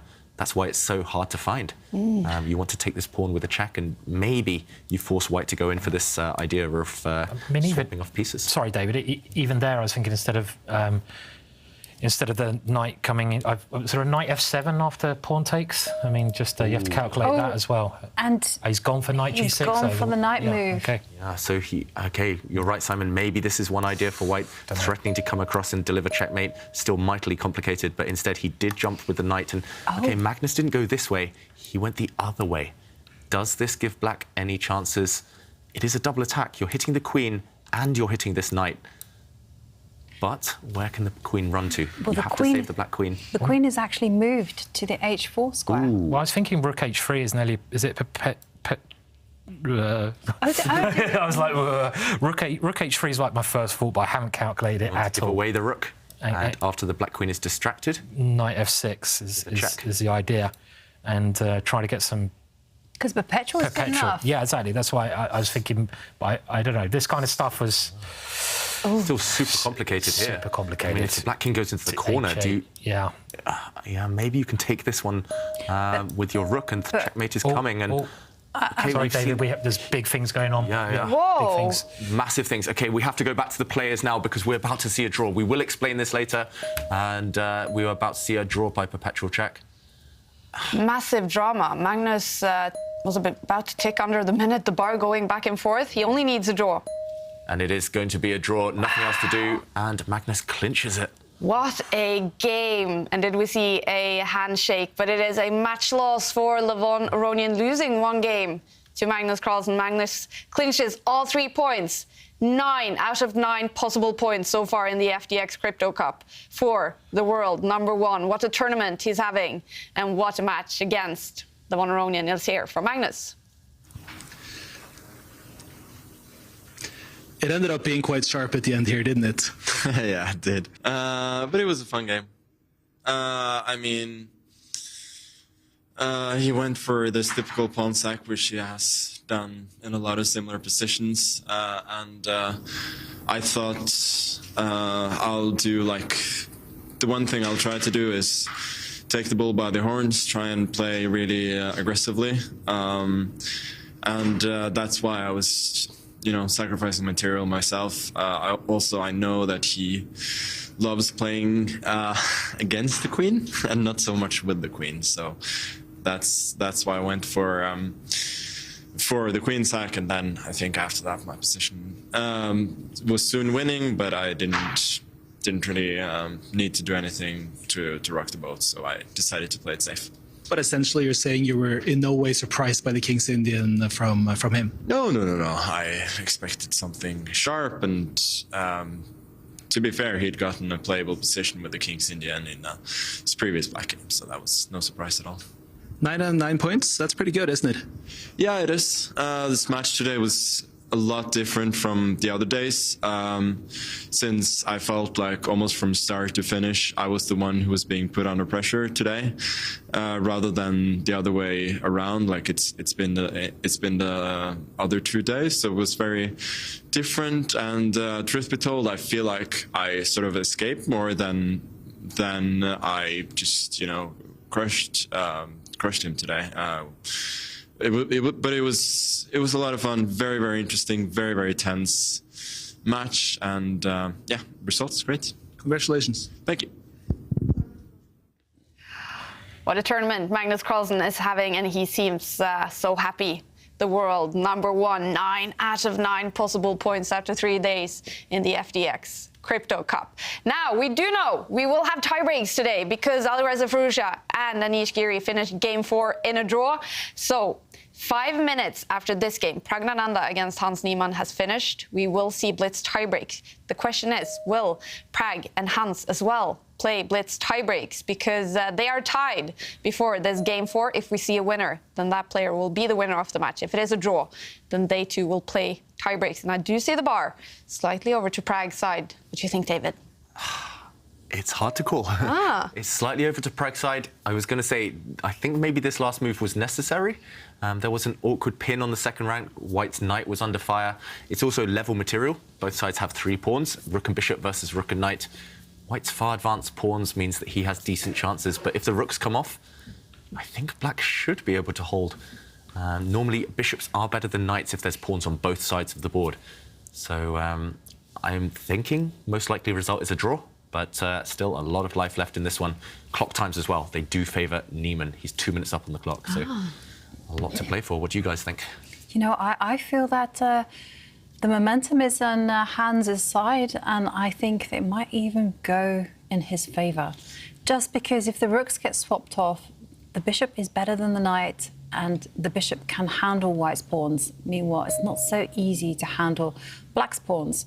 But OK, maybe Hans is perhaps playing too hard for the win, actually, because I expected a rook trade, and it's not happened. Bizarre stuff. Yeah. I mean, it's kind of endgame 101. If you've got a bishop versus a knight, pawns on both sides of the board, get rid of the pieces, get rid of the rooks.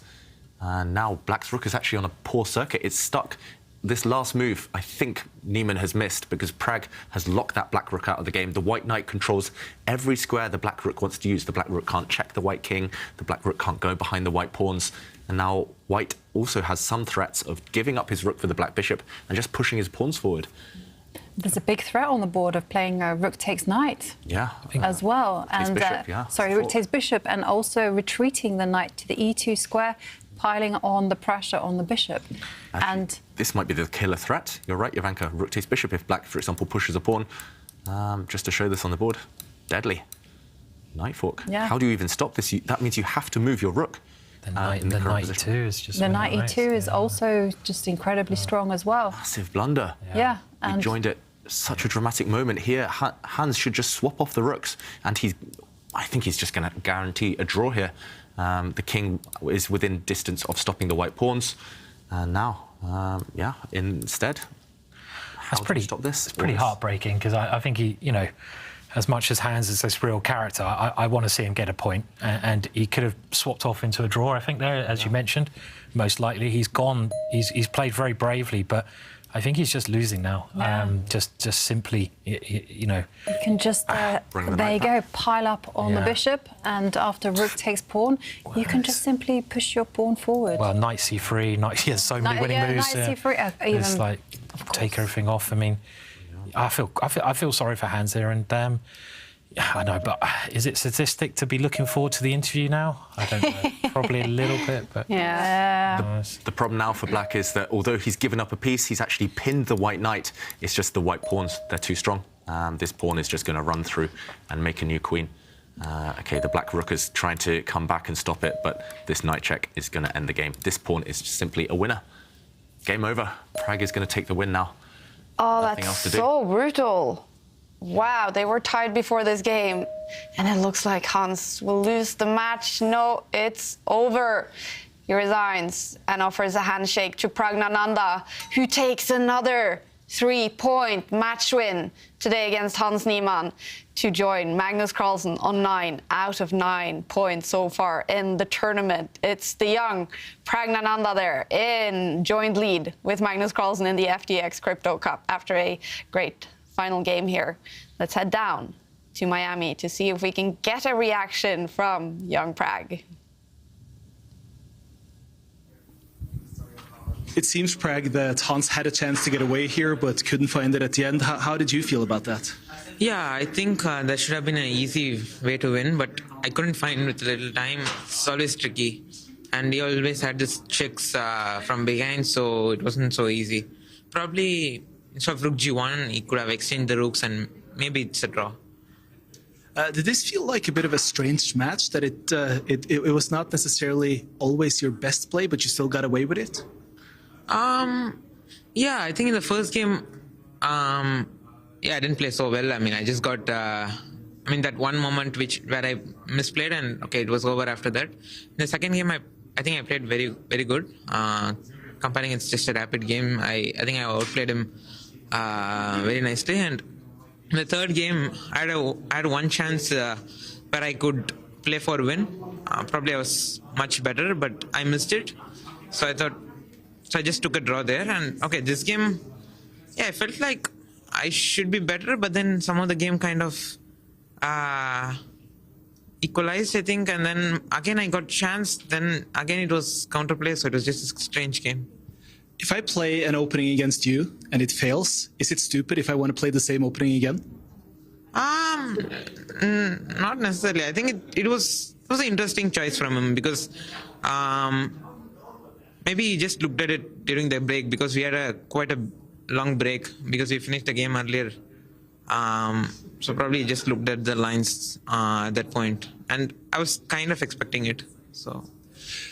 It's shaping up to be the same we saw in Oslo Esports Cup. It's you, it's Magnus Carlsen. You're battling it out, still early, but have you gained experience from last time?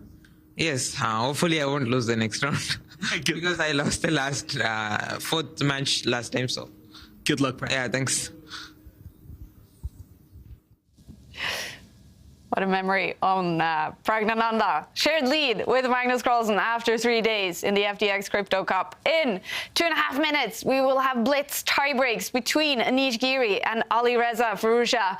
That's going to be intense and dramatic. But before that, we did have a dramatic final game between Prag and Hans Niemann. Let's take a look at it, David. Yeah, we joined the game just at its climax, just as the blunders and mistakes were creeping in.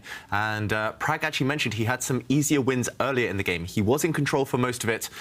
We joined just after Prag had made a small slip. Here, White should have started by pushing his pawns forward, and he has a very promising position. These pawns should decide the game in his favour. But instead, he retreated, allowing Niemann to create this pin. Very clever here. And this knight jump, now this was the key moment. Niemann had to just trade off the rooks and now try to start pushing his 2 versus 1 advantage on this flank. Black could start, for example, by pushing this pawn. I don't think White is ever going to sneak past with these 2 pawns because Black's king and Black's bishop are perfectly placed to deal with them. If the pawn pushes forward, the king can stop it, and if the other pawn pushes forward, the bishop is well within reach to guard this square. This should have ended in a draw. Everything would have got traded off, and instead, the key moment was this one. Black deciding maybe to try and play for a win, but Niemann had missed a knight retreat, the hardest type of moves to spot in chess. And of course, this knight dropping back is the key idea. You pin, you win, and of course there are forks in the air all the time. The threat is rook takes bishop, the threat is knight back, and Black couldn't stop them both. Haha. So that was the key move. And Pragnananda won the match against Hans Niemann. Let's take a look at the result. 3 matches have finished. Magnus Carlsen taking all 3 points in a very entertaining match against Levon Aronian. That win in the first game was enough for Magnus Carlsen to clinch all 3 points. Pragnananda, 3 points against Hans Niemann. Another good start to the day for Hans Niemann today, winning the first game, but losing 2 games. He also lost this match. And Liam Le, after only 3 games against Jan-Krzysztof Duda, winning 2 games. He got all 3 points, his first points in the tournament. But Anish Giri and Alireza Firouzja, that's been intense. 4 draws, and they have to decide it in blitz tiebreaks. Inside the Eden Rock in beautiful Miami, they have to wait until they can hit the beach and go out in the sun. 2 blitz games to decide the match, 1 each with the white pieces. And Anish Giri, being the highest rated player among those 2 in the tour, have chosen to start with the white pieces. And if it's still tied after those 2 blitz games, then it has to be decided in Armageddon, which would be very excited. But in the blitz, they have less time on the clock. What are the regulations for the blitz, David? So it is 2 games, 1 with each color for either player. They only have 5 minutes on the clock. They only gain 3 seconds after every move, so it's significantly quicker. It's pretty much 3 times quicker than the rapid portion, and Firouzja's got to be the favorite in these 2 games. Firouzja is super quick. He's performed very well at World Blitz Championships. Anish struggling historically on the tour in tiebreaks. Alireza Firouzja, David calling him the big favorite here in the blitz tiebreaks. And regulations have changed a little bit. Usually players have 15 minutes after the final game in round 4 to prepare, but players have agreed to only have 5 minutes after game 4. So yesterday, Duda and his opponent had 40 minutes, but these 2, it's been a short break to prepare for the blitz and to get adjusted to the shorter time control. Here we go. Anish Giri with the white pieces.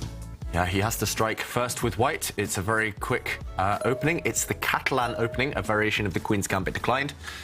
These 2 have debated this or similar variation earlier today, and this is well-known stuff. Black temporarily went a pawn up, White regained the pawn, but at the cost of bringing the queen out early. Don't try this at home. White's queen getting kicked around all over the place. But well-known stuff. And this bishop move, I think I've seen it before, but maybe not the most common. Black again, temporarily a pawn up, but Black lagging behind a development. The Black king still stuck in the center. Do you guys have much experience here? Any side you favor at this early stage? I have 0 experience. Jovanka, what about you? I mean, I like being castled, so I'll pick white, but that's about it for me. Jovanka, yourself? No, I've had some experience with the Catalan, but not necessarily in this position. And I can see from the database that it's very rare, only 1 game. The player's actually following a game that was played in May 25th between Daniel Bogdan Diak and Mustafa Yilmaz. So 2 strong grandmasters there. Two very well-prepared grandmasters, those two you mentioned there, Jovanka, known as opening experts. These two as well, clearly opening experts. Look at the clock times. I mean, we thought they'd have to adjust to blitz, kind of slashing the time, and they'd have to kind of take a few moments here and there, but no. Well, David, I mean, Firouzja was famous in the candidates for playing like a 10-hour session one night or something. So, I mean, he doesn't need to adjust. He prefers blitz. He's the blitz king, isn't he, really? So he was playing blitz and bullet chess until 5, 6 a.m. in the morning before a really important game. But this is maybe bad news for Anish Giri, because, of course, when you start with the white pieces, you kind of want to launch the first surprise. You want your opponent to think, to be caught off guard. And the fact that Alireza is only now just thinking, and we're like 18 moves in. Yeah, but Anish seems to be knowing what he's doing, and 1 extra minute on the clock could be decisive a bit later. Black does have the bishop pair and an extra pawn, but that extra pawn could be gobbled up right now. It could disappear in the centre. I'm expecting the white queen or the white knight on the b3 square to go and capture Black's pawn in the middle. And yeah, this is typical kind of Catalan strategy. White has this light squared bishop in front of his king that he wants to keep forever. And even not having the 2 bishops, it's not necessarily a problem as long as White can plant his knights on solid squares in the centre. This is the type of position that Ulf Andersson, a very famous Swedish grandmaster, would have loved. Just taking that pawn back, it's kind of sitting there. Black's pawns on the queen side, on the left side, they are slightly weak, especially that b pawn, which is advanced very far forward. Must be balanced though, roughly balanced. It's pretty balanced also because Black's dark square bishop isn't that effective either. You know, yes, as you mentioned, Black has the bishop pair, but not so many pieces on the board, and I agree with you. It's a little bit airy on the left side of the board. And, Anish asking questions already to that bishop. Yeah. I mean, it should step back. I would put it all the way back 2 squares. When in doubt, push, harry the h-pawn. That's the motto. And it's quite useful in blitz just to kind of have pawn to throw towards the enemy king, some extra breathing space for White's king as well. And the pawn has been regained. There is a threat maybe of White's queen going all the way over and capturing Black's pawn on the a7 square. And therefore, Firouzja offers a trade of queens. To take or not to take? That's the question. What do you guys think? I probably wouldn't rush to take. I maybe allow Black to take me, but I'm thinking, do I want to play the move e4 or not? Is the first thing I'm thinking of. I know, okay, of course I'm wrong, and he takes it, gets the queens off. That's an interesting question, Simon, because Black's knight in the centre looks so strong. You could kick it away with a pawn, but I guess you do block in White's light squared bishop, so very committal stuff. Yeah, it seems fairly even so far, I'd say. There's not too much happening here at the moment, but Anish kind of likes these kind of positions generally as well, doesn't he? But how do you get... I mean, the Black Knight seems like a beast to me. How do you get rid of it? I don't want to give up my bishop for it. If I use my pawn, it's not ideal pushing that pawn in these structures. Well, I was going to say one thing, though. I mean, maybe if we forget about that knight in the centre and just kind of focus on that light square bishop that Black has, it doesn't have too many squares. I mean, we saw it develop to the edge of the board, and I can just see now that the rook can perhaps come to the 6th row. I'm just kind of advocating playing around that magnificent beast in the middle and instead kick it back later on. Black's bishops do have some very nice squares, though. Black's dark squared bishop can move. You love the bishops, David, don't you? I mean, you were going to get them tattooed. You'd take Black here, wouldn't you? Would you? I'm not sure. I'm maybe more used to these positions from the white side. I like to play these kind of Catalans or Catalan-esque type of positions, but... So, David, you mentioned... Bishops, yeah, it's got to be the bishops. Obviously, you know, your great performance at the Olympiad, and you play these types of structures a lot, the Catalan, and, you know, I was thinking, maybe I should try to play like David, learn a bit. How would I learn to play like you? I mean, like, obviously a bit of opening theory, let's forget about that. You said Ulf Andersson, should I study his games? I mean, any little tips for me? Study Anish Giri's games. If you want to kind of play one of my heroes when I was younger was Vladimir Kramnik, and he was the one who kind of taught me the love of the Catalan and this kind of pawn structure with white. There are heroes out there in every opening, I guess, Simon. Yeah. And I was thinking about it. I was thinking, hang on a second, isn't this like the English school of chess these days? Because you have Mickey Adams as well as David, Luke Shane, they're all in it for the long haul. We like to grind. Yeah, like to grind. And now Ravi Harrier is coming through, who's also very good at massaging out those small endgame advantages. Maybe you've inspired. Yeah, it's definitely different from the old English school of chess, where it was about kind of more direct chess, more attacking. Meanwhile, the rooks have disappeared, so this one is fizzling out slightly. Still a piece in balance. Black having the bishop pair, white having the knights, white having the better pawn structure. And yeah, Simon, I mean, the way I learned to play these types of endgames was going through games of Ulf Andersson, of Vladimir Kramnik, of Karpov, these endgame players who seem to just squeeze water out of a stone every time, and that's what Anish needs to do here. It's a minimal advantage for white, if anything, and he needs to take advantage of the fact that maybe black's doubled B-pawns are slightly weak. So maybe people kind of tend to forget that when they're trying to learn an opening, they just concentrate on the first 15 moves, and then they stop. Yeah. You know, I mean, that seems to be quite a current trend, but I mean, I know something I try doing the chessboard courses I create is have some model games of the players who play it and look at what they do in the middle game. And I think this is something that you've really got to do. You've got to study experts and study what they do in the middle part of the game, because the opening is just a way to get into certain structures, and I don't know these structures. So I'd like to see this kind of position and how top players go about playing it and learn strategies that I can remember. So I think it's so important. So, and Ulf Andersson, believe it or not, is one of my favourite players, which people would not believe, even though I don't really copy a lot. You're like twins. Yeah. I don't really copy his ideas, but I appreciate them. Yeah. So, fantastic player. Yeah, and I mean, you're completely right there, Simon. I mean, before my laptop died a couple of weeks ago, I always have databases. There's always two databases on every opening. One is kind of the opening theory, where you have to just memorize, learn, knuckle down, and kind of commit those to your understanding. And the other one is model games, every opening. In the Catalan, especially, there's maybe two variations where I've got Anish Giri, a bunch of model games by him, and he loves this type of pawn structure. Normally, he loves this type of position where there's minimal risk for white. Now just defending his knights, both the white knights on stable squares. He's really trying to target those two black pawns on the queen side. Yeah. And so whilst Anish is working hard at trying to grind out this advantage, you kind of mentioned databases there. And one of my recent dilemmas is how on earth do I store this information? Do you store it in lots of little databases? Like, for instance, you mentioned these endgame grinds. I mean, do you store this like rook endings? Or do you kind of, and when it comes to openings as well, do you have like one specific opening database? I mean, I guess it's like when people study for exams at school, everyone organizes things differently. I mean, I've always been a bit disorganized with the way I structure my opening notes, but yeah, there's always been at least one or two clear ways. I always have one database just with the notes, just with the model games, where if I need inspiration, if I'm not in the mood to memorize, that's what I go to. But yeah, I know some people who have dozens of different databases just for one opening on different lines. You just have to label things where you can find them. All the top players, they talk about opening notes too much. That's why I went back years ago and just kind of organized everything, and then I realized I can't find them, or I can't find my opening notes. But meanwhile, there's a big decision to be made on the board, and Anish Giri, he's frowning, spending quite a lot of time on this one critical moment. And the top players, I guess, they always spend time, even in blitz, when there's a capture, and it's just weighing up the pros and cons. What do you guys think? Bishop takes knight. Should white play it?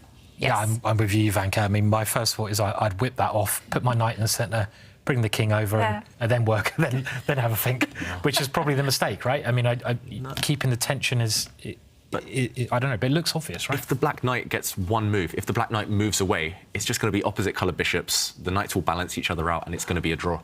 So Anish, if he wants to win this game, and he has to try with white, just take that knight. I still think there's minimal risk. You're not risking anything, really. I mean, you can put the white king where the white knight is. Yeah. Looks like a lovely square for the king, and you've got a simple winning plan as white if you do take the knight. Yeah. So, to me, taking the knight... To me, also, is a no-brainer, but, OK, he doesn't do it. Maybe he was afraid of the black king kind of wandering around as well, but, you know. But here there's... See, the knight moves away and the chance is gone. That's been the theme of Anish's tournament against Magnus on day one. He had opportunities. He didn't take risks at all when he had the opportunity. And there, he could have just shattered the black pawn structure. Black would have had double pawns and an isolated pawn in the centre. Worst comes to worst, you just lock it down as white. You just kind of create a blockade, draw. OK, but this one's going to be a draw anyway now, most likely. I guess he still wants to journey over with the white king, Simon, as you mentioned. Yep. Yeah. OK, still some chances. Maybe I'm being too harsh on Anish, but... But it's difficult, actually, because the white king can't just wander over to the left and start looking at some pawns because, of course, you know, black is also playing the game and white also has some potentially weak pawns on the right side. I mean, just looking at the f2 pawn, that is going to be a target. You need to have an eye on that, on the defense of that pawn. Yeah, I'm just worried because the white king, as soon as it starts running, there is risk involved, right? And the other option, bishop takes knight, just a few moves ago, there was zero risk involved, really. It also takes... I like this move by black. Yeah. It seems like white's pawns on the king's side are on the wrong colour, kind of, because there are always going to be targets to black's pieces, right? Fixed on dart squares. Fixed on dart squares. I mean, this is the only way you can try to cover a knight jump, and now you've got to get your king towards the queen side, right? But I don't know. It looks like black's doing a good job of holding so far. I think Anish is playing quite well. I mean, I thought now was the chance to kind of give a check and run with the king. But, OK.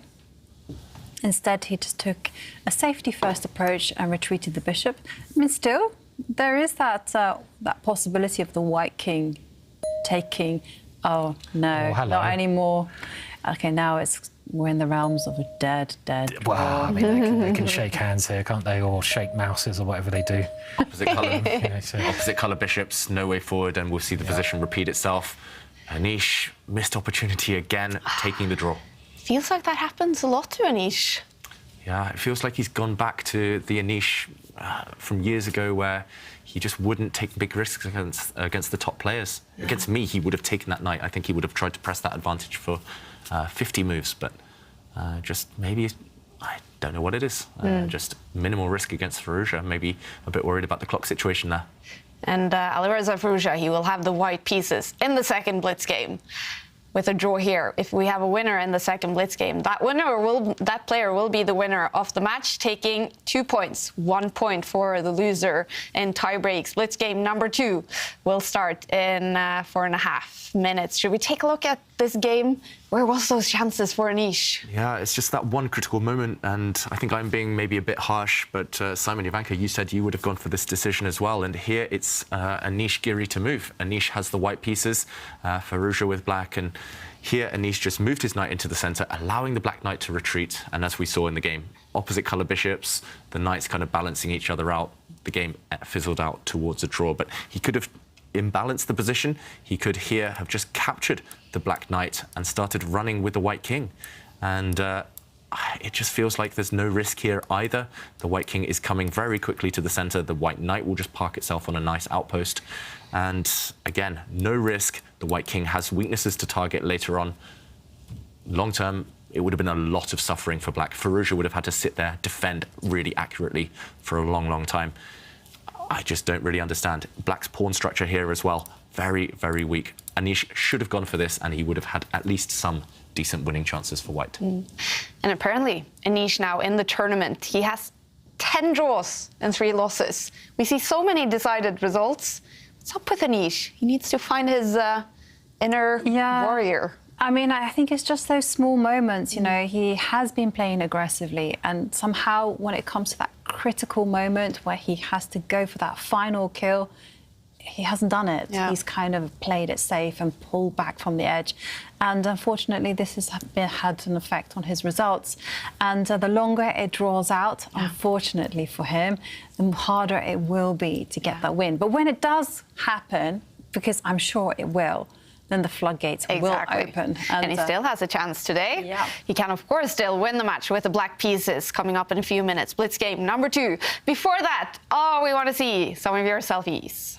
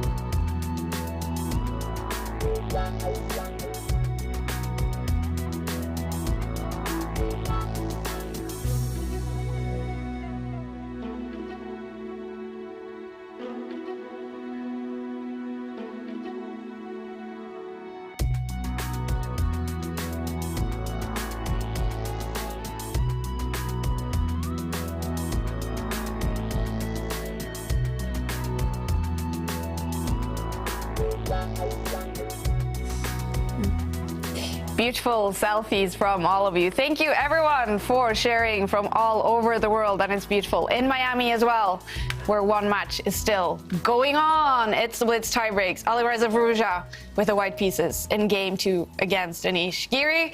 The first one was a draw, so if we have a winner in this one, that will be the winner of the match. Here we go.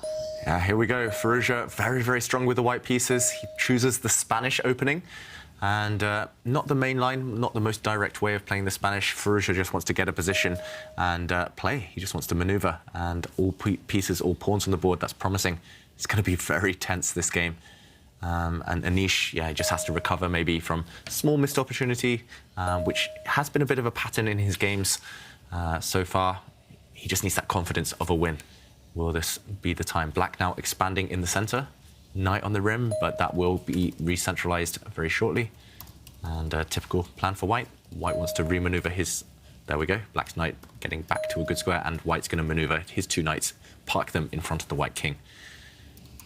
Yeah, I've seen Firouzja have these types of positions thousands of times online. He loves this, especially in Blitz. Yeah. It's very easy plans for White. And Anish seems to be knowing what to do as well, because I saw him give a quick nod of his head. You know, he knows exactly, and he's prepared for this.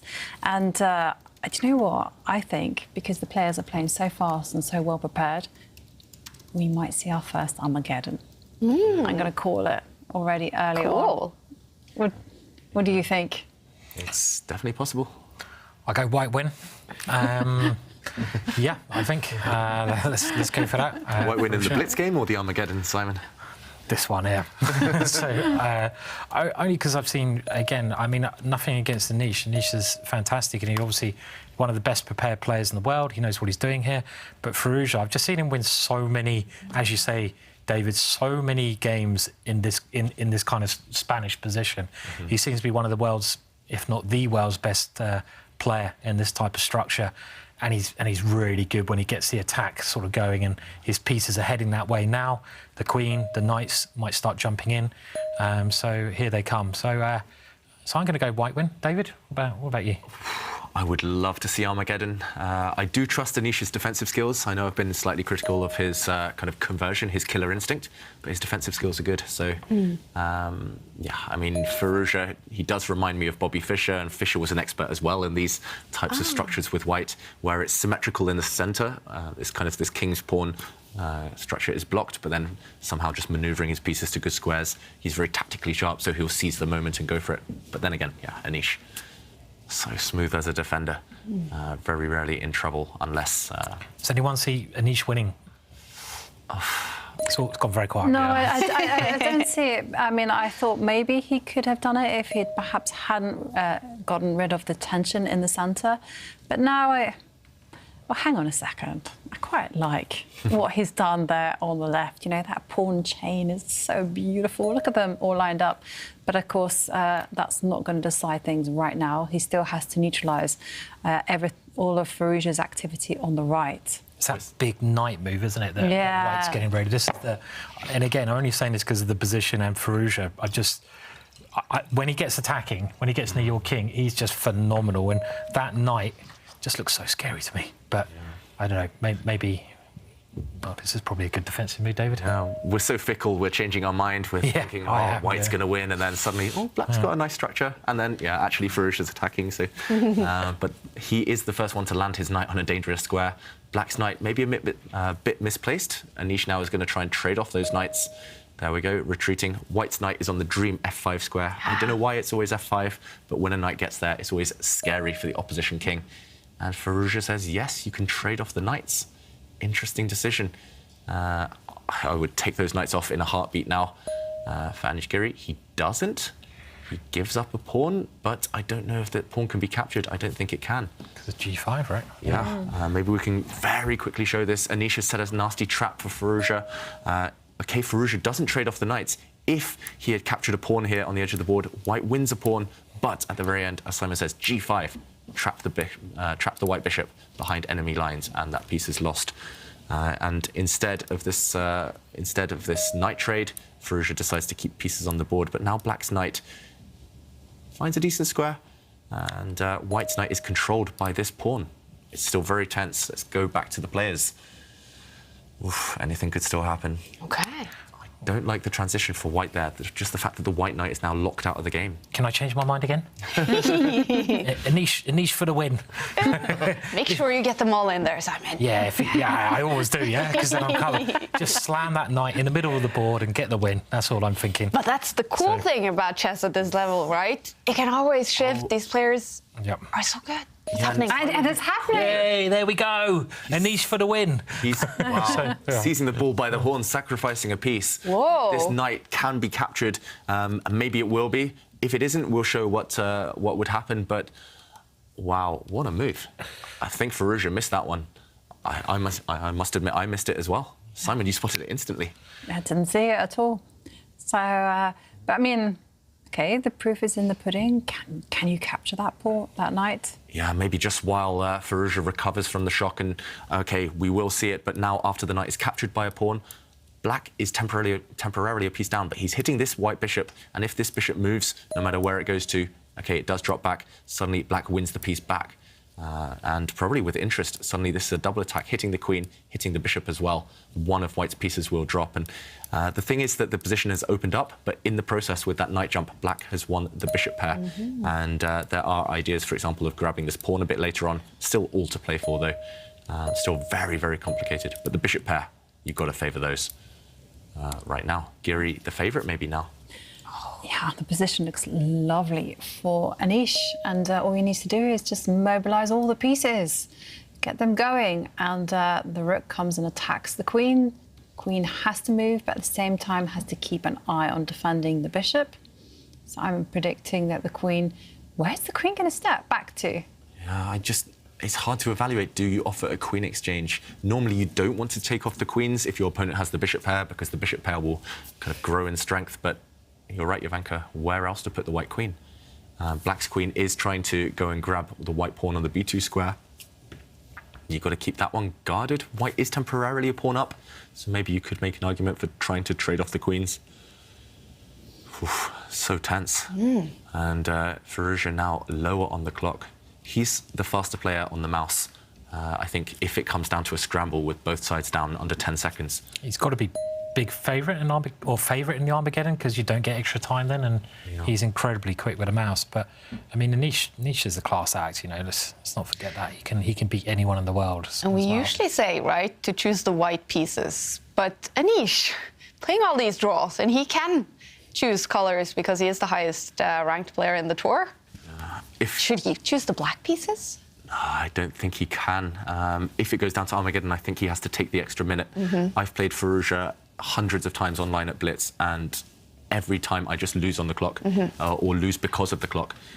He's just so fast. I remember one game, it was Rook versus Rook, a dead draw, and he had 10 seconds, I had 9 seconds, and he still had 9 seconds when I lost on time. He was just bang, bang, bang, instantly. Whoa. It's just, you can't keep up with him. So I think Giri has to take the time. Move that quickly. It's just incredible. Yeah. And, well, he's grabbed the pawn there as well, Anish down there. So this is a dangerous bishop, though, to White's got. And look at the bar! Look at the bar! Look at the bar!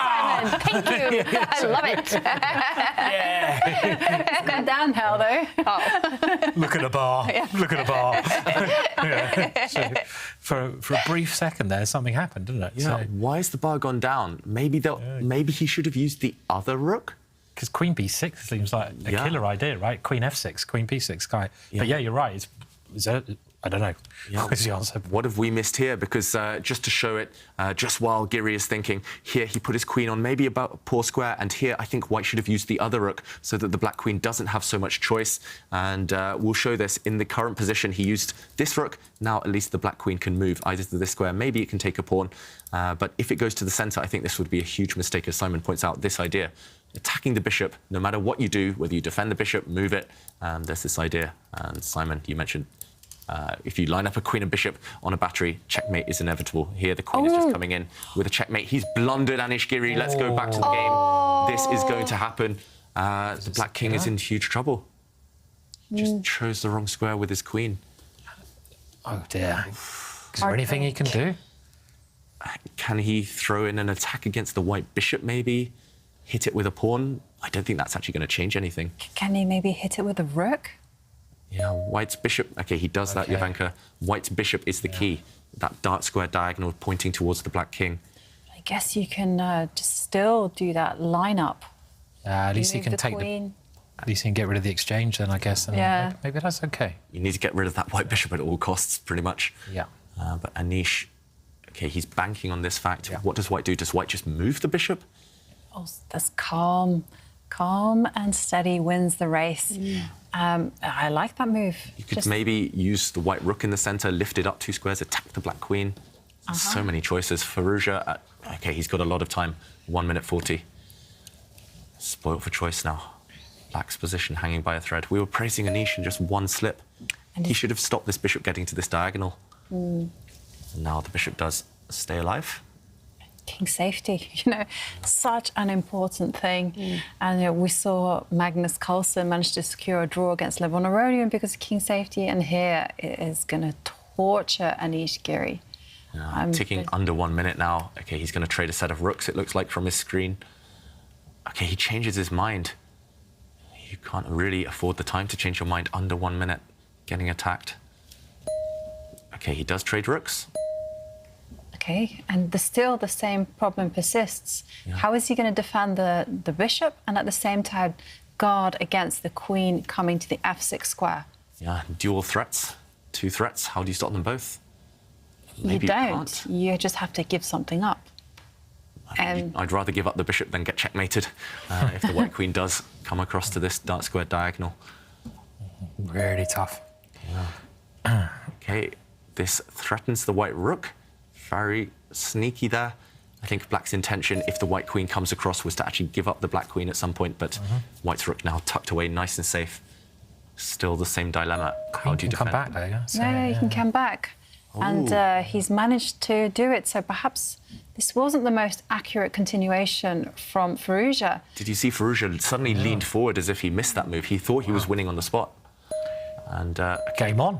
Game on again. Yeah, like it. Yeah, suddenly White can't checkmate. White's queen and bishop can line up on this dark square diagonal, but Black can block that. now that the black queen is defending. Okay, he does go one pawn up for Ruja. He's still the favourite. And however, that defensive effort from Anish did cost him a lot of time, and now he has nearly a 50-second deficit over Alireza. Yeah, also when pawns are just on one side of the board, knights tend to be a bit better than bishops. Black's bishop will just be staring down at some white pawns, which I guess are going to be quite well defended soon. White's knight will be flexible to jump around on dark and light squares. So this one, I think with best play, should still be very good for white. But okay, for Ruja, he hasn't won it yet. Giri's defending super well. We praised his defensive skills earlier. And still 30 seconds down on the clock. Rearranging his bishop, putting it on a different diagonal. White does have double G-pawns, maybe losing some flexibility there, but at least all the pawns are protected now. Now, do you swap the queens off or not? I mean, question. Yes, because you might be able to swap them off here by moving your queen 2 square forwards, but it's a bit of a tough ending that, yeah, with the knight, as you said, David. A knight, this is where the knight's better than the bishop, when the pawns are all on one side of the board. 7 5 seconds, yeah, 5 seconds. seconds. Okay, he goes for a check. Okay. King. White king has a very safe square. Now a threat on the board. Black's queen wants to hit the king from another angle, from the H file. And a check from Firouzja. Both queens are just trying to find their dream squares. I like what Firouzja's done there, just defending everything. And, okay, pushing forward. He's got a really strong idea now. If that white knight can jump into the position, then he'll be winning. So can't quite do it. Can he push the pawn to f4 and then do it? Is a question. Yeah. I mean, that looks tactically like a killer blow, and he's done it. Right, Simon. It's a family fork, isn't it? If you can just pick up that white knight, plant it on f6 in an endgame, in the current position, anywhere, that white knight on f6 will just win the game. And even here, you can probably exchange queens if you want to. A very promising position, but Is there more? It's also tempting just to go forward with your pawns. Yeah. F for forward, push the f pawn. Destabilize the black king that little bit more. Okay, and it's on the board. Yeah, those are two very scary pawns, those two white pawns marching forward. Black's king now also slightly opened up. And Then again, the black Firouzja, bishop's okay. 10 seconds. He has to take some quick decisions. Time is ticking.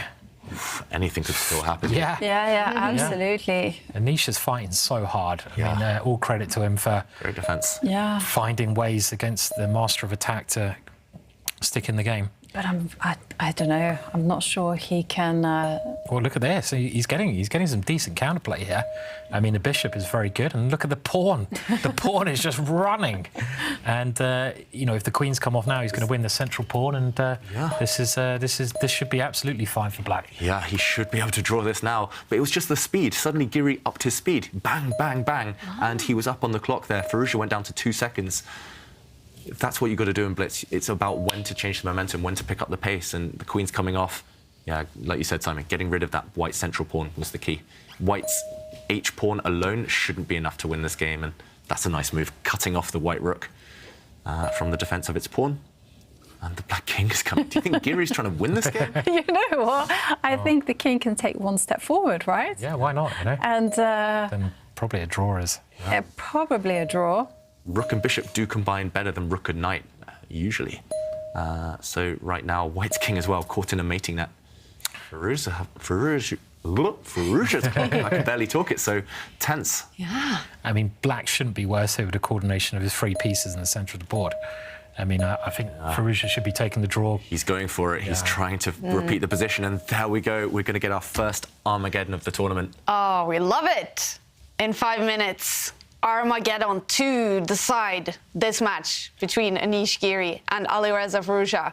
Anish Giri, he has the advantage of choosing colors. He has still not won a single game in the FTX Crypto Cup. Will he choose the white pieces where he have to win, or will he choose the black pieces where a draw is enough? Let's head down to Miami, because I think we can get an answer with tour director Arne. That means we're ready for the tour's first Armageddon. And Arne Horvei, tour director, who gets to choose which color they want to play with in Armageddon? It's the highest seeded player that gets that choice. So that's actually the Champions Chess Tour rating you're talking about? Tour rating, yes, that's the one. And when it comes to Giri and Furusha, who is the highest rated player? Actually, it is Furusha. So that means Furusha gets to choose the color. Oh. Wow. So Furusha, Interesting. he's gonna choose white. He's gonna have that extra minute, 5 minutes against 4 minutes, and yeah, he's quick. He's gonna back himself. He nearly won that last game with white, and that was with level time. So that is a huge factor in Furusha's favor. Yeah, you're 100% sure he's going to choose the white pieces then. Of course. Yeah. You know, Question. 5 minutes against 4 minutes.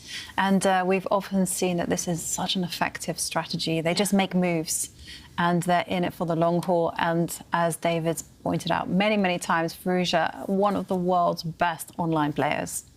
And fastest. Absolutely. Oh, you know, guys, Armageddon. Blitz is dramatic, but Armageddon, no increment. That's going to be intense, and it starts in a little over 3 minutes. Something else that is intense is naming as many Grandmasters as you can in 30 seconds. And here is our next challenger in the FTX Crypto Cup Challenge.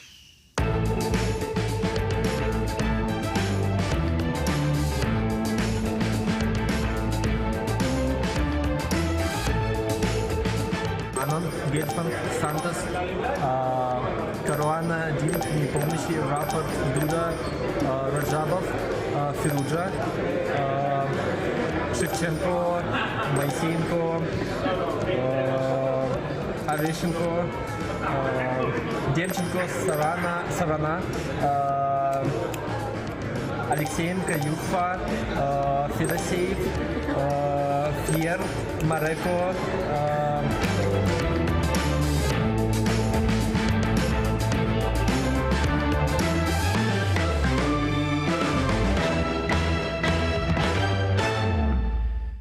Nicely done by Andrei Esipenko, naming many Grandmasters there in the challenge. And challenge yourself as well. Post your video naming as many Grandmasters as you can in 30 seconds on Twitter using hashtag ChessChamps, or challenge your friends as well. It's a cool challenge. It's a difficult challenge. And another difficult challenge is playing Armageddon. It starts in 2 minutes. And of course, we now know Alireza Furusha has chosen to play with the white pieces. And what are the regulations in Armageddon, David? So this time, no increment. That is the key. White will have 5 minutes, black will have 4 minutes, but a draw will count as a win for black. So white has to win, but white gets that 1 extra minute. Yeah. And a draw for Anish Giri. That is enough. He is an expert in getting those draws. 10 draws, 11 draws now so far in the tournament. Yeah, you know, that does bode well, but, you know, he did have more time on the clock. He did have increment. This is going to be such a tough game, but you never know. I love the underdog story, so we will see. You know, Alireza Furusha, he is the firm favourite, but anything can happen because ultimately it's the moves that matter. But I have to say, Anish Giri, he is almost unbeatable. He rarely loses games, Simon. Do you also hold Furusha as a big favourite now in Armageddon? Or what kind of chances do you give Anish? I'm going to go Anish. Oh, yes. I'm going to go Anish. Come on. Come on, Anish. Just hold all. Because that's all he needs to do. Park the bus. Park the bus, hold it, yeah. Get all the analogies in. Yeah. Not having that extra time, though, is a massive thing. Getting the added time is a safety net you always have. And now not getting extra seconds, they have to up the speed yet again. It's going to be hard to adjust to that, but yeah, he's going to hold. It's going to be intense. Anish Giri will have the black pieces. Inside the Eden Rock on Miami Beach, we finally have Armageddon tiebreaks to decide this match. If it is a win for Alireza Furusha, he will gain 2 points, 1 point for Anish. If it is a draw or a win for Anish, then he will gain those 2 points. He is on 0 points so far in the tournament, Anish. He needs to start stacking up some points. This is going to be a lot of fun. It's going to be dramatic. And I remember the first time I saw Armageddon chess, it was Magnus Carlsen in some Zurich tournament, I think. And I remember we were so used to Magnus being a very healthy, he almost only drank water, didn't eat chocolate. But he did say before that that's when he had a Coca-Cola. He needed sugar to get ready because it's a long day. These two have been playing for many hours now. Is this a good time to get some sugar, some adrenaline? It makes sense to have that kind of that hit of energy, and especially when you're constantly changing time controls, you don't want to be kind of stuck in the same mindset as the previous game. And yeah, it's all about that speed. It's all about just this, basically. Speed of thought, speed of mouse. And yeah, I wonder what these two players have been doing. Snacking up, maybe, fueling up.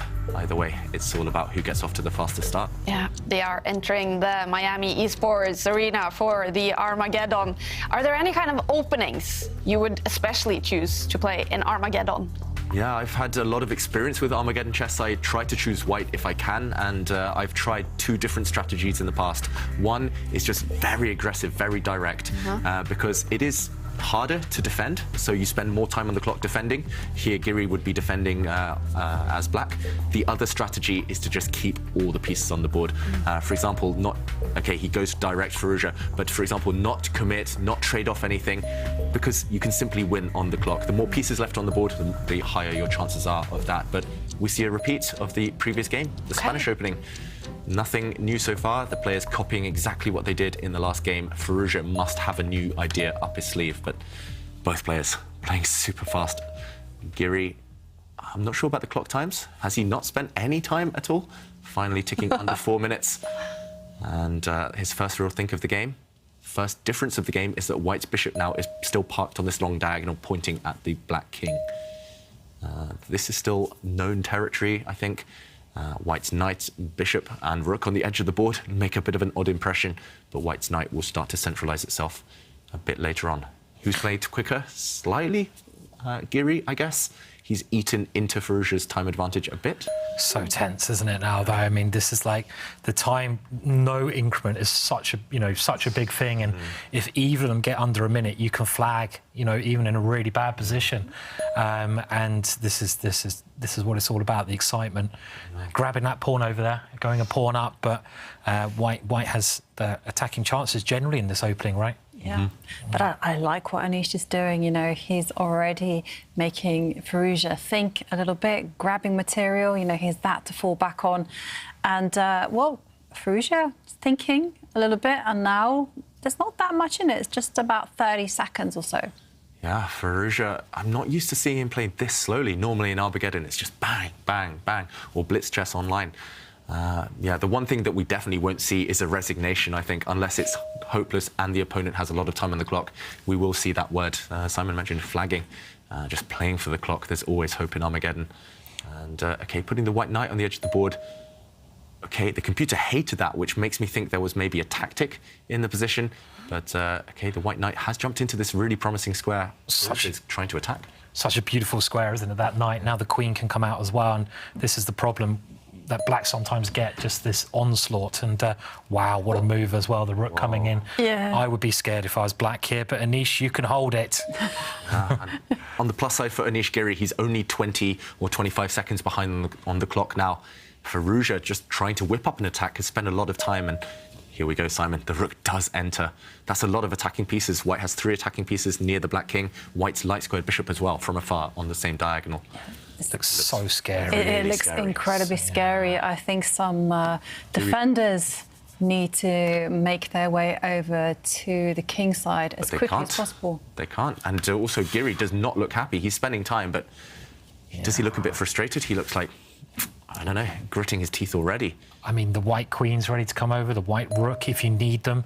He's trying to get rid of some pieces, but look how many white attackers there are. Let's bring the queen over. I mean, I'd love to have this position as white. And David, he's going for your first approach here. I think Firouzja, just go for the kill. Get everything over there. And, maybe there's something, a really strong sacrifice here, but just moving the queen looks natural and good. Move first, think later. You're right, Simon. Just gravitate towards that black king. I mean, they're all stacked up. They're literally just queuing up, ready to pounce.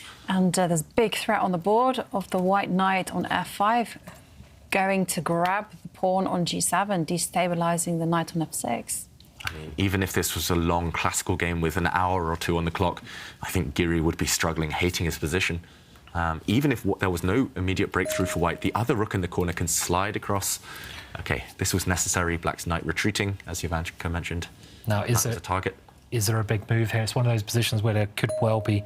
He's keeping it simple for now. He's still got those 3 pieces, right? Yeah. So the other white knight sitting there on the edge of the board can start moving over. First, he threatens some nasty stuff, lining up on, against the black king.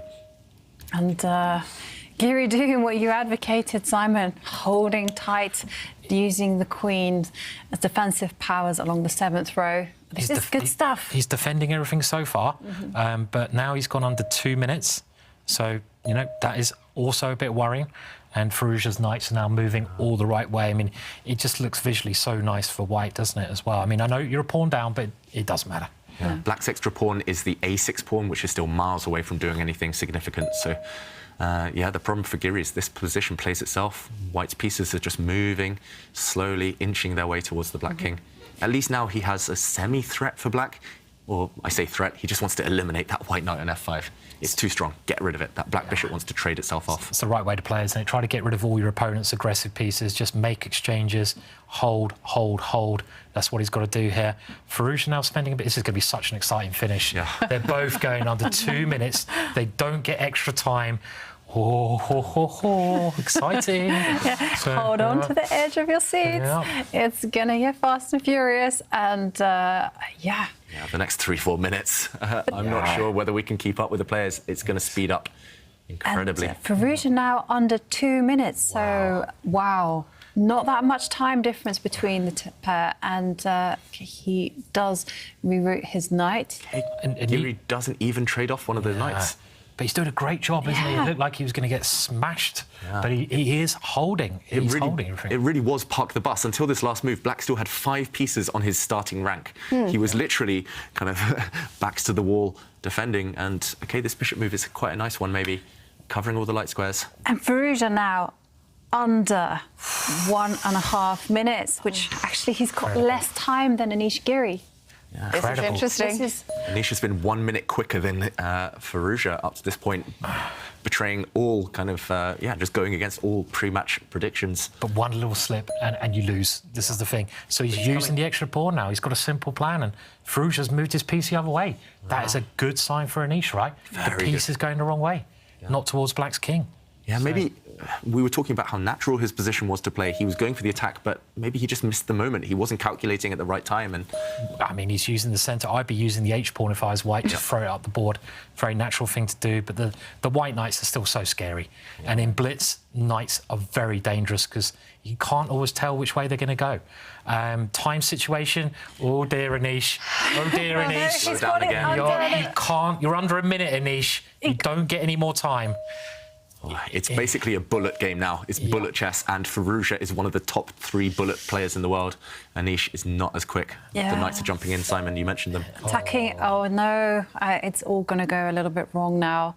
I just, for who? For Anish, you know, look at White's pieces. They're so active. That knight is getting ready to jump onto the e6 square. And now it's the rooks that are coming towards Black. He's still holding. He's still holding. He's doing a brilliant job so far. But the pressure's building at the time. It's taking him 1 second per move. And Firouzja is just banging out those moves, isn't he? This is classic Firouzja. He doesn't even care that he's a pawn down. He's happy just to have that extra 20 seconds on the clock. And slowly he's going to start creeping forward and creating threats. And has Anish just blundered a pawn? There we go. Oh, no. He was defending so well, but that's what happens when you're rushing 40 seconds on the clock. Now White's pieces are stacked up on the f-file. It's again backs to the wall, and he's blundered again, walked into a knight fork. Oh. Yeah. 2 black rooks attacked at the same time, and this one is almost over. The black knight kicked away. He's still fighting, though, attacking White's rook with his queen. 28 seconds, and the position is... He just, I mean... hopeless, unfortunately. Yeah, Firouzja just went up a gear, didn't he? He went into overdrive, and very hard to deal with that and not blunder when you're facing that brilliancy. And there we go, offering the queen trade. White is, after all, a rook for knight up. White also has an extra pawn. All you need to do is trade off the queens. All you need to do is somehow check the black king. The black king's in a mating net. 13 seconds. No chance anymore for Giri. No. And the rooks are coming, and look at Firouzja. He's just belting out those moves. Giri's pretty much out of time now, under 10 seconds. Firouzja still up at 30 seconds. He's just got that extra gear, Firouzja, when he really needs to. It's incredible. I mean, look at that. Look, he's incredibly quick, isn't he? And checkmate on the board in the next couple of moves. Giri gives up. Oh no, it's another match loss for Anish Giri, but he took it all the way to Armageddon today. He gets 1 point for losing in tie breaks, but it's a match win for Alireza Firouzja. 2 points for him. We're going to go down to Sverige to get some reactions. Hopefully, no, from the players. Yeah. Anish, let's hear from him. Yes, we have. We have Anish who stopped by here. He turned into a bullet match after a while there. Yeah, I mean, I blundered F6 pawn, but at that point I was mostly looking at the time, and I'm a little down, and it's a bullet game, and he's like pretty good at this flagging stuff. So I think I was kind of doomed at that point. My position was not good enough. Maybe objectively, comp will say it's comfortable for black, but like. No, I think even objectively he's probably good for white, like white is not worse, and it's just very hard to move. My knight on G7 is bad, and yeah, it was no increment. At some point I didn't know it, and then I looked at some point there was no increment. It was still early, but yeah, it's just hard. My position was hard to play a little bit, like it's okay, but it's passive, and at the end he's gonna flag me some. But overall I'm satisfied with today's result. I think I got on the scoreboard against an opponent like this. It's not easy when things are not going your way, so I was happy with that. And I think the match, okay, with lots of up and downs, lots of mistakes, but overall I was fighting more or less on equal terms, and I'm happy with that. Thank you for that, Anish. And just based on how you summarized his, I'm going to call it his bullet game. You're not surprised that he chose white, are you? I chose black. You chose black, yeah. Thank you. But I thought we played all the draws so far, so mathematically it should be good. And our games were crazy, like everybody could win, but I thought having a draw is good. Yeah, I think my position was just never comfortable enough, like in blitz bullet terms. But it was, I don't know, it's hard to say. Like, it was an okay game. Maybe, you know, he could also blunder at some point. He just didn't, so. Thank you so much for taking the time, Anish. And as we hear here, it was actually a decision that we were not aware of, where the arbiter has said that it was Anish who was going to choose, probably based on Firouzja's lack of tournament games previously. So actually, Anish chose black. Yeah, apparently. But black pieces, Anish wasn't able to win the match. He gets 1 point, though. These are the results from the blitz tiebreak and the match. Anish Giri and Alireza Firouzja, 4 draws in their intense match. And in those blitz tiebreaks, Alireza Firouzja, he was a big favorite because he's just a demon when it comes to speed chess. But it was 2 draws, but in that Armageddon with the white pieces, he was able to get that win he needed in the Armageddon. 2 points for Firouzja and 1 point for Anish. So let's take a look at the standings after 3 out of 7 rounds in the FTX Crypto Cup. Hans Niemann is now the only player stuck on 0 points, but he's winning some games. So he's getting more dangerous. Hans Niemann, Anish Giri getting his first point, but losing all his matches so far. Anish, and on top of the table, Magnus Carlsen and Pragnananda, both 3 out of 3 match wins so far in the tournament. Who do you think now, David, will win the FTX Crypto Cup? Before the tournament, I said maybe Levon Aronian. He had a setback today against Magnus.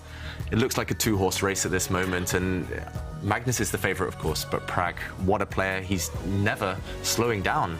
He's just accelerating, getting better every day. So I don't care who wins at this point. I'm just excited that we're seeing such drama. Absolutely. And then, of course, Anish still hasn't won a match. What would you tell him if you were his coach or his friend, Simon? Well, the first thing I like to say is just, you know, the way he spoke at there, you know, after losing a really painful match. He was really well spoken, and, you know, I mean, what a star for doing that. And he's got to be respected massively for, you know, for not being so annoyed and, you know, just giving that talk there. The advice I could give, he's just got to keep going, you know, keep going. He's good enough to win many matches, so keep at it, you know. Absolutely. Yeah. And it's been a very enjoyable chess for everyone watching, at least, and it's been very enjoyable to also see your selfies. And we're going to pick a winner, Jovanka. Yeah, you know, I also have to say thank you to everyone for sending in your selfies. They've been a lot of fun. Beautiful, beautiful locations. And there has to be one winner of our Air Things View Plus, and that goes to Doge TK, who showed us a complete chest sleeve on their right forearm. You know, how could this not win with Bobby Fischer and Spassky tattooed on their arms? Big congratulations to you, Doge TK, and well done. Yeah. An Air Things device will be coming to you. Congratulations and thank you for sharing your selfie. Now, day 4 is coming up tomorrow. Let's take a look at the matchups coming up. Day 4 in the FTX Crypto Cup. Alireza Firouzja coming now from a match win. He's going to face Jan-Krzysztof Duda, who lost today's match. Magnus Carlsen against Lee Emle. They both won their matches today.